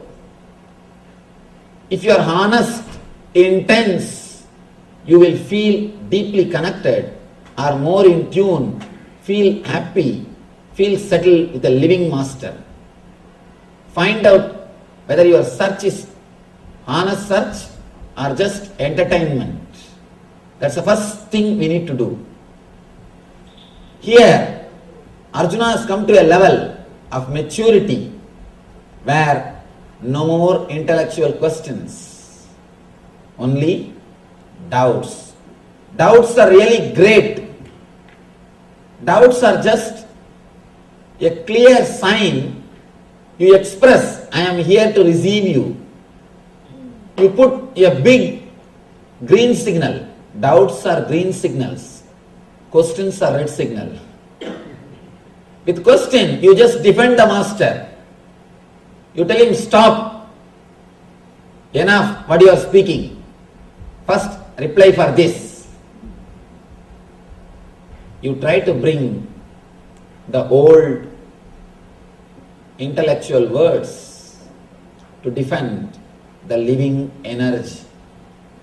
One more thing, when we can't practice, again, we question the authority of a person who is speaking. Here, Arjuna did everything. First, in the second chapter itself, the moment Krishna started speaking about the Atman, Nainam Chindanti Sastran, Nainam Dagati Pavakaha, immediately Arjuna is asking, Sthita Prajnasya Kavasha. How an enlightened man will speak? Tell me the truth. What for he is asking? He wants to measure. With that scale, he wants to measure the Krishna, whether he is enlightened or not. It starts with violence, with questions, slowly, slowly, slowly. In the 9th chapter, when Krishna revealed the Rajavidya, Rajaguhyam, the ultimate secret that existence is intelligence, cosmic universe is intelligence, the doubts are cleared. The questions slowly started settling. Next, when he heard the glory of Krishna, slowly the love started happening. When Krishna showed the cosmic form, he experienced the truth. He experienced the truth. In the 9th chapter, intelligence started. In the 10th chapter, the devotion started. In the 11th chapter, being, the energy, experience happened. Now, almost all the questions have disappeared. Ramakrishna says beautifully, in a marriage ceremony, before the food is served, people all will be sitting in a row and talking. What is going on? What is happening? How much dowry was given? And what all the puja, what all the vessels they made? What all the jewelries they made? What is happening? All the talks will go on. Once the food is served, slowly the sound will reduce. Once the curd rice is served, only you will hear the sound chup, chup, chup, that's all. Nothing else. Only the sound of eating will be heard. Ramakrishna says, till you receive the experience, as long as you are reading the menu card, means only books, the talking, noise, sound will continuously go on. Once you started the experience, all the sounds will disappear. You will have only small, small sounds which expresses your experience. Nothing else. Here, first thing, Arjuna has questioned the authority of Krishna and got cleared. Then he is questioning what is beneficial for me. The account's mind. First resistance, then indifference, now acceptance. All that account's mind has disappeared. You should understand one thing. Person who is creative, person who is Brahma, the energy of Brahma, the energy of creator is different. The person who is accounting, continuously doing calculation is totally different. Architects are creators, engineers are accountants. Architects are creators, engineers are accountants. Engineers may have money, but architects will have a tremendous satisfaction that they have created. When you create something, you become God. That is why the creativity gives you such a deep satisfaction. Nobody can create except God. Only God can create. If you are creating something, at that moment you are experiencing godliness in you. Please be very clear. Nobody except God can create. If you are creating something, at that moment you are experiencing godliness in you. That is why in the Vedic system, when a woman is pregnant, she is worshipped, respected. She is respected. Of course, in those days, not only they are respected, people believe at the time of pregnancy, if they touch somebody's head and bless, they will be healed. Because she is creating. When she is creating, she is radiating the divine energy. She is God. She is experiencing godliness. She is experiencing the divinity in her. Only godliness can create. architects will have tremendous satisfaction. Engineers may have money, but not the satisfaction that they created. A small story. 2 architects and 2 engineers. Both of them are traveling from Bangalore to Delhi.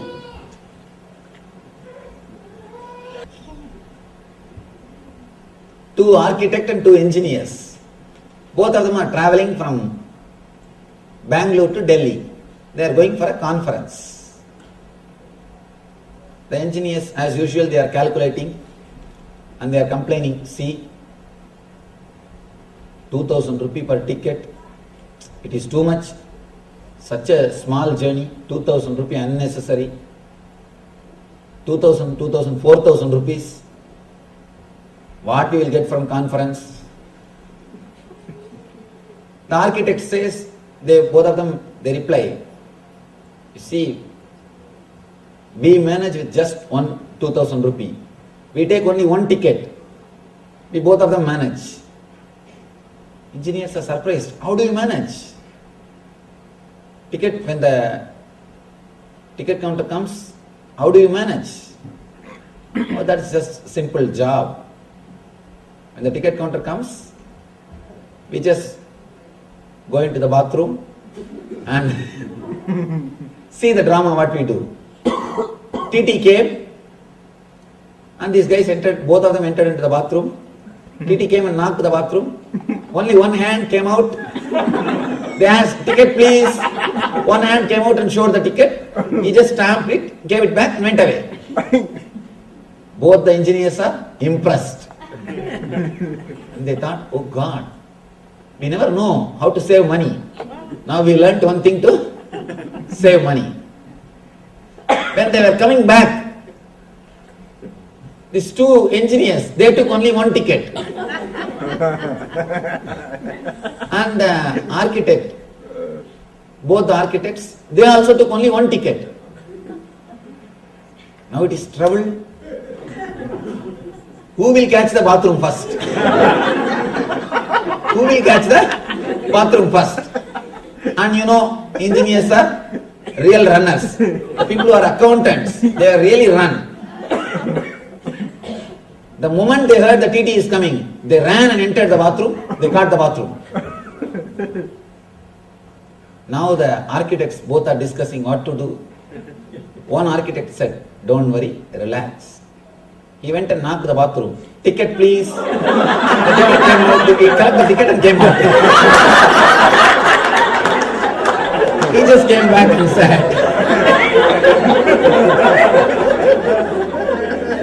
accountants miss the life. They know how to calculate, but they miss the life. When you calculate, sometimes you miss the reality. You just miss the reality. Here, all the accounts is over. Krishna has asked, what is more beneficial for me? All the things are answered. Now he has come down to the level of just few doubts. Doubts are not for anything. Little more tips. Now, the whole tune has changed. With questions, the tune is, what are you talking?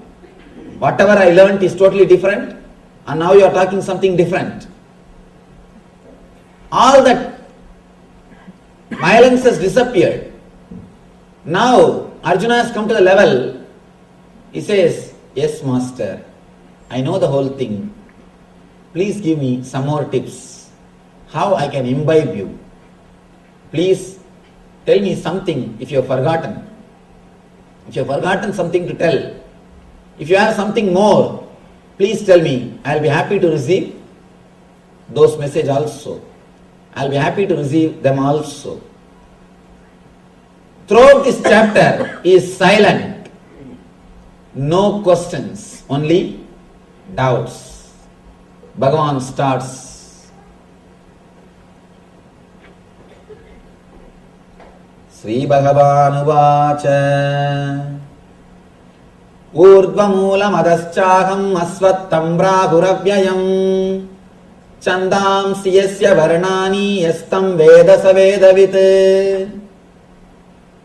Bhagavan says, it is said that there is an imperishable banyan tree that has its roots upward and its branches down, and whose leaves are Vedic hymns.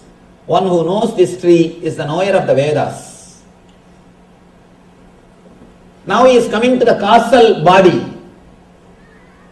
If you attended yesterday's discourse, you will be able to understand, because Krishna continues from the last chapter. Next, all the 3 chapters are completely connected to each other. Last chapter and this chapter, next and next.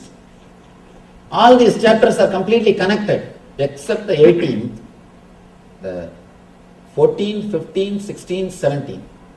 All the 4 chapters are continuous discourses. Now Krishna comes to causal layer. Yesterday he spoke about the first 4 layers. Now he is coming to causal layer. He is explaining about the deeper layers. Of course, physical body, you know, body which is made out of flesh and bones, which you are having now. The next layer, these are all components of your being. All these 7 layers put together only you. You as you are is totality of all these 7 layers. The second layer, pranic body, is filled with desires. Filled with desires, which controls the air energy, prana, vyana, udana, samana, apana, all the different air movements of your body. And yesterday we saw the lessons from Krishna, how we are creating self-contradicting desires, how we are creating self-contradicting words and giving life to them and suffering. When we create self-contradicting words, it leads to restlessness, rajas, and the rajas leads to tamas, tiredness, dullness, depression.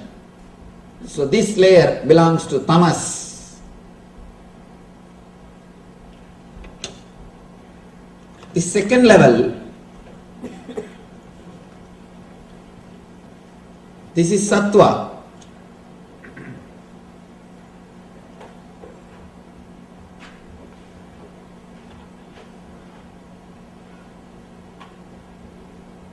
This third level is rajas, restlessness. The fourth level is tamas.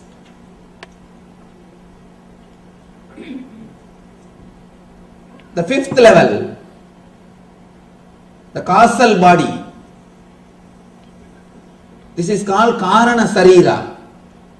This causal body is what Krishna calls urdhva moola madaschagam, where all our engrams are stored in seed form, in the form of seeds.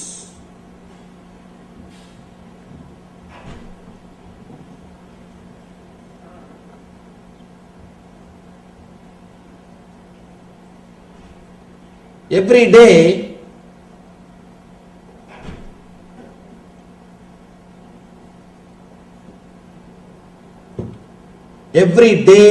you enter into the causal body at the time of deep sleep. When you sleep, when you fall asleep beyond dreams, not when you dream, when you fall asleep beyond dreams, at that moment you fall into the causal body, the fifth layer of your being. When you come out, all those engraved memories comes out, your whole world is created. Every day you merge in this layer and come out of that layer. Now, Krishna is explaining the secrets related to that layer. Yesterday he spoke about the secrets related to these three layers. How we are disturbing our desire energy. Understand? Desire is pure energy. You create troubles only by creating self-contradicting thoughts. If you don't have self-contradicting thoughts, all your desires will lead you to deep fulfillment. Desire is energy. Yesterday, Krishna spoke how the energy can be used properly, how we are abusing it, how it can be used. Next, how we fall into restlessness by abusing it. Third, even after the restlessness, if you are not correcting your mistakes, if you are not clearing the self-contradicting desires, you fall into tiredness. It's like a one-side fire. You are creating fire and the pressure cooker is there. Inside the cooker, the steam is getting, and the pressure is getting developed. Other side, you put a weight and try to seal it. Naturally, it will burst. Same way, even after the restlessness, if you don't clear the desire energy, or if you don't clear the self-contradicting thoughts which you are creating in you, you will fall into the depression, tamas. He gave the small, simple advice, techniques to clear ourselves and not to fall in that tree, not to be disturbed by that tree. Next, he goes to the causal body where we store all our engraved memories.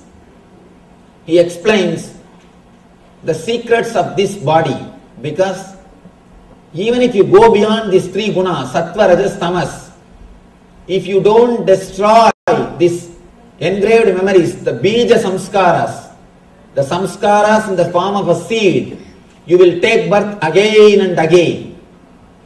So here he gives the technique. He explains how to go beyond the samskara, engrams, which is in the seed form. It may not express in you, but it will be there in the seed form. When time comes, suddenly it will come out. You can see. You may not have seen some of your childhood friend or childhood enemy for 10 years because you are in the States.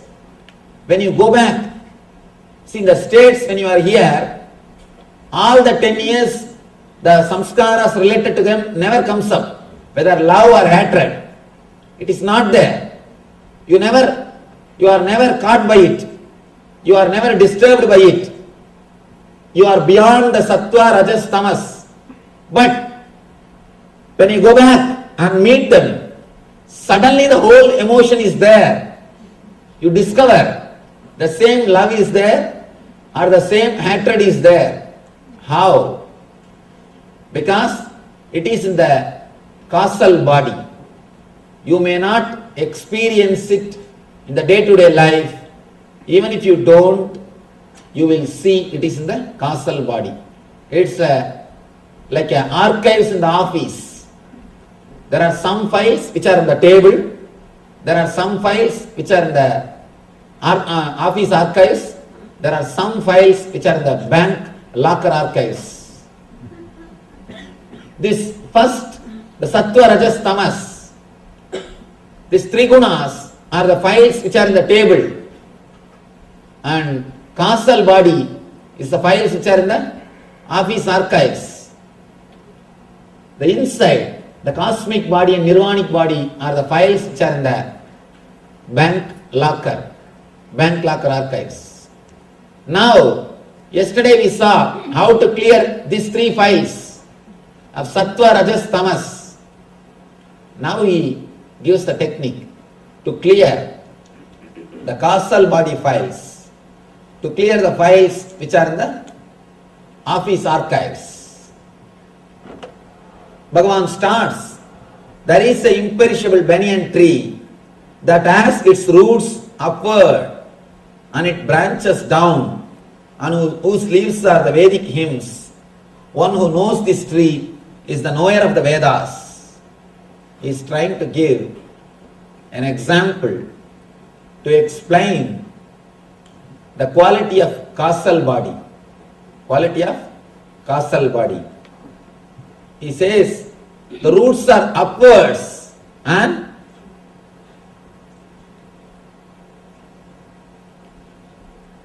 branches down. Why he says roots are upwards and branches down? Please understand. He says roots are here, branches are here, because for any tree, if it has to grow, it will take water through roots. It needs support from roots. Roots only decide the strength of the tree. Roots are going to decide the way in which the tree is going to live.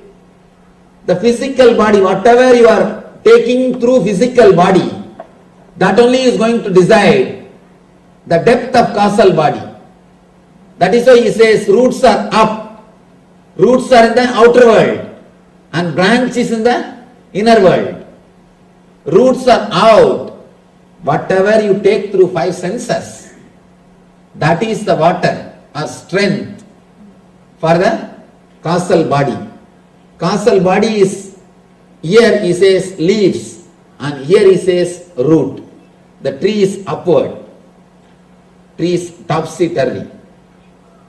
Whatever you take through the five senses from the outer world, that only is going to enrich the causal body. And an important next statement, the leaves of the tree is said to be the Vedic hymns, Veda mantras. Yesterday I was making an important statement. All the words which you continuously repeat inside your mind without your consciousness, whatever words you repeat in the unconsciousness, especially morning when you are alone in the bathroom, those words are the mantras which shows path for your life. What are the words you repeat with yourself? They are only going to decide the way of your life. Just try to analyze your mind. What are the words you repeat with yourself? When you are alone, when you are sitting with yourself, what are the words you repeat? Those words are only going to decide the path in which you are going to travel. Mantra means manasasya stiraha idi mantraha. What makes your mind strong is mantra. Mantrayate idi mantraha. Which shows the way for man is mantra. Tra means road, way. The words which shows way for you is mantra. The words which makes you strong is mantra. Now, he says, the roots are in the physical world, physical body, up, and the leaves are in the causal body, down. Roots are up and leaves are there. And he makes one more statement. Leaves are Vedic hymns, Veda mantras. Means the words which you are storing in the causal body. That only is going to decide your life. See, the words which you have in the causal body is mantra for you. When you understand this, there are two things. Something is good, something is bad. Something is good, you can always reprogram. The good news is you can reprogram yourself. Bad news is as on now you are living in hell. Bad news is as on now it is hell. Good news is you can always reprogram. The causal body is filled with the unconscious thoughts. You must be careful about the thoughts or words which you are creating inside your mind unconsciously. See, you are so careful about the words which you speak, verbalize it, express it. But we are careless about the words which we use inside because we think nobody is going to know. If you are not careful with the words which is expressed, you know what will be the result. You know what will be the result. But you are not afraid. The words which you are using inside, be very clear. The words which you are using outside, if you are careless about it, you will have punishment from others. The words which you are using inside, if you are careless about it, you will have punishment from yourself. You will torture yourself. You will kill yourself. You will create more and more trouble for yourself. The words which you use inside should have the healing effect. Words which carries healing effect will always create fresh living energy in you. Krishna says, the leaves are the Vedas, Veda means knowledge. The leaves are the words which you have engraved in the causal body, which are in you. Those words are so powerful, so alive. They are going to show way for your whole life.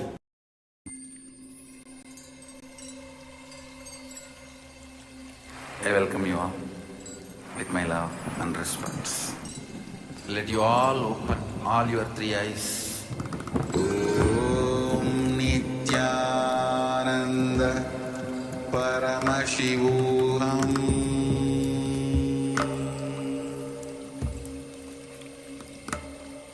Om Nityananda. Yes, anytime all of you. So the words that you utter within yourself is so powerful because that is going to give the direction of your life. So much of revelation, how Swamiji revealed how the 7 layers that we have and how every layer is associated with different kinds of emotions, like pranic layer is associated with all the desires that we have. So with this, let's enter into the internalization exercise for the vasanas, samskaras, and karma. Yes, and first of all, let us understand that any emotion that is lived intensely, so any emotion that is lived intensely simply liberates you of that emotion, whatever the emotion is, be it anger, fear, desire to eat, or attachment to any object, or indeed to any person. So any emotion, if lived intensely, it simply liberates you. So now let us go into an internalization exercise and let us have a look for unfulfilled emotions and desires and relive these unfulfilled emotions and desires intensely and relive them intensely and then unclutch from them. So let's take a few minutes and do this exercise. So identify the emotions and desires that you have not fulfilled, you haven't lived intensely, and relive this time intensely. Relive them intensely and they will liberate you. And after you relive these emotions and desires, then simply unclutch from them. So let us gather a pen and paper first of all. So requesting all participants to gather a pen and paper so you could write these down so you don't forget. Then just identify a small number of emotions and desires that you have not lived fully and you have not lived intensely. So let us begin this exercise.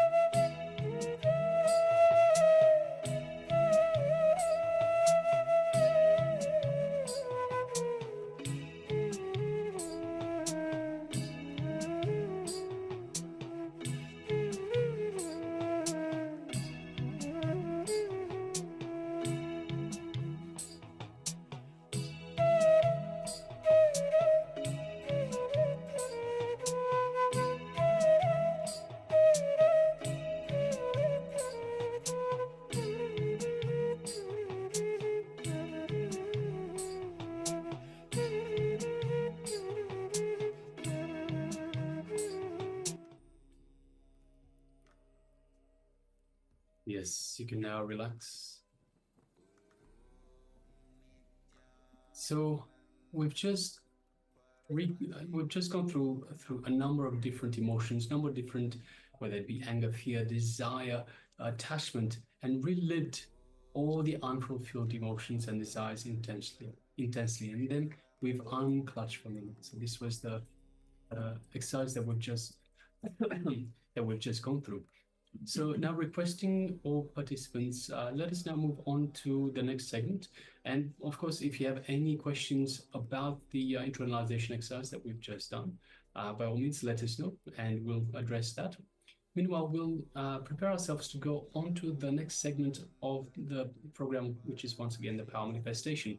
And it is reducing the weight of an object. And this time we'll be looking at reducing the weight of an object that is away from you. So in the previous round, we looked at reducing the weight of an object in the palm. Now we will be placing the object away from us, and through the same process, see the way it works. We move to higher and higher levels, slightly harder and harder.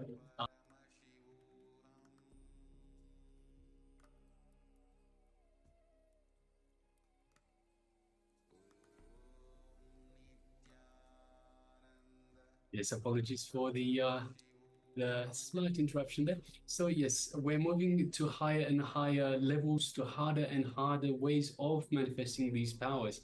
So as just mentioned, we first had a look at reducing the weight of an object in our palm. So when it is in our palm, we feel it there. We can look at it. It's right there. But when we put an object away from us, so this is slightly harder because we don't have that interaction with it anymore.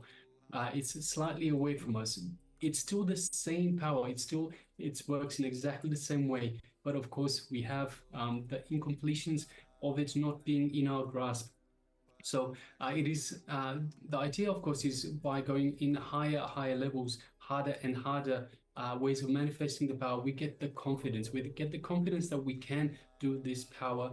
We can manifest this power no matter in what way. So requesting participants for this round, we will be selecting an object, an object that we wish to affect the weight of. So reducing the weight of an object that is away from us. So select an object and place it somewhere a little bit far away. It doesn't have to be too far away, so you don't have to drive a few kilometers down the road. Just put it a little bit further away, perhaps a few meters away is fine. So requesting everyone, let us select an object that we wish to reduce in weight. And let us get ready for this round of power manifestation.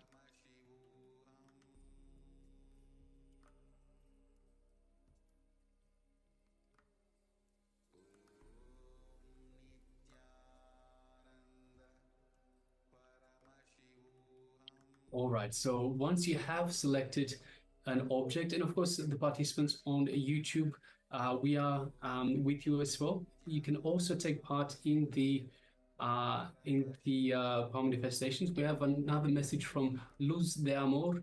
Happy New Year, Acharyas, and thank you very much for your contribution. Yes, thank you very much, Luz. Much appreciated. Thank you very much for being with us. All right, so let us, and of course, Happy New Year to all of you. Yes. Happy New Year to the entire Sangha, to all the participants, to everyone that is here with us, all those that are here with us in spirit and in mind. And yes, it is a wonderful way to start the new year. Yes. So we'll be going through. Yes, and on this new year, as you know, Jayanti is also there, 25th, and 3rd also Jayanti celebration is there. And on the 3rd Jayanti celebration, we have the sannyas initiation by Swamiji. So those individuals, those souls who actually want to take a jump in their life and want to take sannyas, though Jayanti, 3rd of Jan, there will be initiation into sannyas. Those who are interested, let us know. We'll be giving you the further details. So this new year is going to be on this, as also we are celebrating the Jayanti Paramashivoham of Swamiji. So of course, you have a lot of opportunities from Kailasa to way to connect to Kailasa, way to contribute to Kailasa. All right, so let us get ready for this round of power manifestation. So let us sit comfortably with the head, neck, and spine in a straight line. This is, of course, to facilitate the movement of the Kundalini Shakti through our body. And let us close our eyes. It's usually easier if we close our eyes. So requesting everyone, let's just close our eyes and visualize Swamiji in our inner space. So we have the inner space is just below the heart center. Heart center is in the center of our chest, just below that. If we move right below that, we have our inner space, our Ananda Ganda. So that is our inner space that Swamiji has initiated us in. And let us now visualize Swamiji in our inner space. So select the murti, the image of Swamiji, the ideal image of Swamiji that you have, that you feel most connected to. And just kindle that connection, feel that connection grow stronger.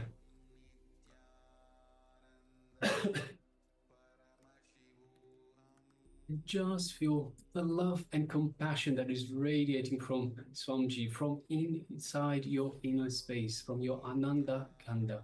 Just feel all the love, all the compassion, the infinite grace radiating from Swamiji, from your inner space.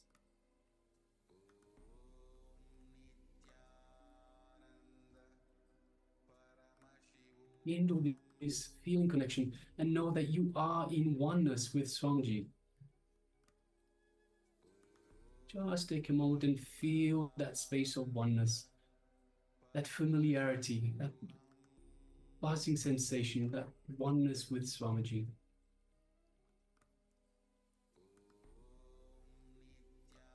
Whatever way that it manifests for you, feel the oneness with Swamiji, the supreme pontiff of Hinduism, the living avatar and embodiment of the supreme superconsciousness, the ultimate divine.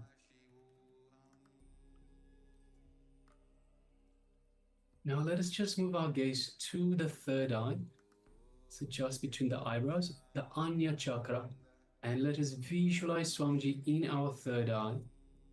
And just gently, don't strain yourself, don't put pressure on the third eye. It is important, just gently, just like you would be gazing at a rose. Just gaze through the third eye into Swamiji's third eye. As you do so, you feel an energetic connection from Swamiji's third eye into your third eye, just between the eyebrows. Just take a moment and feel that connection, feel that energy in your third eye. As Swamiji is awakening your third eye, activating it. Just feel that for a moment.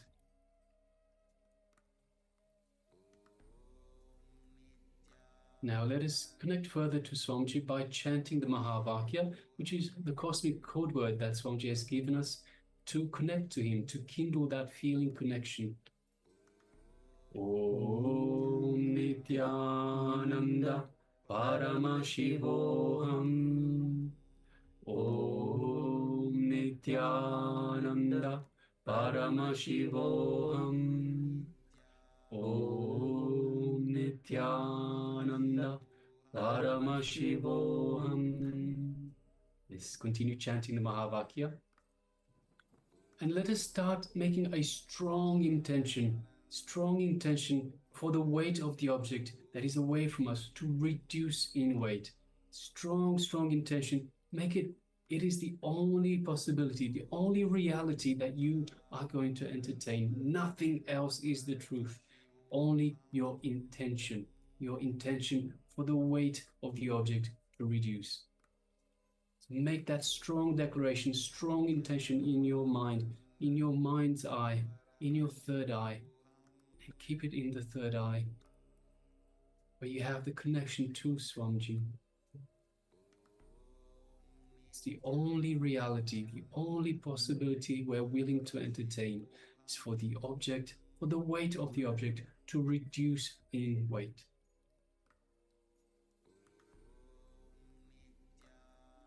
Now continuing chanting the Mahavakya, and from this space of oneness with Swamiji,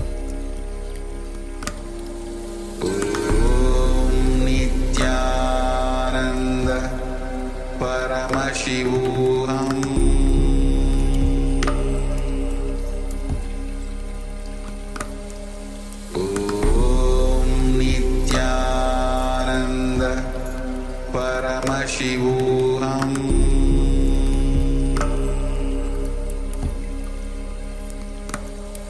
Om Nityananda Paramashivoham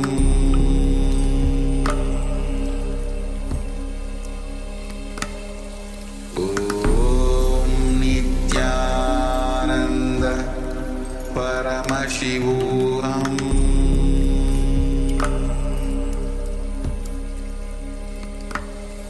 Om Nityananda Paramashivoham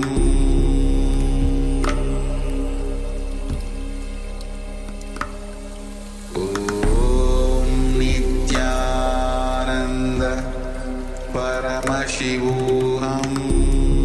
Nityananda Paramashivoham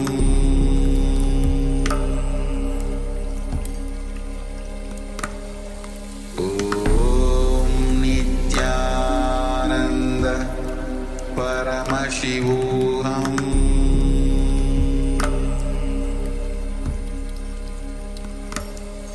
Om Nityananda Paramashivoham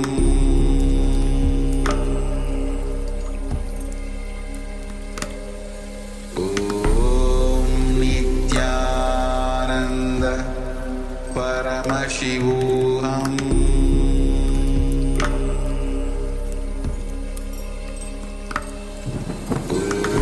Om Nityananda Paramashivoham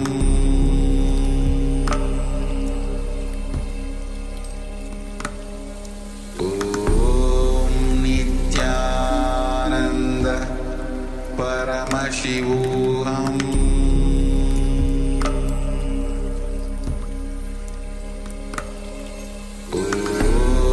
Om Nityananda Paramashivoham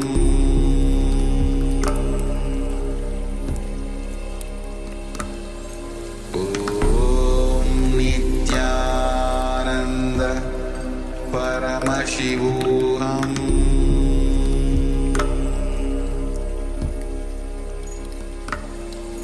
Om Nityananda Paramashivoham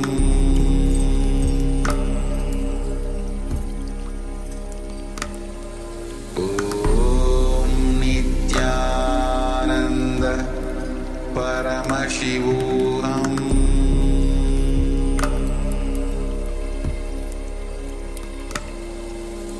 Om Nityananda Paramashivoham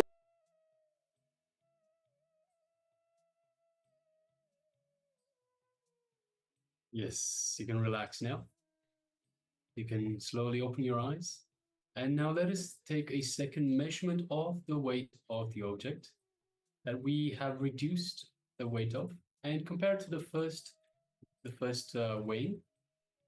And let us know if you are successful in manifesting this power. Were you able to reduce the weight of the object at a distance?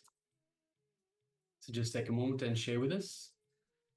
And all the participants on YouTube, you can also start sharing your revelations and being a part of. So not just as you are following us on YouTube, you can start engaging with us during the power manifestation, during the sessions, even if you are having some powerful cognition that is getting clicked with you. Understand? Only when the powerful cognition gets clicked with you, it becomes a part of you. So do not hesitate to share. Yes. And of course, it's important to understand, see, Swamiji has told us to make these power manifestations our lifestyle, to make these part of your everyday life. And of course, every power manifestation has its own applications. For example, just this power of reducing the weight of an object. How often have we gone through the airports and we find that our suitcase is too heavy? We can just reduce the weight of the suitcase as it goes onto the scale itself, so we don't have to pay that excess of for the weight. Or perhaps if we're coming home from the supermarket and we find, hey, this is really heavy, we can just make the weight of the vegetables that we have in our bags just that little bit less, such that we can carry it comfortably. So many different applications. Perhaps you can think of some more applications yourself. This is such a powerful power to manifest. It is so useful in our lives. So why don't you take a moment and share with us any other applications that you can think. Meanwhile, we request all participants that have taken part in this power manifestation to let us know, were they able to reduce the weight of the object at a distance? So take a moment and share. Yes, and make sure you understand that every power that Swamiji is revealing. Swamiji had actually demonstrated with the many devotees, many participants, various powers that all of us are given. Swamiji has given all these powers to us with the science to manifest this power, and just being in his presence, being in his grace, you start manifesting this power. So remember, again and again, it is Swamiji who is manifesting through you. So when you allow Swamiji to manifest through you, you are able to manifest this power. So again, drop any confusions that you have, any self-doubts that you have, any delusions that you have, whether you are able to manifest, how will I be able to manifest. If you just simply drop your self-doubt, simply allow Swamiji to manifest, simply it will happen. Simply it will manifest, because it is Swamiji who is manifesting through you. So without any hesitation, anything that is, even there's no weight has not changed, or weight has changed or increased, or even increased instead of decreasing, you can share that as well.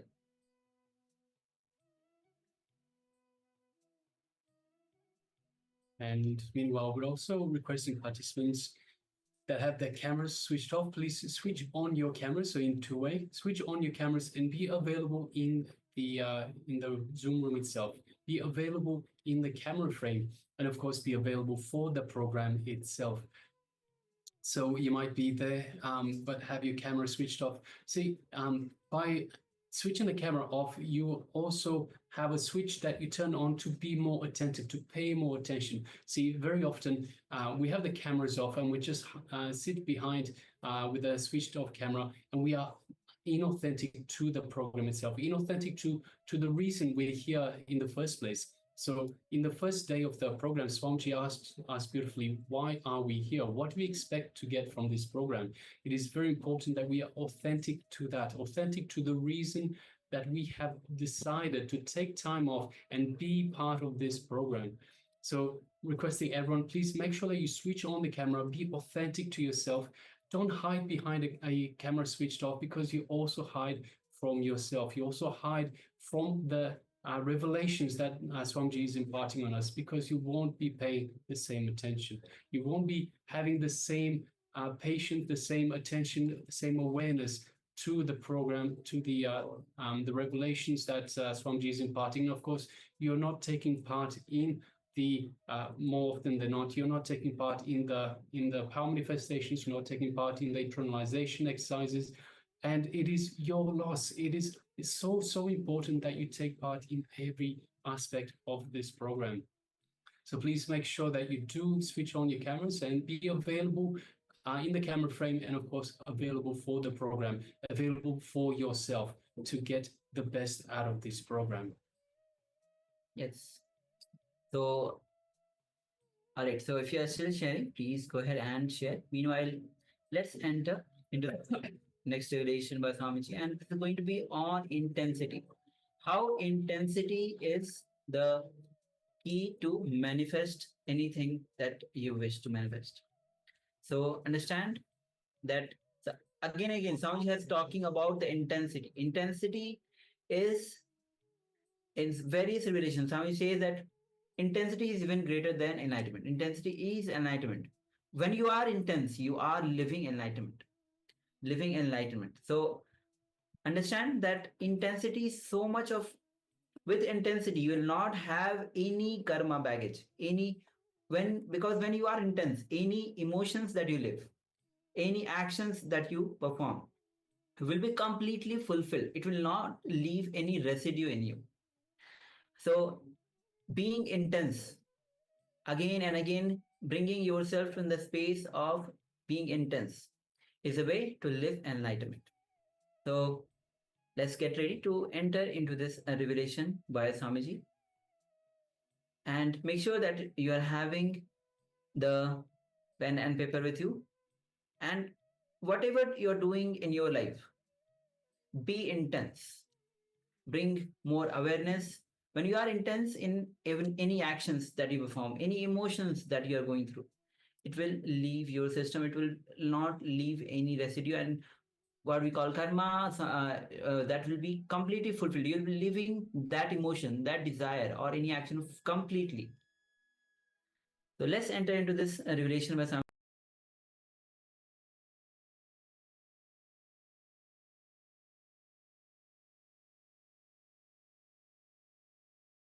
I am a sincere seeker, but I am not able to find a single guru. Please understand, if you are a seeker, beautifully Mahavira says, the God sends your master, only then puts the fire inside you.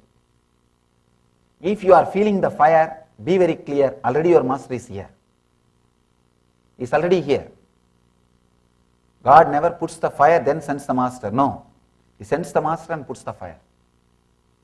This guy was trying to find out a master. Somehow he was not able to. He tried for 12 years. 12 years is too much. Too much. Finally he is depressed, discouraged completely. He decides, I have decided that God is going to be the only source of inspiration, and I will accept the first person who comes in this road as my guru and do what he says. He is very strong in his decision. He sits in the forest road, he sits in one road and he decides, first person who comes in this way will be my guru. His instruction I will follow. And unfortunately, one thief was running through that road after stealing. He just now robbed the palace and he is running through that road trying to escape. This fellow fell at his feet and caught hold of his feet.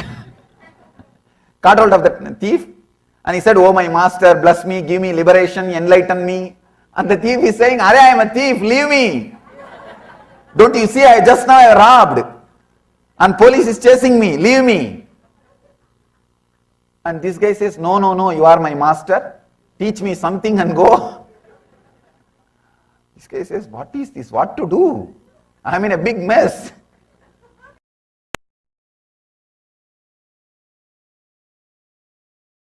See, you say, I am your guru. This guy says, yes, you are my master. All right, then do what I say. Just sit and close your eyes. This fellow sits and closes his eyes. And the thief says, till I say open your eyes, don't open. And this fellow does, and the thief escapes. That's all. This fellow goes on sitting. His intensity is such. He just sits. He says, I have chosen somebody as master. What he said, I will do. His intensity. Story says, please understand. The story says, when Shiva saw the intensity, he appeared and blessed him with enlightenment. Please understand one thing, how the story ends or how the story goes, that is different. But I can say, intensity is independently intelligent. I can vouch for this story. Intelligence means which can guide you and lead you to ultimate. Intensity itself is independently intelligent to lead you to ultimate in spite of any techniques you practice, not because of any techniques you practice. In spite of any techniques you practice or don't practice. I am just liberating you from all different techniques. I am liberating you from all confusions related to techniques. It may be a little strong, but I tell you, this is the essence of all spiritual teachings. There's one more story, the power of intensity. This is not just a story, it is a history. It has happened. Very beautiful story. One guy was born and brought up in a so-called low caste. In India, those days they created community system for different purpose and it became a different purpose. See, any civilization will have some degradation. Anyhow. But the system itself was not created with any bad intention. But in course of time, any system in wrong hands, even if it is right system, when it is in wrong hands, it will be degraded. It will be disturbed. Sometimes the wrong hands take over the power and it gets disturbed. Somebody who is born and brought up in the low caste, he has become very intense seeker. And one beautiful thing with Indian tradition is, when you are seeker and achieve enlightenment, then caste has no way standing between you and the devotees. If you see the 63 Nayanmar Smoothis or Saiva saints who are there in our temple, more than 80% are the so-called low caste. More than 80%. They are all respected and worshipped by all high caste people all over the world.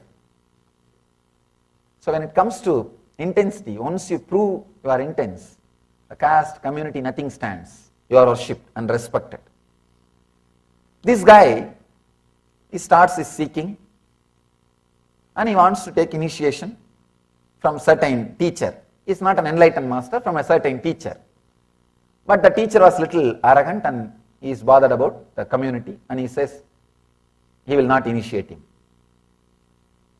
And this guy goes on thinking how to take initiation from him. The teacher lived in Varanasi. One of his friend, the disciple's friend, this guy says, see, the teacher lives in Varanasi. Early morning, he will come for the Ganga Snan, taking bath in Ganga.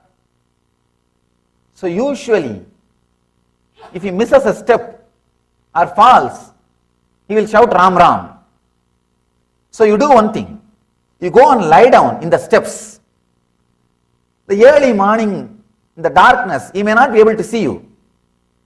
He will put his he will put his leg on you. He may be a little stumbled. He may be a little disturbed. Then he will naturally shout Ram Ram. So take his feet as an initiation and take that Ram Ram word as a mantra and start practicing. This guy says, right technique, yes. I found the method. And usually if you are continuously repeating the Divine Lord's name, even if you are stumbled, you will repeat the same name. You will repeat the same word. Even if you are disturbed, you will repeat that same word only. That is what is expected. So this disciple also thought, yes, this guy is a highly religious guy, highly spiritual guy,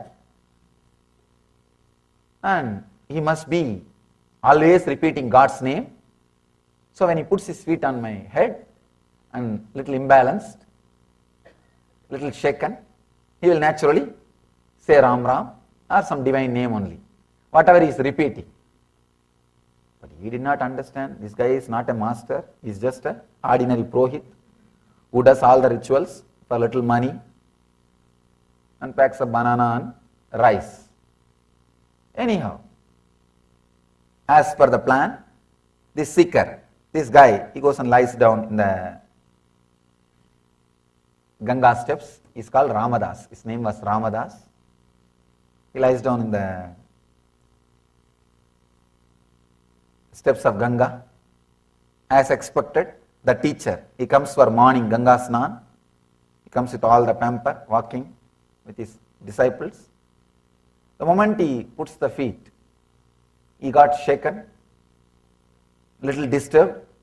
Instead of saying Rama Rama, this fellow got so angry and annoyed. He shouted buffalo.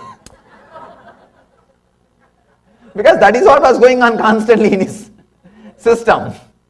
You will express only what is going on in your system. But this Ramdas is so sincere, intense. He decides, this word is my mantra, that's all. This word is my mantra. He takes that as an initiation, takes that word buffalo as the mantra, and constantly sits with so much of intensity. He repeats the word buffalo, buffalo, buffalo, buffalo. Please understand. I want you to understand this whole story. Whole story. He repeats the mantra. He takes that as a mantra and repeats it intensely and visualizes God in the form of a huge golden buffalo, the huge light, and he repeats, goes on repeating, and he achieves siddhi. Means he is able to see the divine light in the form of golden buffalo, and he achieves siddhi. That year, the temple festival is supposed to happen. He goes for the temple festival. He is standing outside the temple. They are bringing the temple deity outside. This priest is bringing, who shouted buffalo. This priest is bringing the deity outside the temple. When they are bringing the deity outside the temple, suddenly the deity is stuck in the gate, in the door frame. See, deity is only 3 feet, door frame is 6 feet. It is not physically stuck anywhere, but the deity is not coming outside. They are trying this way, that way, the priest is trying in so many ways. And this guy, Ramadas, is standing outside the temple and shouting, hey, the deity's Tan is hitting the door frame, just lower it, he will come out, just lower it. Nobody was able to understand. He is seeing the deity in the form of a buffalo, and his horns, horns are hitting the door frame. That is why the deity is not coming out. And he is saying, lower the deity, it will come out. And this priest is shouting, this fool, what are you talking? Keep quiet. You have been allowed inside temple, that is too much. Don't talk. But they tried.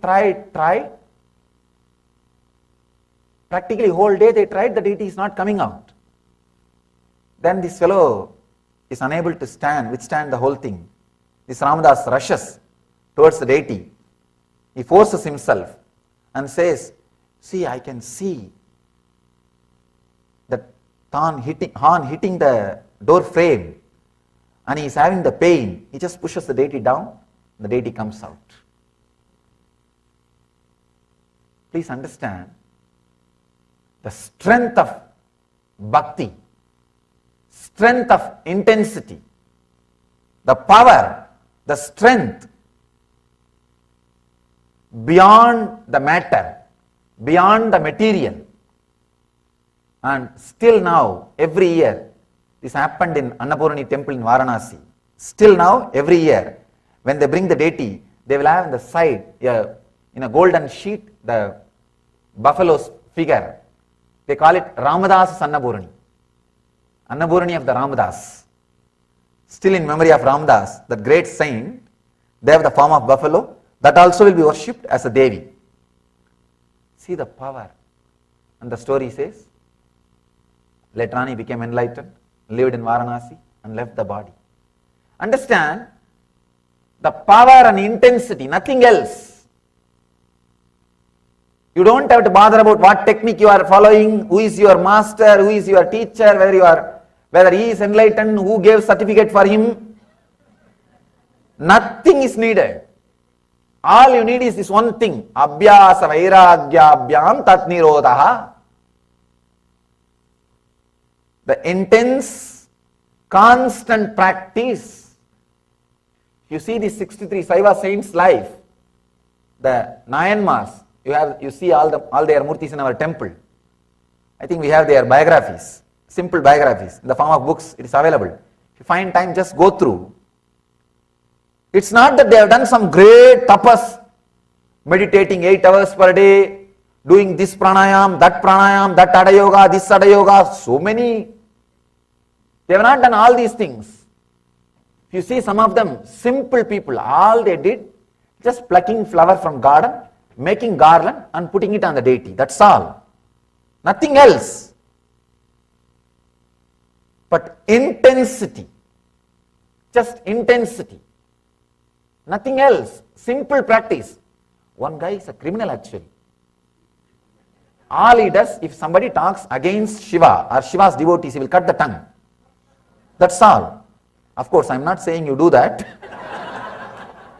Now, what I wanted to say, the intensity, just the intensity, nothing else.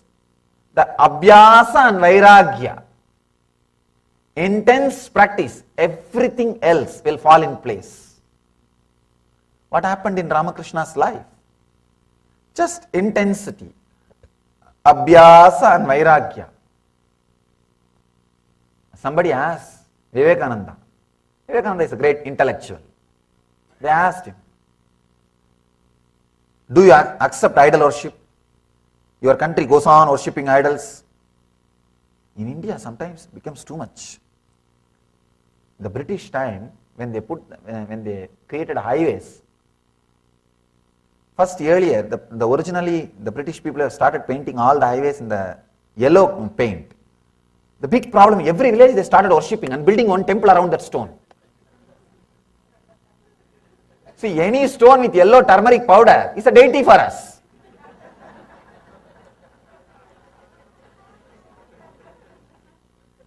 No, that's our lifestyle. Any stone with yellow turmeric powder is a deity. Then British has to change the color. They have to change it into green. And even now, I know at least 100 temples built for milestones. Because it looks almost like Shivalinga. And we are such a wonderful people. See, anything is worthy of worship for us. Anything is worthy of worship.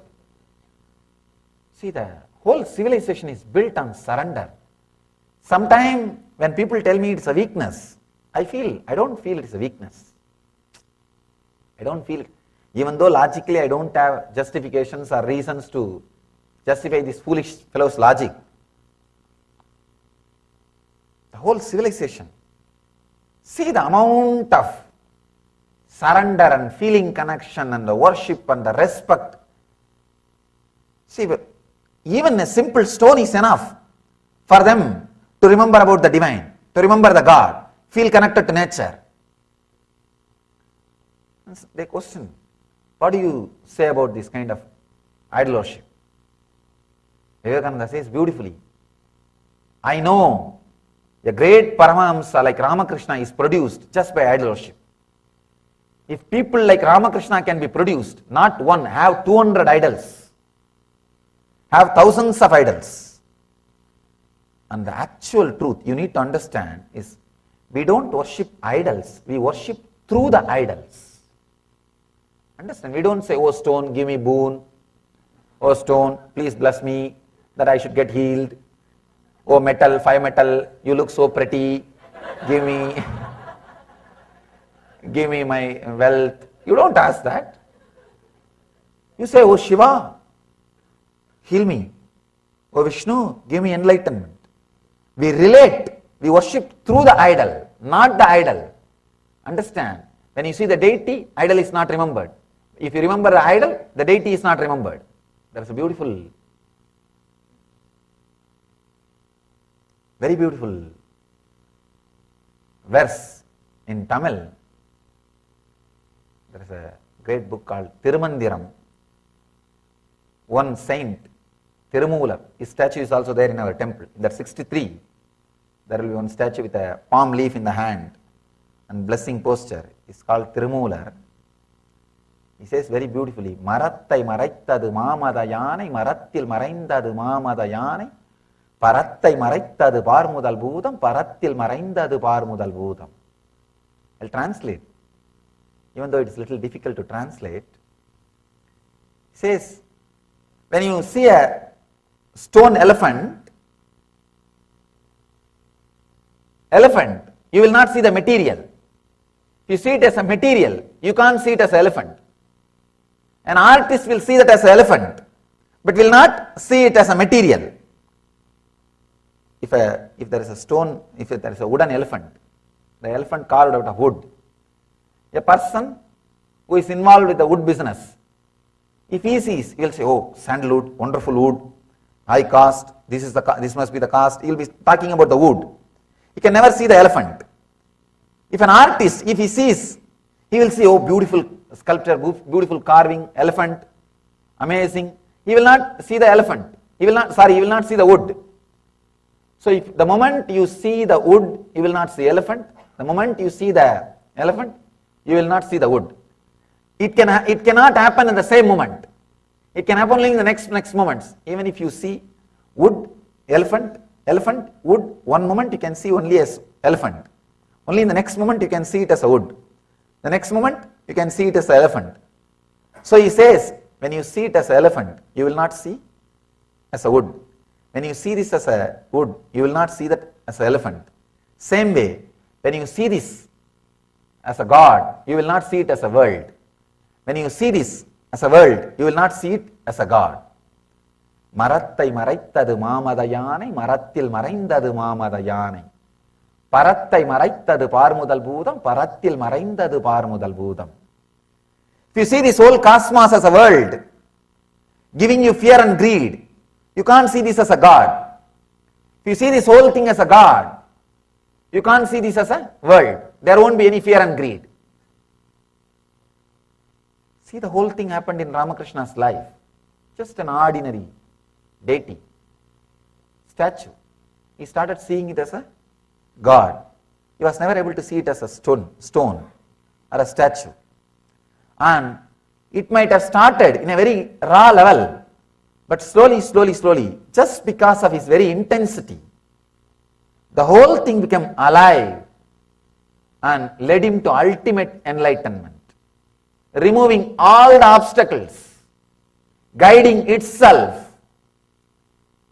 He says, when he goes and talks to the Devi, she says, just to teach you the Jivan Mukti, Nirvikalpa Samadhi, I brought him here, go and learn.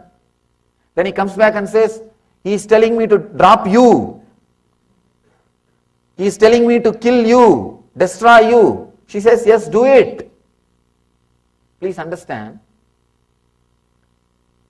anything, when you do it intensely, this is a big question. People come and ask me, if I worship a deity, if I connect with a form of a god, I will end up only in Savikalpa Samadhi. How will I achieve Nirvikalpa Samadhi? As if this fellow is going to achieve Nirvikalpa Samadhi tomorrow. There is so much of junk inside. And how many thousands of janmas it is going to take to get out of that junk, nobody knows. And these guys brag about as if everything is dropped, only this deity is obstacle. Now that is a big problem. That's a big problem with these Vedantis or the intellectuals. In India, villages, I always tell this one example, Indian villages, they burn the dead bodies. They will use a big stick, big bamboo to burn the body. Once the whole body is burnt, they will throw that stick also in the same fire and that also will be burnt. Same way, use master's form or God's form to burn the attachment with all other forms. When all other forms attachment is dropped, this form is intelligent enough to disappear by itself or guide you to beyond the formlessness. The master's form or the God's form is intelligent enough to lead you to beyond all the forms and lead you to very form itself. So Kali says, yes, go beyond my form, cut the form. And I can say that is the moment of ultimate gratitude. Ultimate gratitude. He has liberated you from everything and liberates you from himself also. Liberates you from himself also. Then suddenly you will see his form will not be there anymore in your inner space, but you know he is there. He is there. is there, intensely present. Intensely present. As long as you feel connected with the form, sometime you will see he is present, sometime you will see he is absent. And you will struggle to feel connected, maintain that feeling connection continuously. You will struggle to feel the connection continuously. When you are able to feel connected to him beyond his form, you are liberated even from that form. You will see suddenly his presence is there intensely, continuously, and guiding you, radiating. Actually, the form and formlessness, this whole trouble can be solved with this one sutra. In one bookshop, there was one bookshop where the Brahma Sutra, Sankara Bhashya and Ramanuja Bhashya both were displayed. I can say these two books created a lot of good things and a lot of fight. One guy came and asked, one volunteer was standing, what is the difference between Shankara Bhashya and Ramanuja Bhashya? That volunteer said 45 rupees. Understand, that is the difference. That is the difference. With intensity, both can lead you to enlightenment. Without intensity, nothing can be done. With intensity, what you practice is not at all a problem. All you need is intensity. There's a beautiful story of a master called Sakya Nayanar. In that 63 Nayanmars, he is on Nayanmar. He was forced and converted into Buddhism in the young age. That time South India, a lot of Buddhist monasteries were there. He was forced and converted as a Buddhist. But somehow he strongly felt connected with Shiva. But he can't worship Shiva. What to do? He has kept on Shivalinga in the garden, in the monastery. Every day morning he will come and throw a stone. Visualizing that stone as a flower, he will throw a stone. If somebody sees and asks, hey, what are you doing? He will say, no, I am only throwing a stone. We should not worship these deities. We should worship only Buddha. That's why I am throwing stone. And the story says, just by throwing stones, Shiva gave him darshan and gave him enlightenment. He became enlightened. Just intensity. What you do is secondary. How you do is the first thing. Intensity and constant practicing. I tell you, with intensity and constant practicing, you will be guided to the right master, right teaching, right technique, and right enlightenment experience. That's what has happened to Ramakrishna. He was sitting in one place, playing with the deity, and she took care. She saw that enlightened master comes to this place and teaches him and leads him to enlightenment. And Totaburi says, after Ramakrishna became enlightened, I can never imagine, because Totaburi himself was a great intellectual Pandit. He says, I can never imagine somebody was worshipping the deities and I am pulled without my knowledge and share this enlightenment, and he became enlightened. He says, through your enlightenment, not only you became enlightened, you taught me a big lesson. You taught me a big lesson. Many times, we forget the power of intensity, abhyasa and vairagya. I can say, whatever may be the obstacle you are facing in your spiritual life, spiritual journey, all you need is this one truth, abhyasa vairagya. Intense, constant practice. That's all. If you see the great saints' lives, it's not that they have done something big. No. What you do is not the great thing. How you do. The intensity. Understand? When I asked my teacher about this one question, see, actually, he will make me do all kinds of things. He will ask me to climb the temple pillar, the temple where he was teaching me yoga. He will ask me to climb the pillar by holding the one hand. I'll go up and down, up and down, up and down. When I was very young. When I started studying these books, suddenly I discovered there is no sutra which says climbing the pillar is yoga. And he will torture me, asking me to climb the pillar up and down, up and down. And of course, that helped me in one way. Whenever I don't want to go to school, I'll climb the tree and sit on the tree. See, in the villages, the big problem in Indian villages is very small place. They will send a watchman to every house and bring the kids. You can't escape.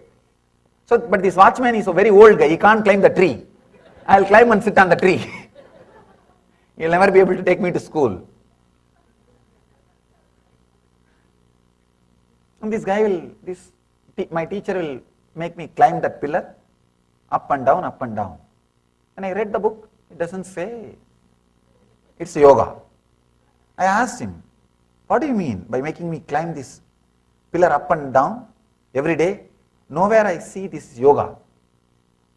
He made me understand. He gave me an important click. I can say it's a very strong click. He says, with a strong intensity, any movement done brings health. Understand? I can say, this is the basic sutra. A strong click with a strong intensity, any movement done is yoga. I can say, this is the basis of our Nitya Yoga. Whatever yoga I am teaching, this is the basic sutra of the Nitya Yoga. It is not adding more movements to your life. It is adding life to your movements. Intensity. With intensity, any movement done is yoga. Without intensity, even if you do so-called yogas, asanas, it will be more or less an exercise. It may create an effect of an exercise. With intensity, any movement done leads you to yoga. He says beautifully, with intensity and intention, any movement you do, it becomes part of your bio-memory. It becomes part of your prarabdha. Prarabdha is the energy which creates your body every day out of Hiranyagarbha. Please understand. Hiranyagarbha is a space where you rest every night. Every night you fall asleep into Hiranyagarbha, means the darkness which you experience in the deep sleep. The darkness which you experience in the deep sleep is the Hiranyagarbha space, the Garbha, womb of the cosmos. That's where you rest every day. When you come out, he has described very beautifully this one secret. He says, every day morning, with what kind of thought you come out of your Hiranyagarbha. You see, Hiranyagarbha is a place, almost all memories are available. If you want to become a football champion, whatever is needed, health, intelligence, will be available. If you want to become a cricket player, all the things are available. If you want to play golf and become a champion, everything is available. If you want to become a rich man, all those memories are available. Hiranyagarbha is a place, the cosmic archives. Actually all memories, all intelligence, everything is available in the cosmic archive, in the Hiranyagarbha. When you take your body, which thought inspires you to take your body, that kind of engraved memories, karma, you bring out of Hiranyagarbha. If you think, I should get up, I should get up to go for my job, then you bring what you need to do for that job. That kind of memories, you bring it out and you come out. Every day, early morning, what you think, that kind of memory only will be inserted, downloaded inside your system to live your life. That is why the morning first thought is given so much of importance in our tradition. The moment you get up, you are expected to bring some divine energies and divine mantras and divine chants and divine feelings to your being, so that you bring that kind of prarabdha. See, every night is your death, every morning is your birth. I can say the long sleep is death, Short death is sleep. Short death is sleep. Long sleep is a death. So every morning when you get up, all the prarabdha is available for you. You can do anything. You can exchange. You may ask, this looks too much. This looks too big thing. It is. Please understand, it is. Because of your continuous habit, you bring the same set of samskara. If you decide to change from today, you can change. From today, if you decide to change, every day morning, first thought, if you strongly create some new thought, you want to be a different person, you will suddenly see that kind of memory, that kind of prarabdha, that kind of energy, that kind of samskaras, you will start expressing, you will start radiating, you will start living. And he says, of course, it is true. I myself have experienced this truth in my own life. Early morning, when you get up, if you decide, I want to play golf.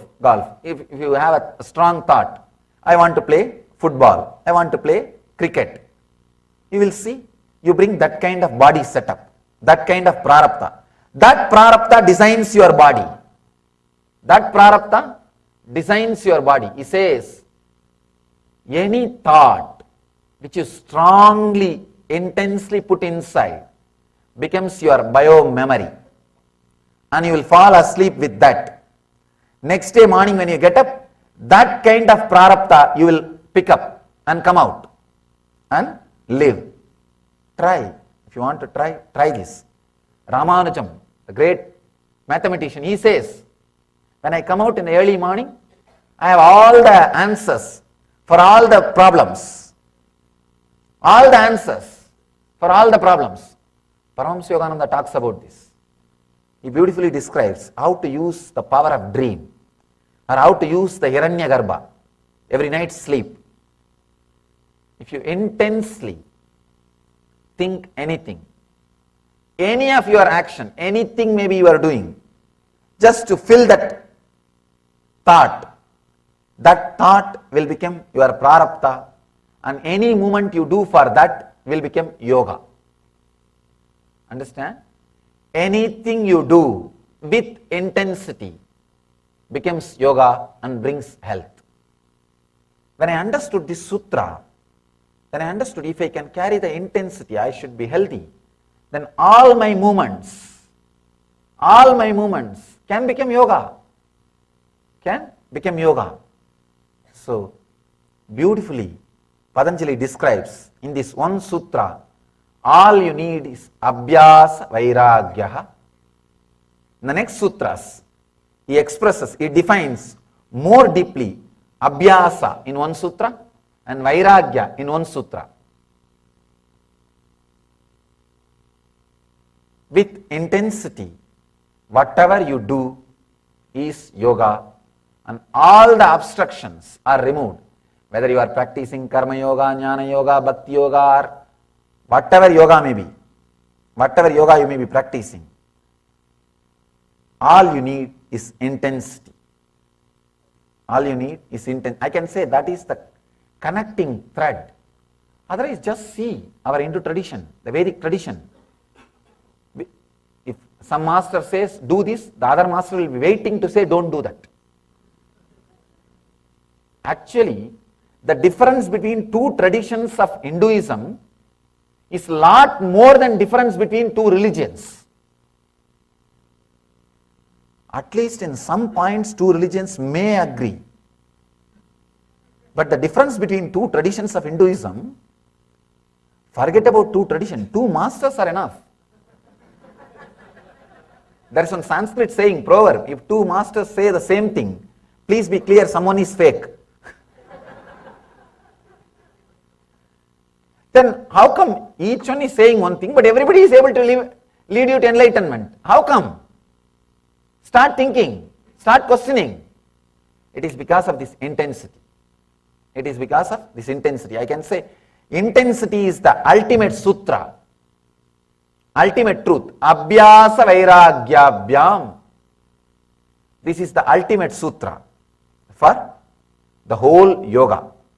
Whether you have problems in yama, means social etiquette, social discipline, or problems with niyama, personal discipline, or problems with asana, the physical postures, or problems with pranayama, the breathing practices, or difficulties in pratyahara, the mental setup, or difficulties in dharana, the emotional balancing, or difficulties in dhyana, the restful awareness in your inner space, or difficulty in samadhi, enlightenment itself. The one and only solution, the ultimate key is this one sutra. Abhyasa vairagyabhyam tannirodha. Abhyasa vairagyabhyam tannirodha. Relaxing from these patterns through constant and intensive practice of unclutching. Patanjali has explained in last few sutras about the 5 different modifications of the mind.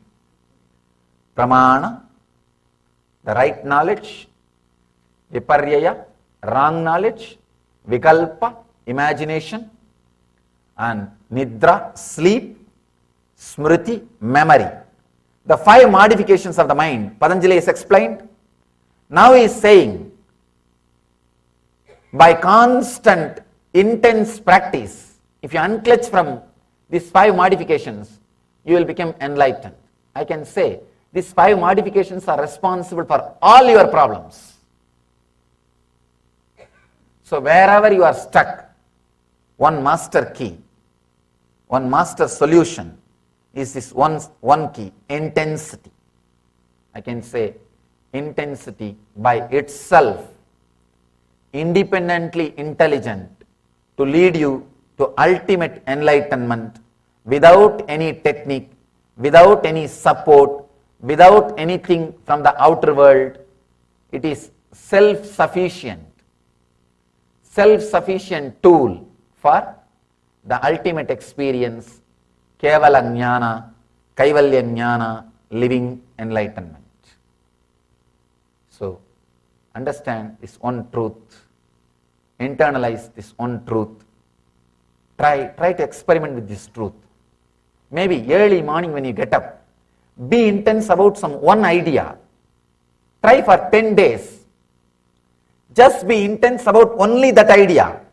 Suddenly you will see the things related to that idea starts happening in your life. The things related to that idea, ideas related to that one truth will start coming towards your life. People related to that idea will start coming towards your life. Situations related to that idea will start coming towards your life. You will start attracting all the things to live that idea in your life. Material, situation, body strength, body structure, even your body structure will change according to that idea, as per that idea. Experiment with this truth. You will see power of intensity. You will see power of intensity.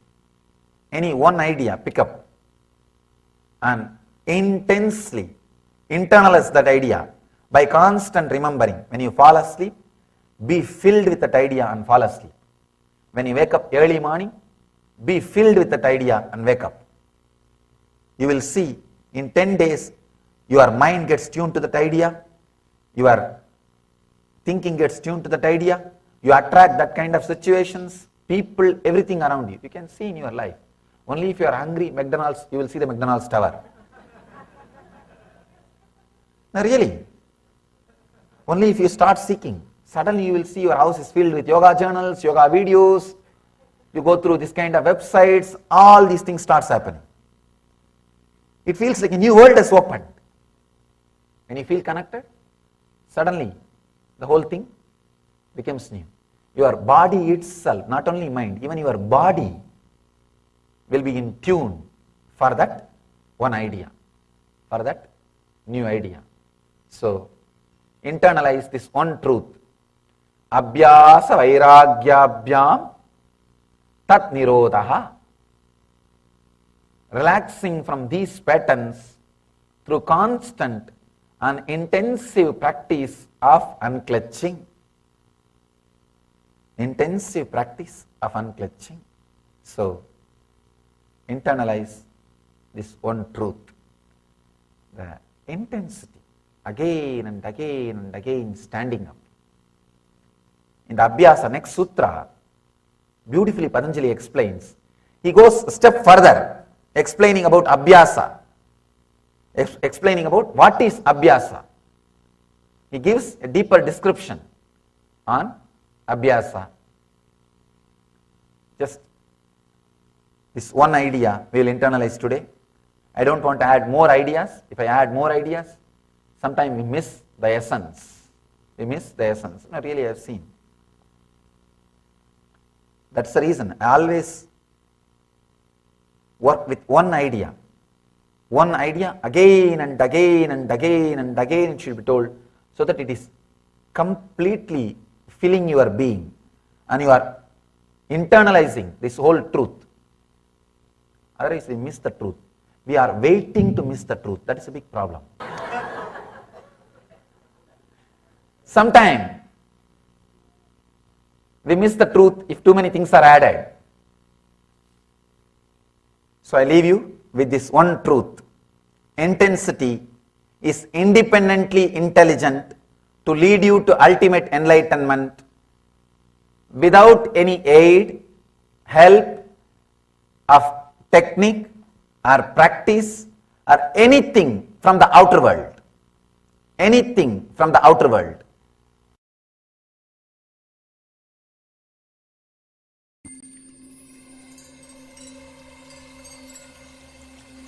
I welcome you all with my love and respect. Let you all open all your three eyes. Om Nityananda Paramashivoham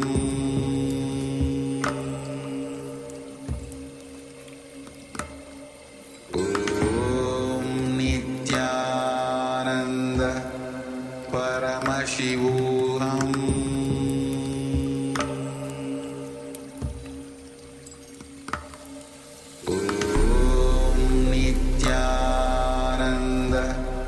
Paramashivoham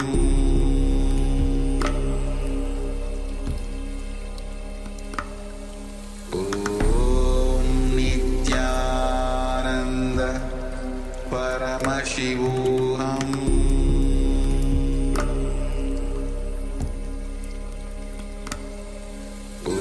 Om Nityananda Paramashivoham Paramashivoham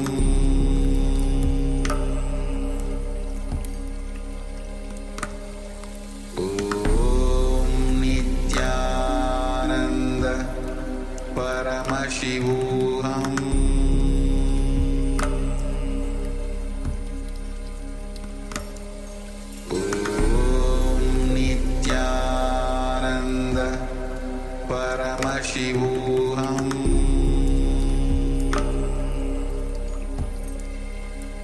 Paramashivoham Om Nityananda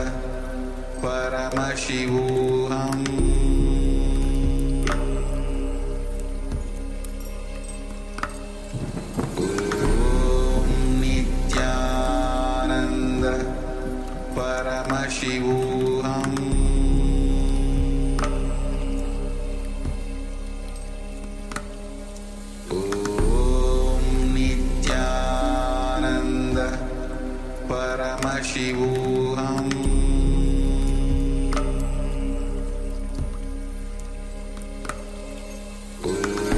Om Nityananda Paramashivoham.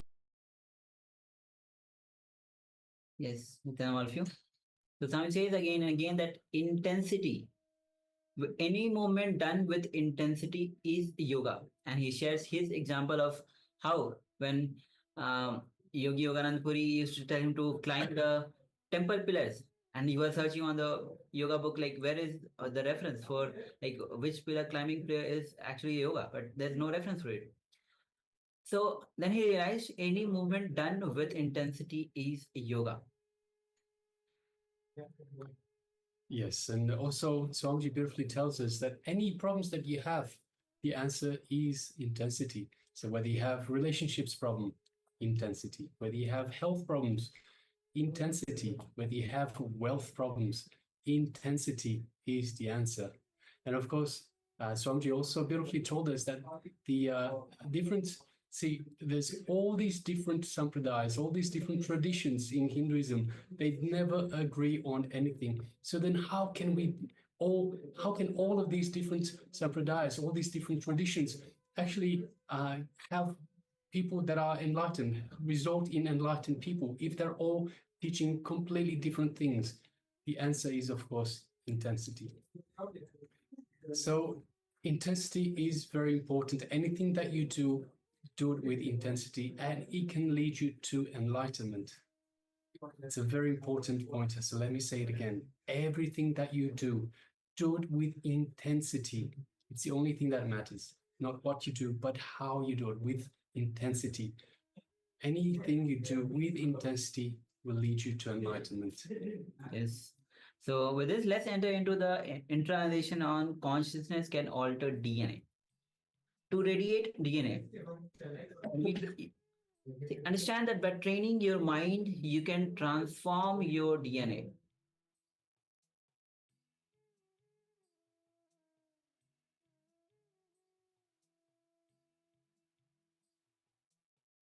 So the quality of your consciousness decides diseases, longevity, quality of life, pain, depression, everything. Even the persistence diseases like cancer, blood pressure, heart diseases, sugar, everything. So the quality of consciousness decide all these things. And add more and more joy into your life, laughter into your life, love, dance, bliss, restful awareness to the humanity. Yes, add more and more joy, more laughter, more love, more life, dance, bliss, restful awareness to all of humanity.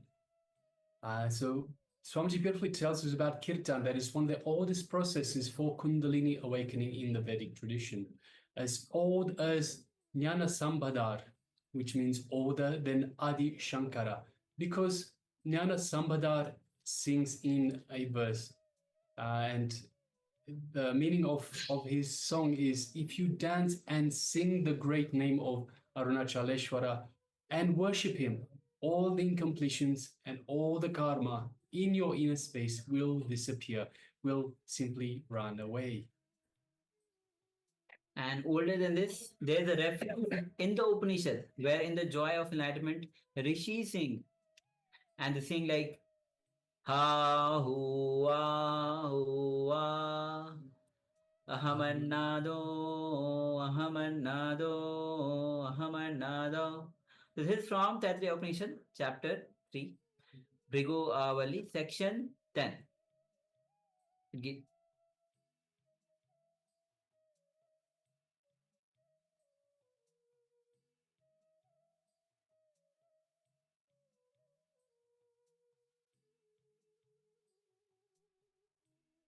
Yes, so understand that Kirtan brings more and more joy to your life.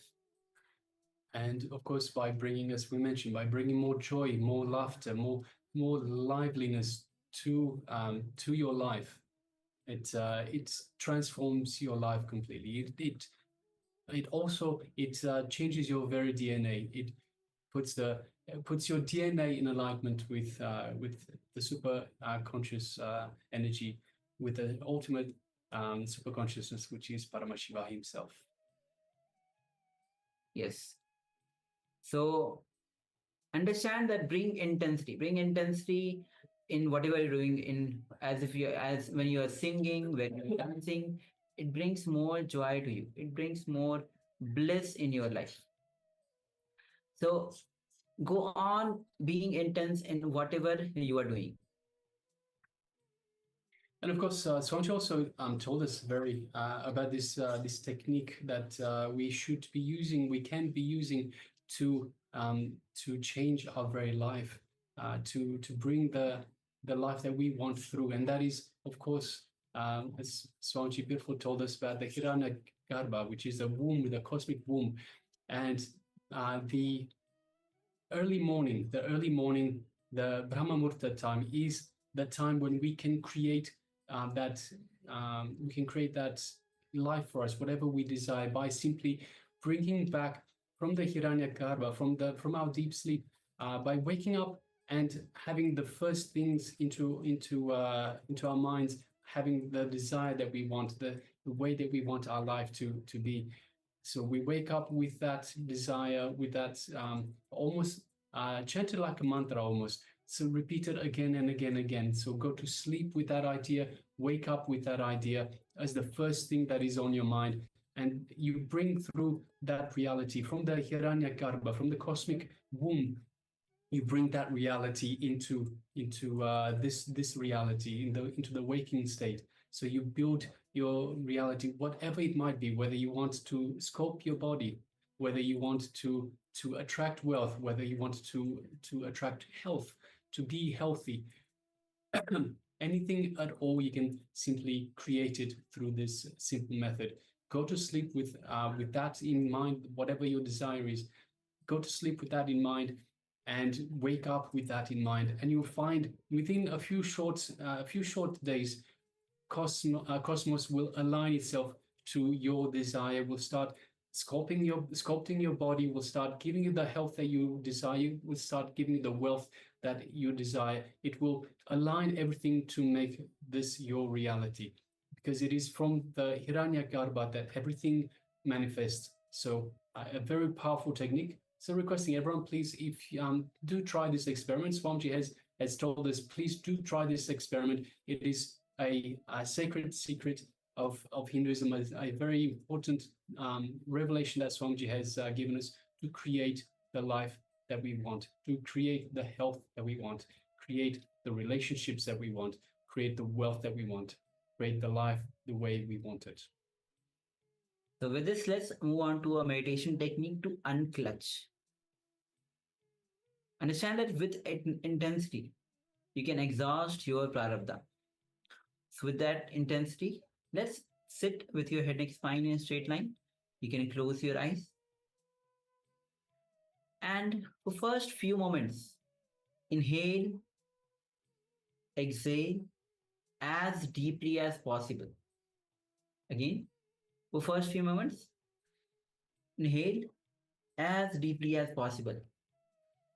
Exhale as deeply as possible. And slowly start witnessing only the incoming breath. Do not bother about the outgoing breath or even the neutral space. Just witness the incoming breath first and be the witness. Be aware of the incoming breath. So let's sit with your head, neck, spine, and straight line. Let's enter into this meditation technique of being aware of only the incoming breath. Let's begin.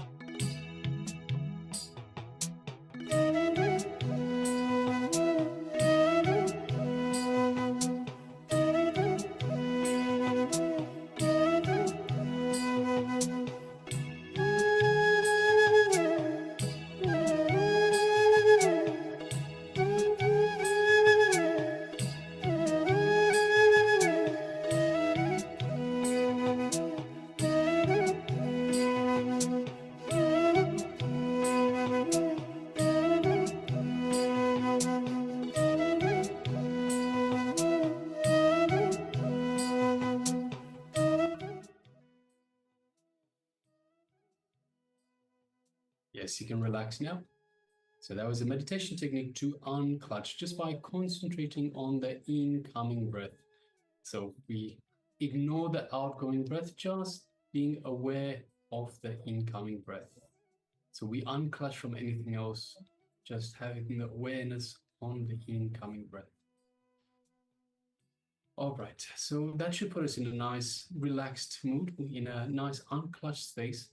So with that is a perfect space that we can move on to the power manifestation, the next segment, the power manifestation, which once again, today we have the power of Lagima and Garima by increasing and reducing the weight of an object. So in previous rounds, we decrease the weight of an object that is on our palm, and then we decrease the weight of an object at a distance. For this round, we'll move it a notch higher, and we'll go to the next level by reducing the weight of an object on someone else's palm. So on a partner's palm, on a friend's palm, whoever you wish to involve in this power manifestation. Just make sure that they're willing to take part in the power manifestation. So we will be asking you to reach out to a partner, reach out to somebody out there. I know for some of you the time might be might be a little bit. Yes, we're joined by a little creature. For some of you, the times might not be ideal for reaching out to other people. So if that's the case, then you can once again do it on your own palm again. Perhaps change the palm. So usually we have a hand that is preferred. So we have perhaps our right hand is preferred, our left hand is preferred. Let us now do it. So of course, this is if you can't reach out to a partner, because that is the very important bit. If you cannot reach out to a partner, you can use your other palm, your other hand. So previously we had you reducing the weight of an object in the palm of your hand. Use the other hand now. So use the other palm, the palm of the other hand. So you are less comfortable with that. So again, the idea is to put you slightly out of comfort to gain this confidence that you can actually do this. You can manifest this power manifestation. You can manifest the powers of Paramashiva. The more you are out of comfort and the more you are successful, then you'll realize, hey, I can do this. You get the confidence, I can do this. No matter what it is, no matter what the situation, I can do this. So that is why we increase the difficulty just a little bit each time. So requesting participants, let us first of all gather an object. So again, make sure it's an object that you're okay with reducing the weight. Of course, the weight will not be forever. It won't stay at this new weight forever. Swamiji beautifully tells us, if you do practice this power manifestation on the same object 21 times in a row, 21 days, it will then reduce to the weight that you are reducing it to. So let's say, for example, you have a 100-gram object and you continuously practice reducing the weight by 10 grams. So each day you're reducing the weight, then it comes back, reverts. Again, next day you do the same thing, reduce it to by 10 grams, again it reverts. After 21 days, it would stay the same. It will reduce to that new weight, the 90, so in our example, 90 grams instead of the 100 grams that it was beforehand. So these changes are not permanent until you practice it for 21 times, for 21 days. So once again, let us pick an object that we wish to reduce the weight, and let us measure it first. So we measure it. Get in contact with a partner and someone that is nearby, or if they're not nearby, that you can get in contact through a phone number. Then make sure they select an object that you will be reducing in weight, because it'll be sitting on their palm. So if they're away, rather than you having to go over there, of course you could always use another power, which is teleportation, and teleport yourself there. We've got a little bit of practice for that. But you can always just tell them, hey, why don't you pick an object and I will reduce the weight of that object for you. Of course, once again, first of all, make sure that the object is weighed up front, so we have a baseline to work from, and then we perform the power manifestation, and we'll measure the object once again a second time after we have affected the weight of the object after the power manifestation. So requesting everyone have a partner that will participate in this power manifestation. Identify an object and take the initial weight measurement of that object. So just take a moment and do that, and let us know when you're ready to go.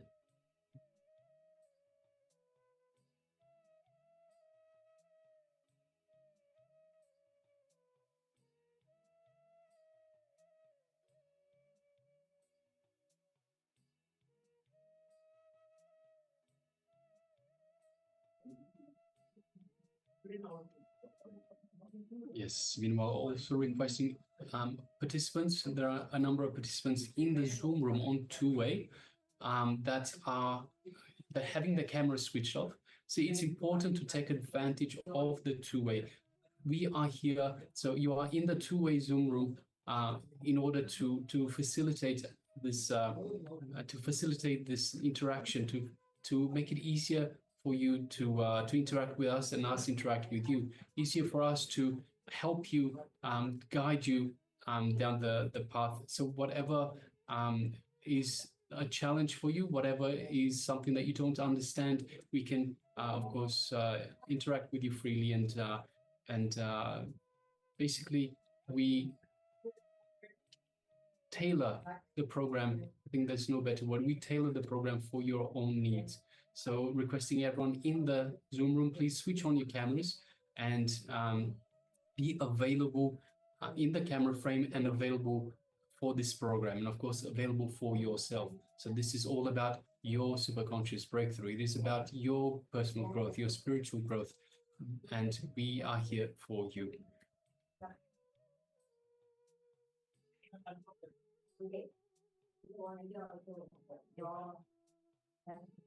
All right. So sit with your head neck spine in a straight line. You can, if you wish, you can close your eyes and make sure that you're having the object on your partner's palm. And if you don't have a partner, you can always place in your palm as well. And now let's start chanting the Maha Vakya. Om Nityananda Paramashivoham. Om Nityananda Paramashivoham. Om Nityananda Paramashivoham. As you keep chanting the Mahavakya, but that is pure, the pure space of unclear space, the oneness space. Let's manifest this power of reducing the weight of the object on the partner's palm or even on your palm that you manifest. So let's begin. Paramashivoham.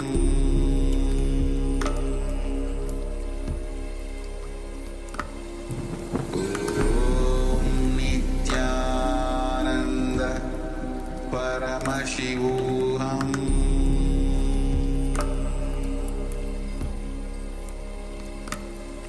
Om Nityananda Paramashivoham.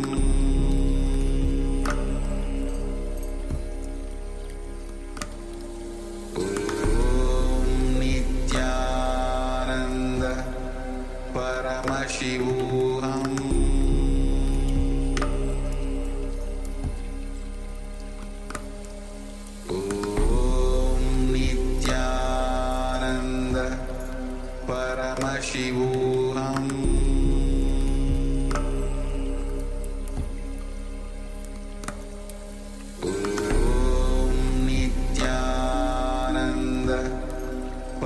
Paramashivoham.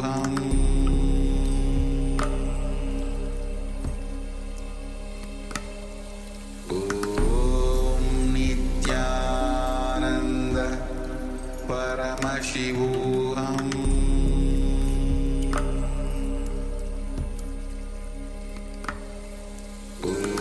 Om Nityananda Paramashivoham. Paramashivoham.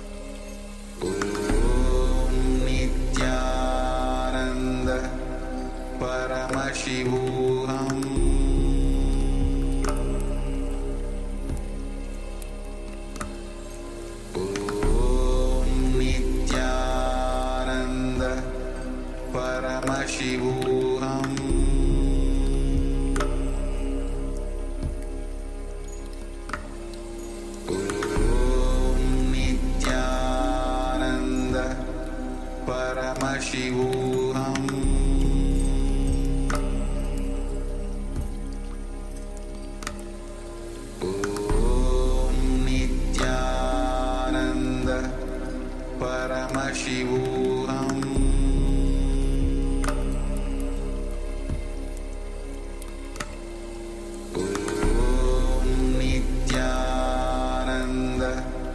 Paramashivoham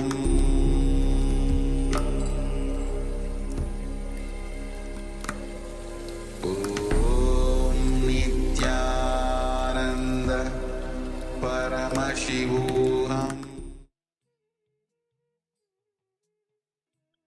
All right, you can now relax and take a moment and let us take this second measurement of the object that we've identified. So whether you got in contact with a partner or whether you decided to try again on the other palm, let us now take the second measurement of the object and let us see whether you were successful in manifesting this power of reducing the weight of the object.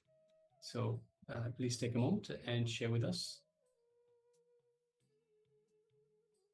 Meanwhile, also requesting Ma Kaylee Wan, Ma Joy Zhang, Ma Shu Wei Ping, Ma Han Zhou, and Ma He Anki, requesting please switch on your cameras and be available in the camera frame itself, be available for the program. So requesting everyone please switch on your camera and let us be available in the camera itself.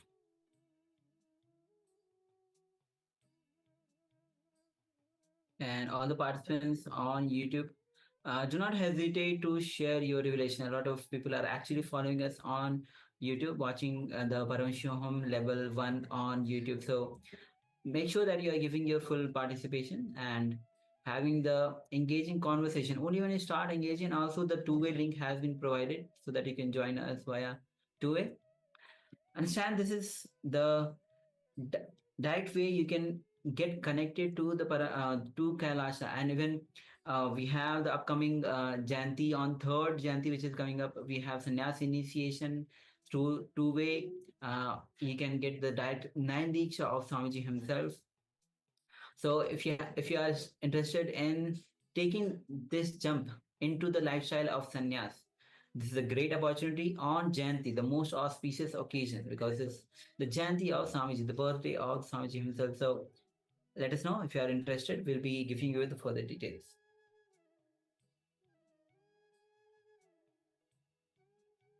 All right, so let us take a few more moments, just giving everyone a chance to share. And then we'll move on to the next segment in our program for today.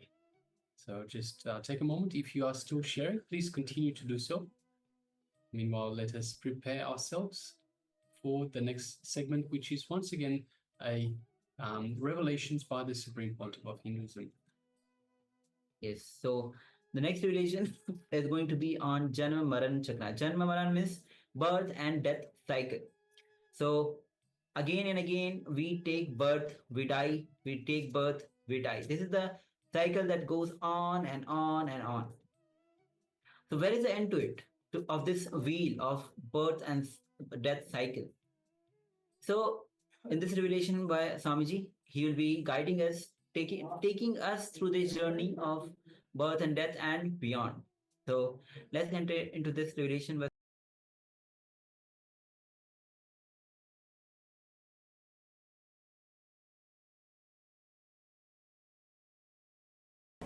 Usually, our actions can be categorized in two categories, pravritti and nivritti.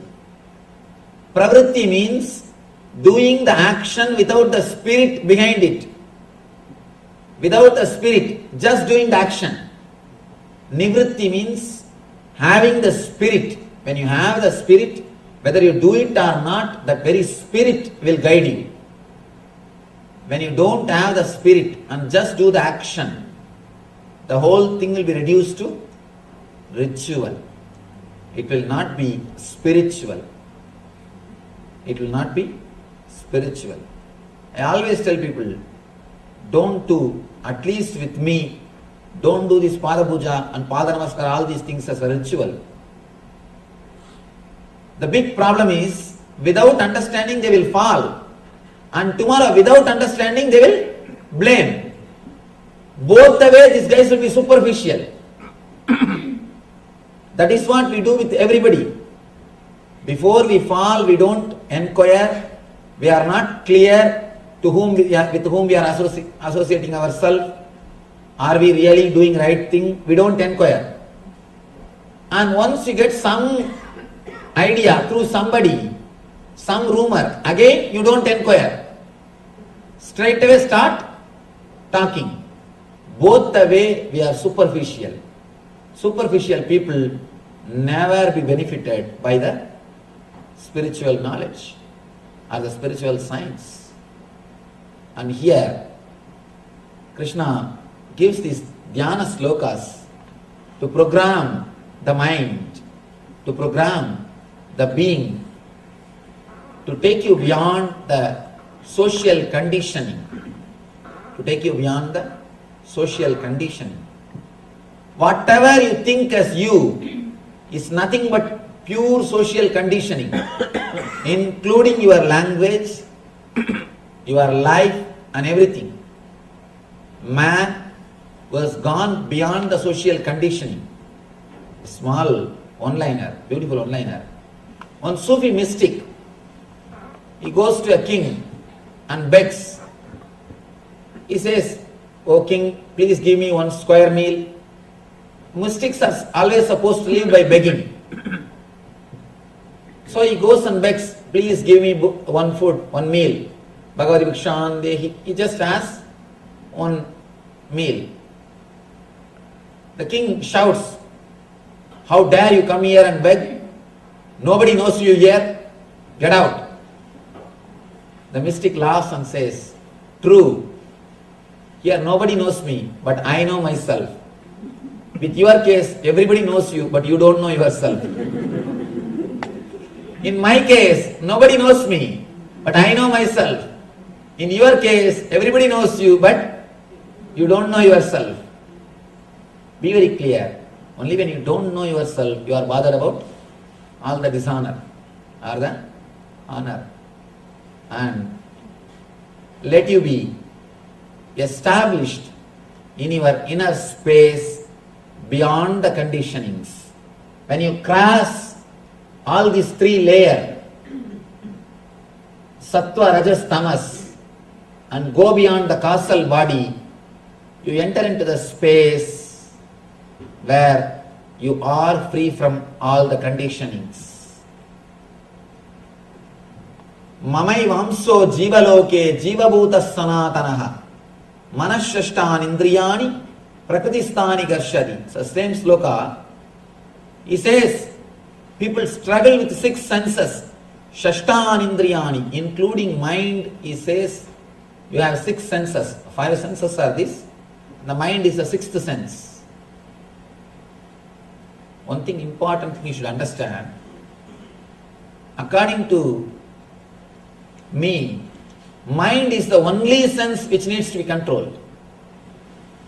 All other 5 senses are just servants. Mind is the owner. Mind is the thing which jumps. And if the mind can be handled, then everything can be handled. Sariram yadavapnodi yachap yutkramadishvaraha grihid vaidani sanyadi vayur gandhani vashayat.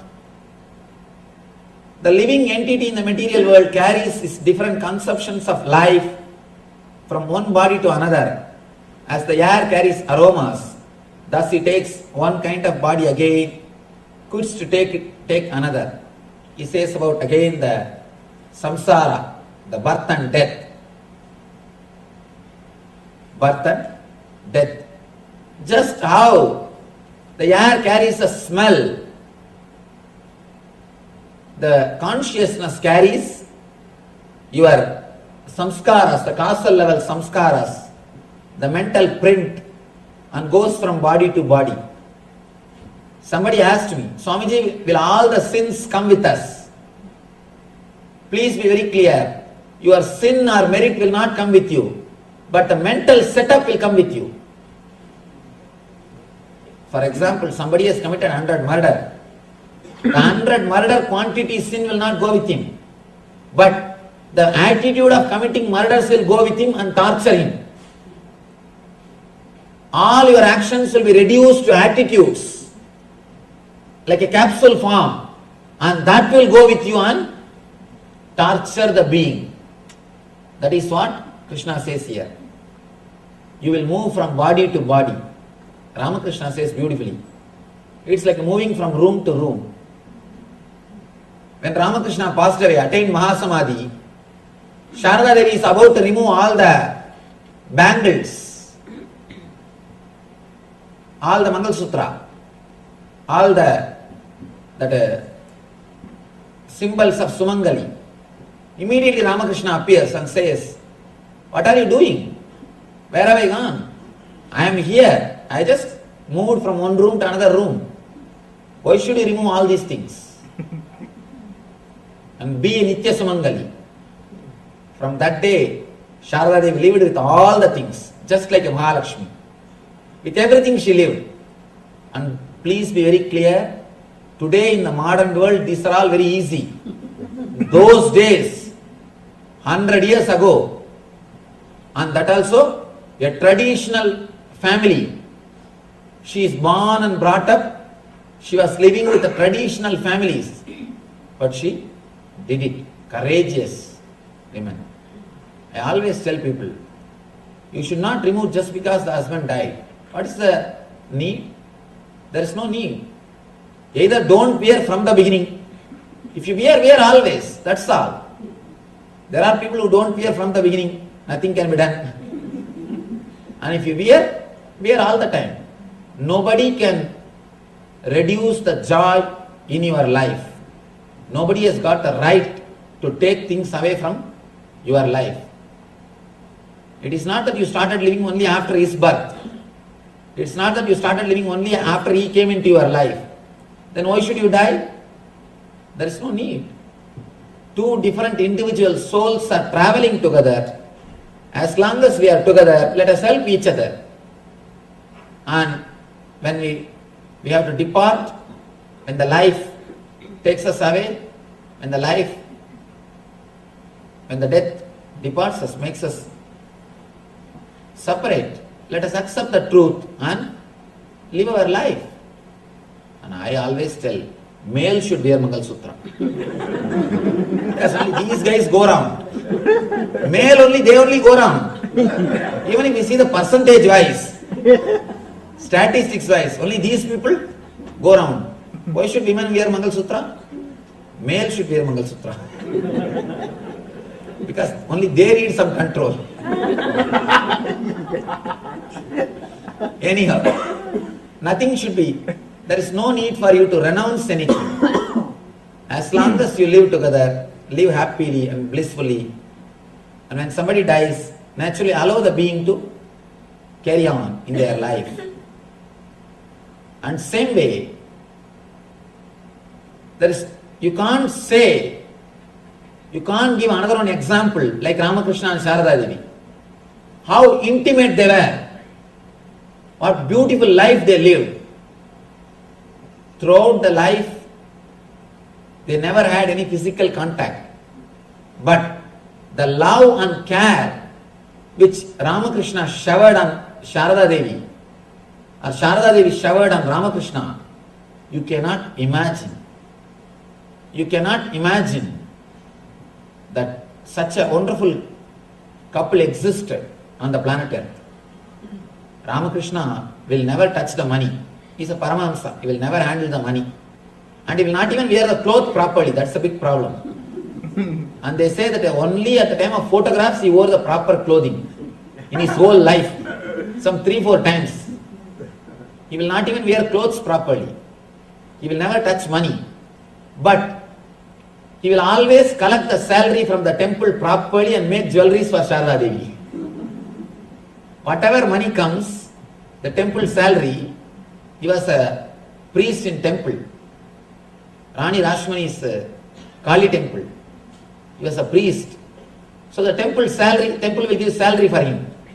He will take that salary and tell somebody to make jewelries for Sharada Devi. such a great people, such a wonderful love and care existed. And she also, even after Ramakrishna's death, she never felt Ramakrishna died. Always she will carry the Ramakrishna's photo and she will take care of him. You can't believe somebody sitting and talking with a photograph.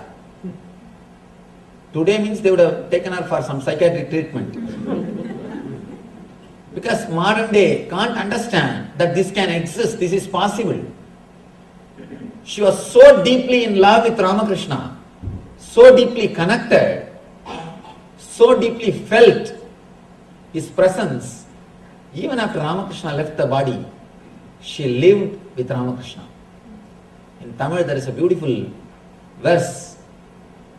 The woman who worships the husband, who will not worship any other god except husband, when she says rain will shower.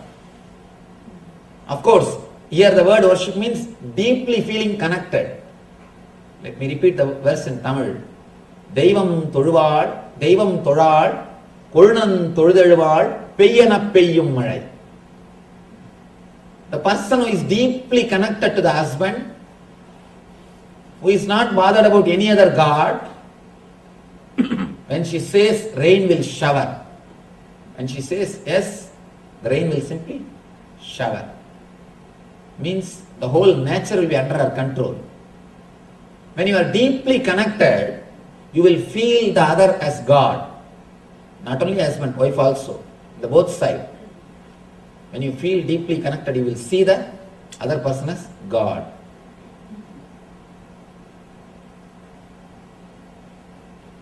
All the social conditioning, when it is dropped, you understand your life and death is nothing but moving from room to room. You suffer because you are not able to leave the situations which you created. You created, working so hard, you created a beautiful house, got a big car, created a big bank balance. Everything is ready. Now you have started living. Suddenly Yama appears and calls you, "Hi, enough now? Come, it is time for you to come." The only problem is, whatever you created, that is being taken away from you. That is the problem. That is why you are afraid. When you are out of the social conditionings, you are not afraid of death. You know it is just moving from one body, one room to another room. Srotram chakshus parshananja rasanam granamevacha adhishtaya manaschayam vishayan upasevate. The living entity, thus taking another grass body, obtains a certain type of ear, eye, tongue, nose and sense of touch, which are grouped about the mind. He thus enjoys a particular set of sense objects. One more important secret he reveals here, Krishna reveals.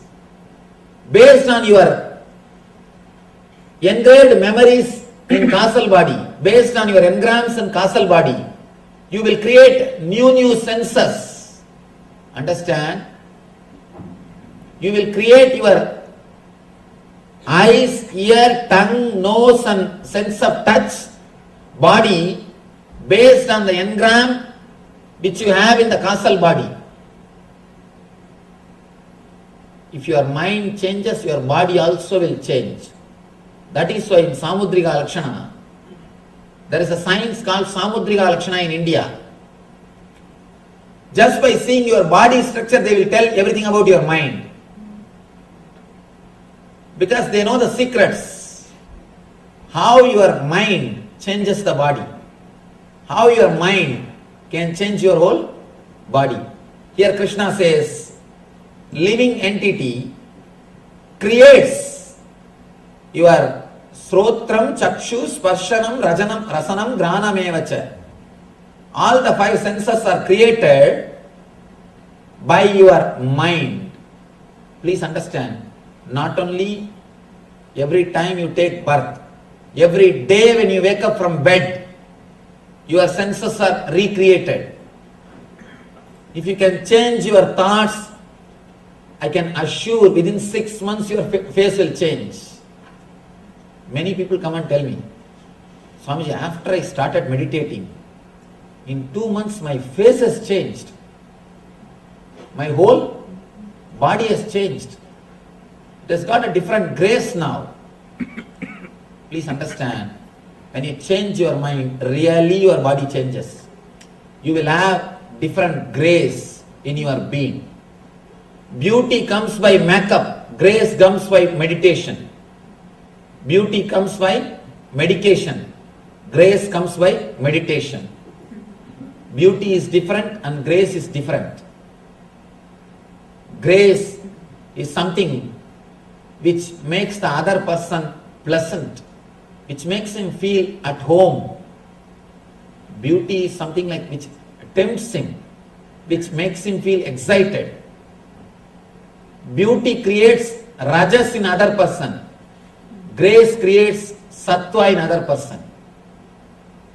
That's a beautiful example. In Tamil version of Ramayana, they say, when Sita entered the court of Janagaraja, all the kings and rishis, including Vasishta, stood up automatically. When Sita entered, see, Sita is goddess Devi today. We all worship her. But when she lived, she is after all a princess. There is no need for Vasishta to stand up. She is supposed to come and touch the feet of Vasishta, because Vasishta is a great rishi. But just because of her grace, not because of beauty.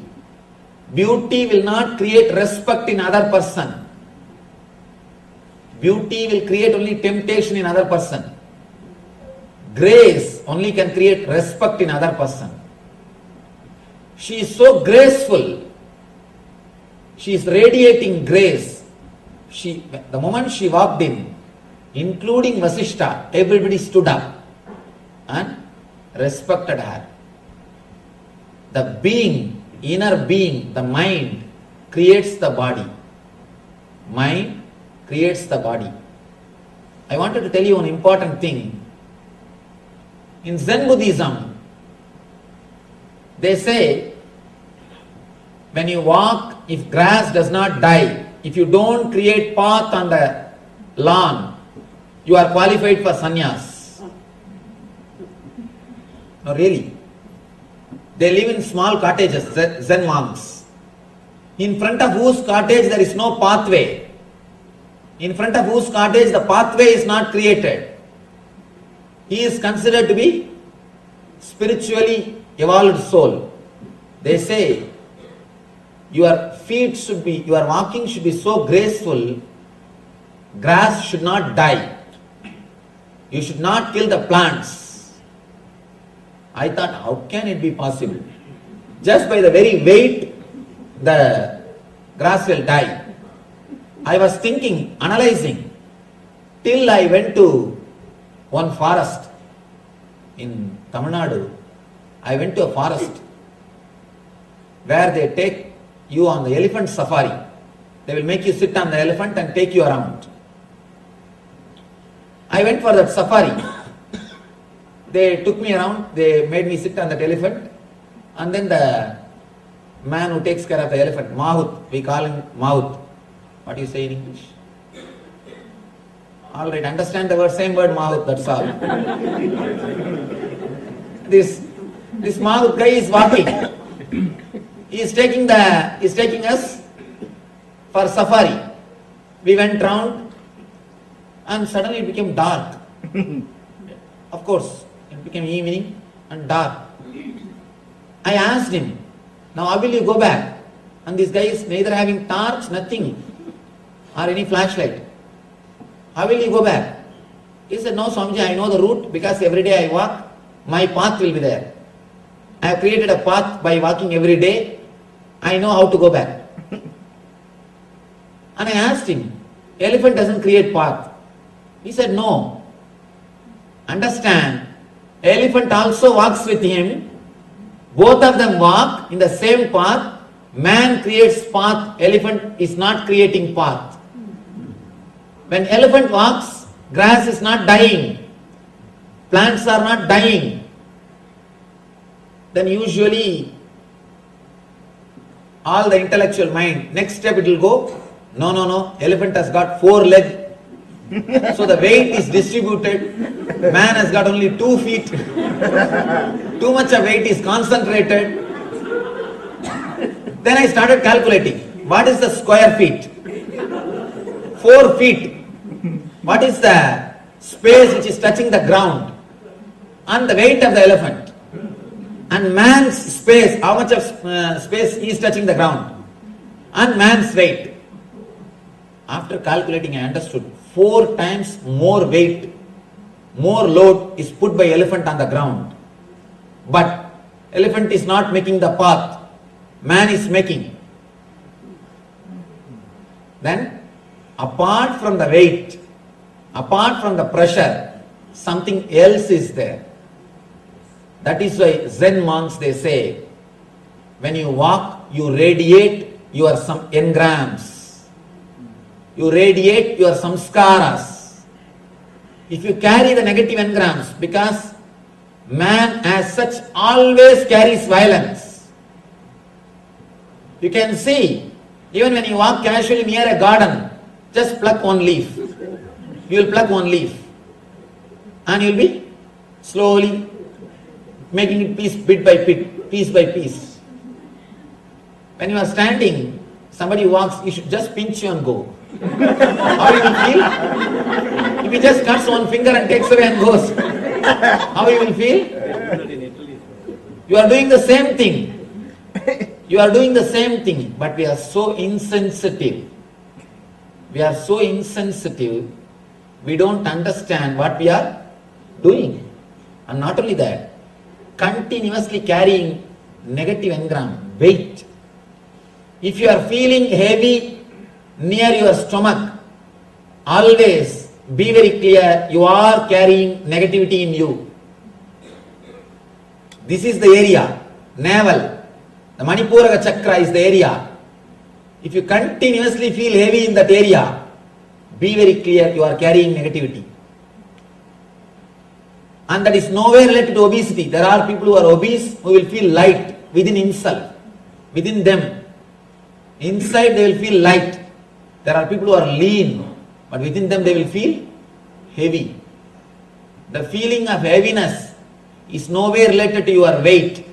It is related to your inner space, mind. The person who doesn't feel heavy will never create path. Person who feels heavy, who carries negativity, will create path. That is why in Zen, when you walk on the grass, if grass doesn't die, you are qualified for sannyas. You are a spiritually evolved soul. Because you will be so graceful, you will not be against the nature. Human being is the only animal which went against the nature and who went away from the nature. Human being is the only animal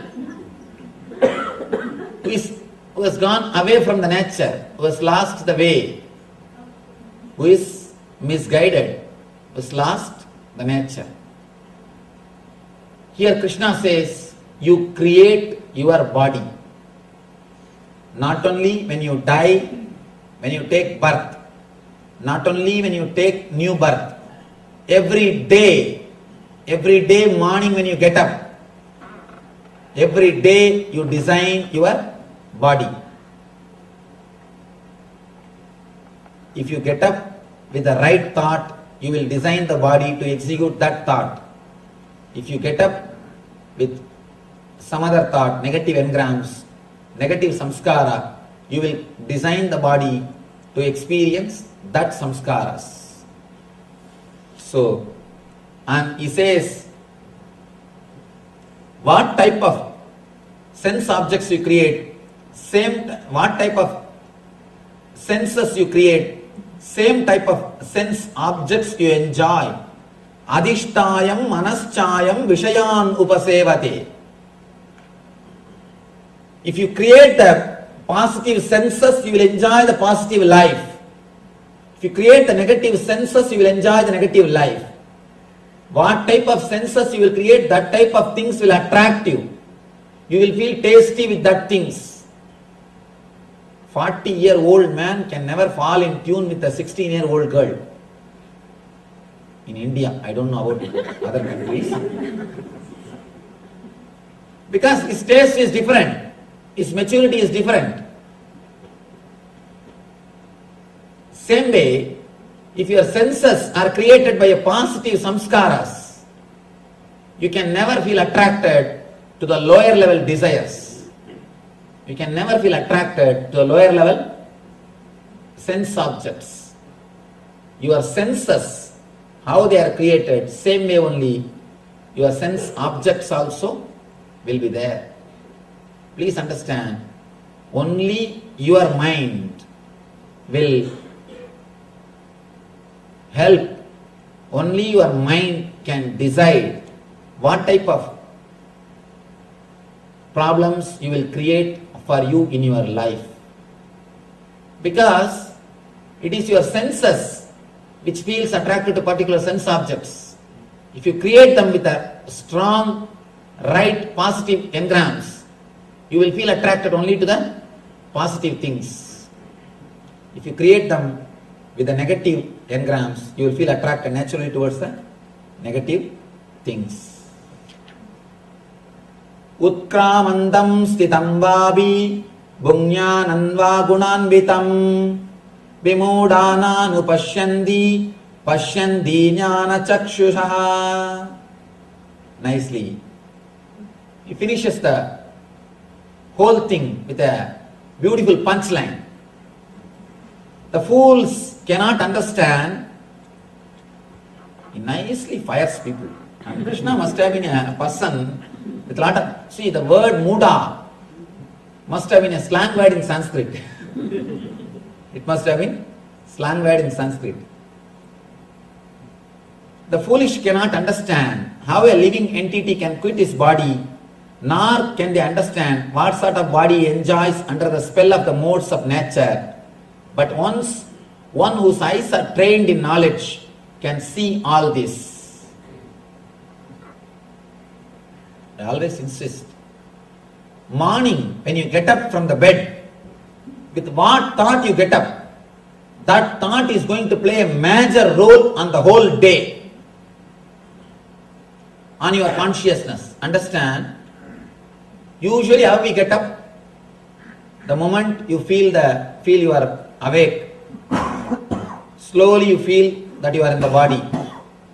First thought will be either the fear that you should go to office or the greed that you should do something. The moment that fear or greed comes, you just jump out of the bed and slowly with closed eyes you ask, hey, what is time? If they say 8:30, just you jump out of the bed. You catch this body with the thought of fear or greed. If you catch this body with the thought of fear and greed, please understand, you will create the senses which will again attract more and more fears and more greed. Please never get up from the bed with fear or greed. Have alarm. The moment alarm rings, it will be just 2-3 days practice. After that it will become an automatic system in you. Just for 2-3 days, the moment you feel that you are awake, remember either your Ishta Devata or God or some spiritual things. If you are attached to some master, remember your Guru. If you are attached to some God, remember that God. Something spiritual. Please don't enter into your body through fear or greed gate. There are so many doors to enter into your body. Don't enter through fear gate or greed gate, then you will create the body which will attract more and more fear and more greed. Morning, the first thought should be spiritual. Enter through the spiritual gate. Remember, some divine thing, some God or your master, and just say Namaskar. Oh God, you have given me one more life, one more day. Please be very clear. You are waking up just because of His grace. It is not that everybody who has gone to bed is waking up. It is not that everybody who has gone to bed they are waking up. No. Be grateful. You extended one more day. Extended stay. Just like extended stay America, we have to say extended stay planet Earth. Your every day is extended stay planet Earth. Please be very clear. Just be grateful for one day extension. So nice. You gave me one more day extension. Oh Lord, thank you. Let me come out and live in your world happily. One more day. Please be very clear. Don't think waking up is your birthright. No, it's a pure gift. It's a pure gift. It is not your birthright. Even your birth is not your right. What to speak about? Waking up. It's pure gift. Just feel grateful for that great gift and get up. When you wake up with the spiritual thought, whole day you will see, you will have that same consciousness, same kind of inner space. You can see practically. Morning if you get up with an irritative mood, whole day you will carry the same mood. Because that samskaras, that engrams will stay with you till you again fall into the causal body. From causal body you get up and come out. When you reach the physical body, on the way, what samskaras you pick up? It's like a mall, that three bodies. Sattva, Rajas, Tamas. The pranic sarira, mental body and etheric body. From causal body you travel up to physical body. That time you see a big mall. Whatever you samskaras you pick up, based on that only you will design your physical body. Every day you recreate.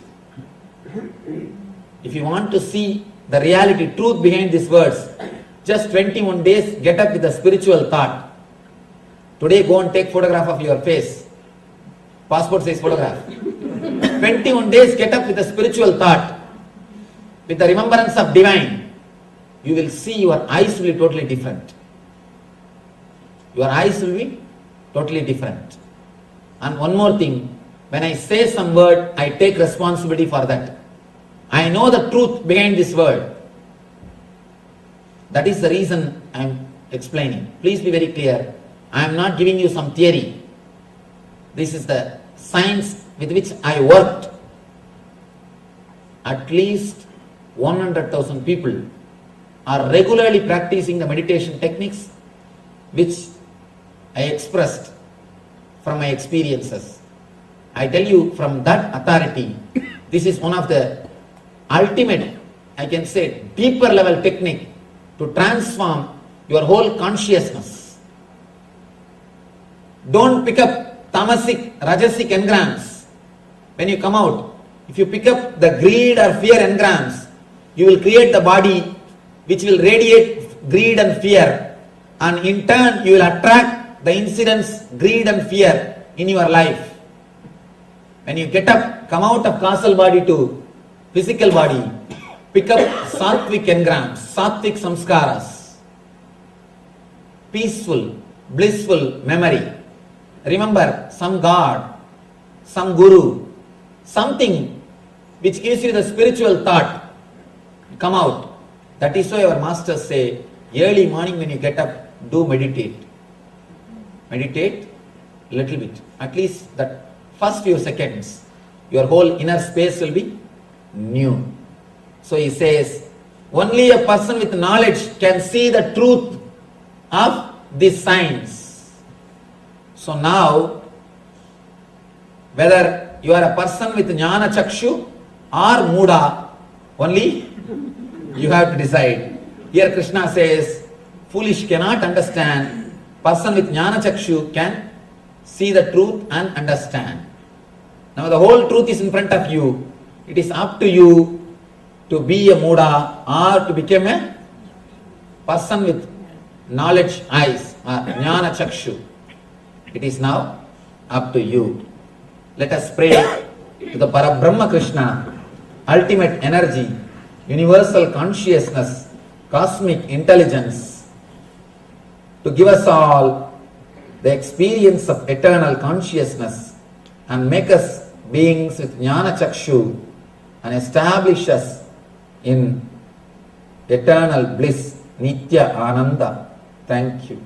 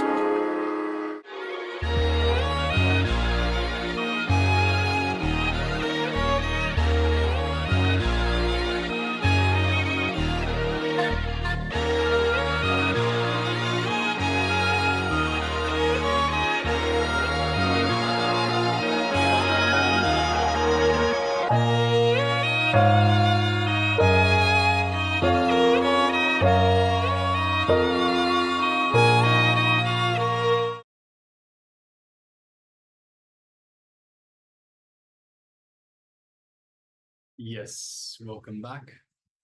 So we've just had the wonderful revelations by the Supreme Pontiff of Hinduism on the wheel of birth and rebirth. So let us now move on to the next segment.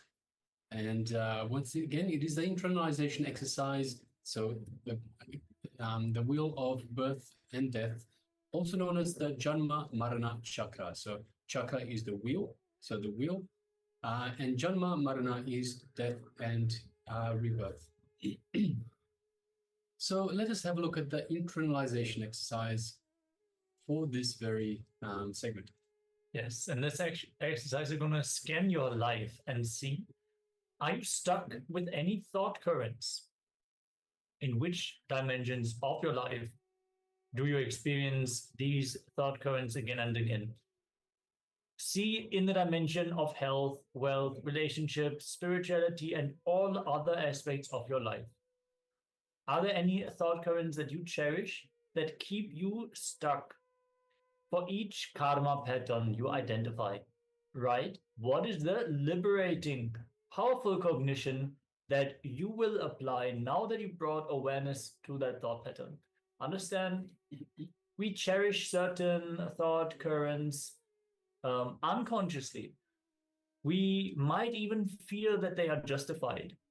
We might feel that they help us in our life, but when we bring awareness into these patterns, we will identify that they are actually what is keeping us stuck, what prevents us from expanding, what prevents us from being fulfilled in our relationships or successful in our business. Sometimes you feel that the grudge against your boss is justified, but if you see and look in that this prevents you from opening up and building a constructive relationship with your boss to actually succeed in your job, then you have to look in and see what is the strategy that you are going to apply. How are you going to step out of this? This is just one example. This can be in any area of your life. So requesting everyone, let us first of all grab a pen and paper. So requesting everyone to write these down. So we'll be having a look in our life and identifying the excuse me, identifying where our thought currents where we are stuck and the dimensions in our life, the karma patterns that we have in these dimensions. So requesting everyone, let us get a pen and paper and get ready to write these down. We'll be sharing this slide for you. So let us now begin. If you have any questions, by all means, let us know. We're happy to address any questions. And let's begin.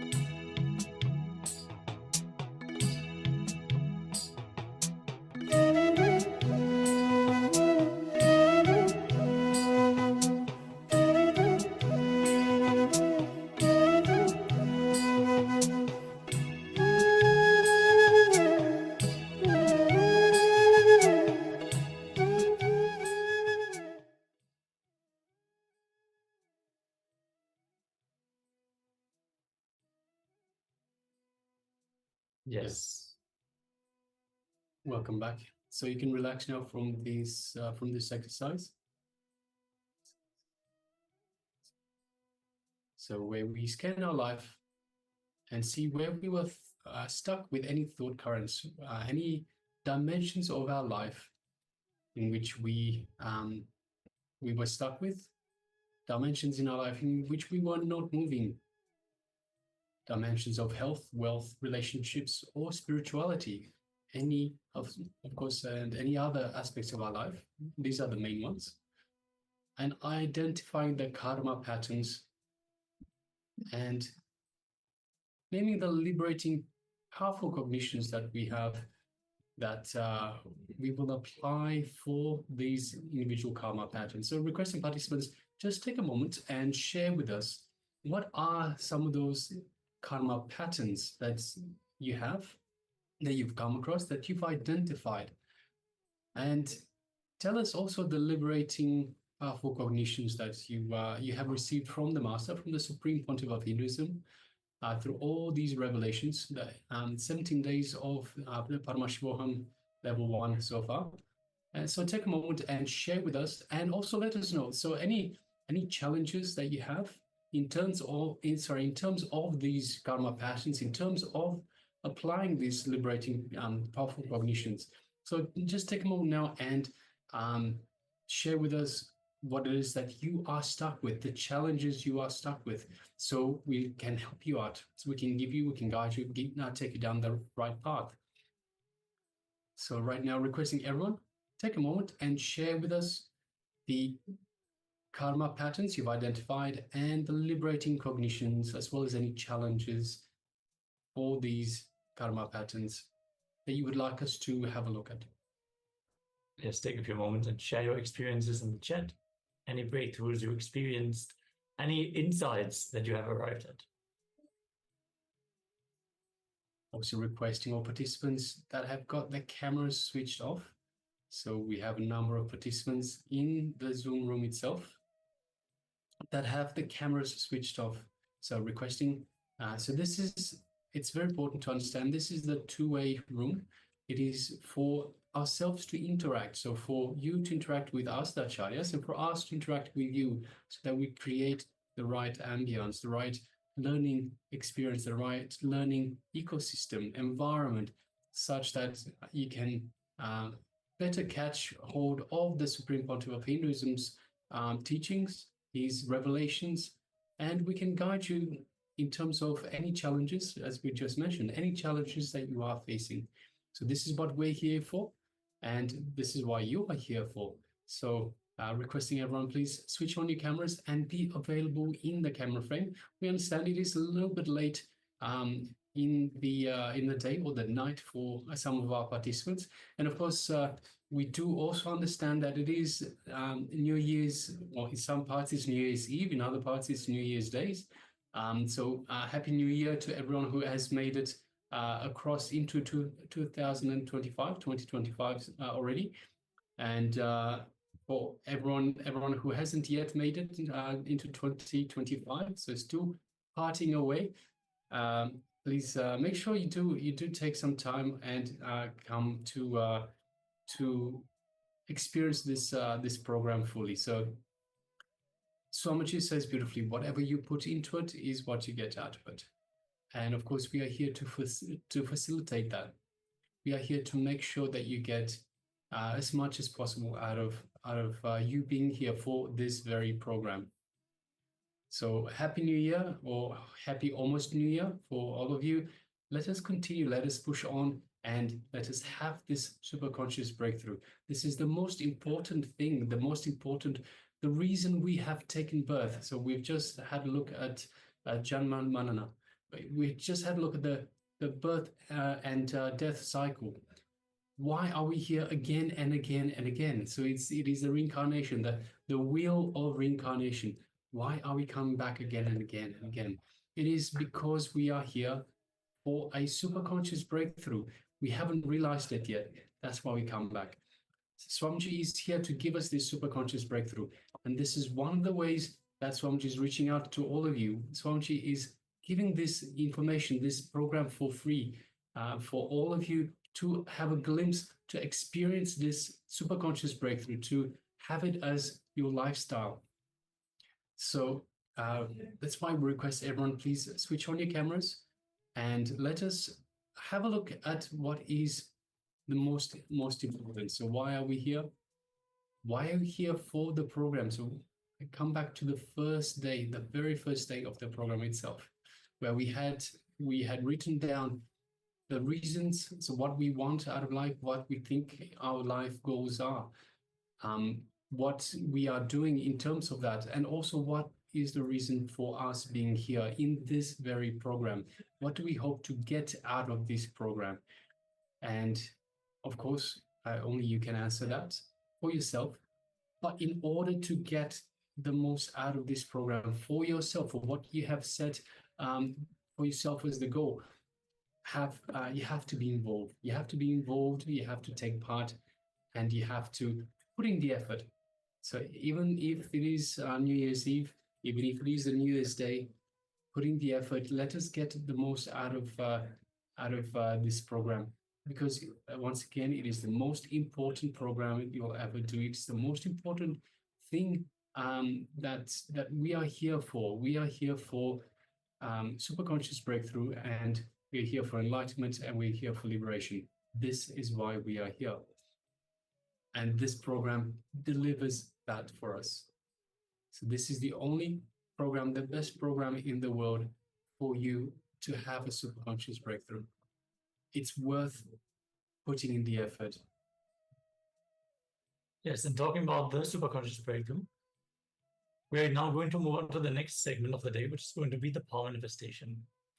As Swamiji has initiated all of us, by his grace, if we sit in that space of oneness and in the state of nirvikalpa samadhi, which we can manifest by unclutching, falling into the space between the thoughts in the thoughtless zone, just by remembering Swamiji with a sweet feeling connection, all the various different Shaktis manifest.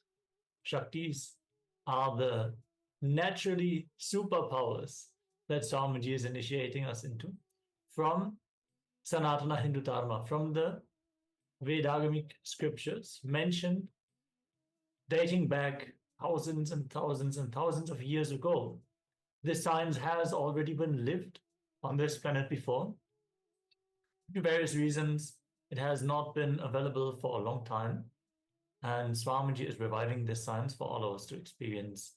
And as we manifest these powers from the space of oneness, naturally, because they are so deeply rooted in the space of enlightenment itself, Paramadvaita, this is what we establish ourselves into. Just what we cherish on a regular basis, that becomes our life. If we start enjoying the company of certain people, we will start becoming like them. If we enjoy a certain habit, our body will prepare itself to enjoy that habit more and more, be it whatever.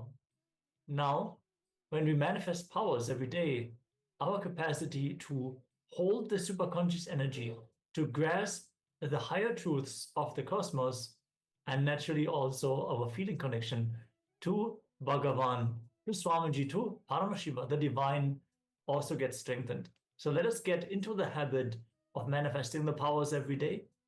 There are 463 powers mentioned in the various scriptures, which we have uncovered so far. And there's really no end to it. So we can just keep manifesting. It will definitely not get boring. So let's get ready and settle down. Today we are manifesting the power of Lahima, which is reducing the weight. And we have various different rounds of power manifestation.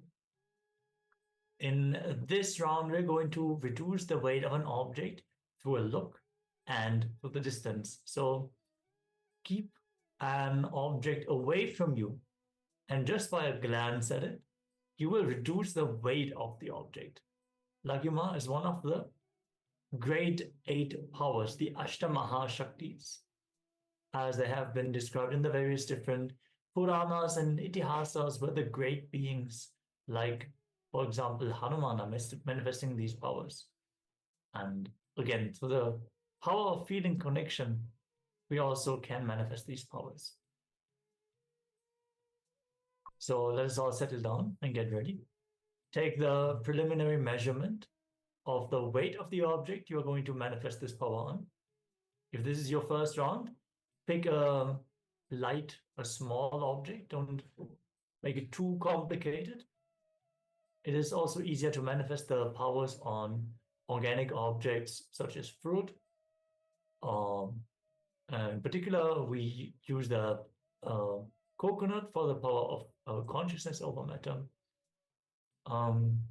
Just connect to Swamiji after you have taken the measurements. Place the object on a surface away from you and just unclutch. Means detach, disidentify yourself from the thoughts that arise in you. There is no need to suppress them. There's no need to fight your thoughts. There's no need to put effort not to think. Just disassociate yourself from the thoughts. They rise and then they disappear again. Any thought that rises, don't engage with it. Don't fight with it. Don't suppress it. Don't entertain it. Don't continue the thought. Don't create any chain of thoughts by engaging with the thought. Just witness that it is appearing without any judgment. And breathe.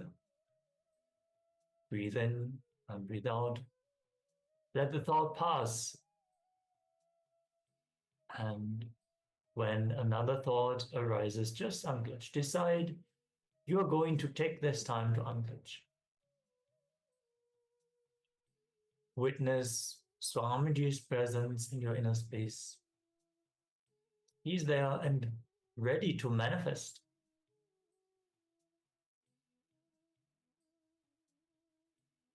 Bring your awareness to the Ananda Gandha, just below the heart center and just above the navel center. The cosmic umbilical cord connection. Just reside there and visualize Swamiji in your inner space. Bow down in gratitude as you keep unclutching. Whenever a thought rises, just decide you are going to remain unclutched.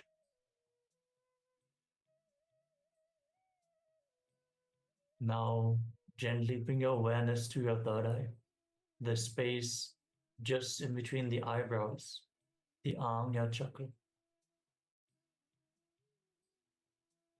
Formulate a will for the object to reduce in weight.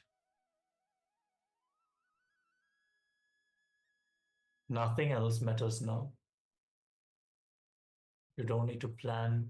You don't need to think. You don't need to experience any emotion. This time, this space is just for you to manifest Paramashivatva, your highest possibility. Manifest this power by your declaration. Let us start chanting the Mahavakya. Om Nityananda Paramashivoham. Om Nityananda Paramashivoham. Om Nityananda Paramashivoham.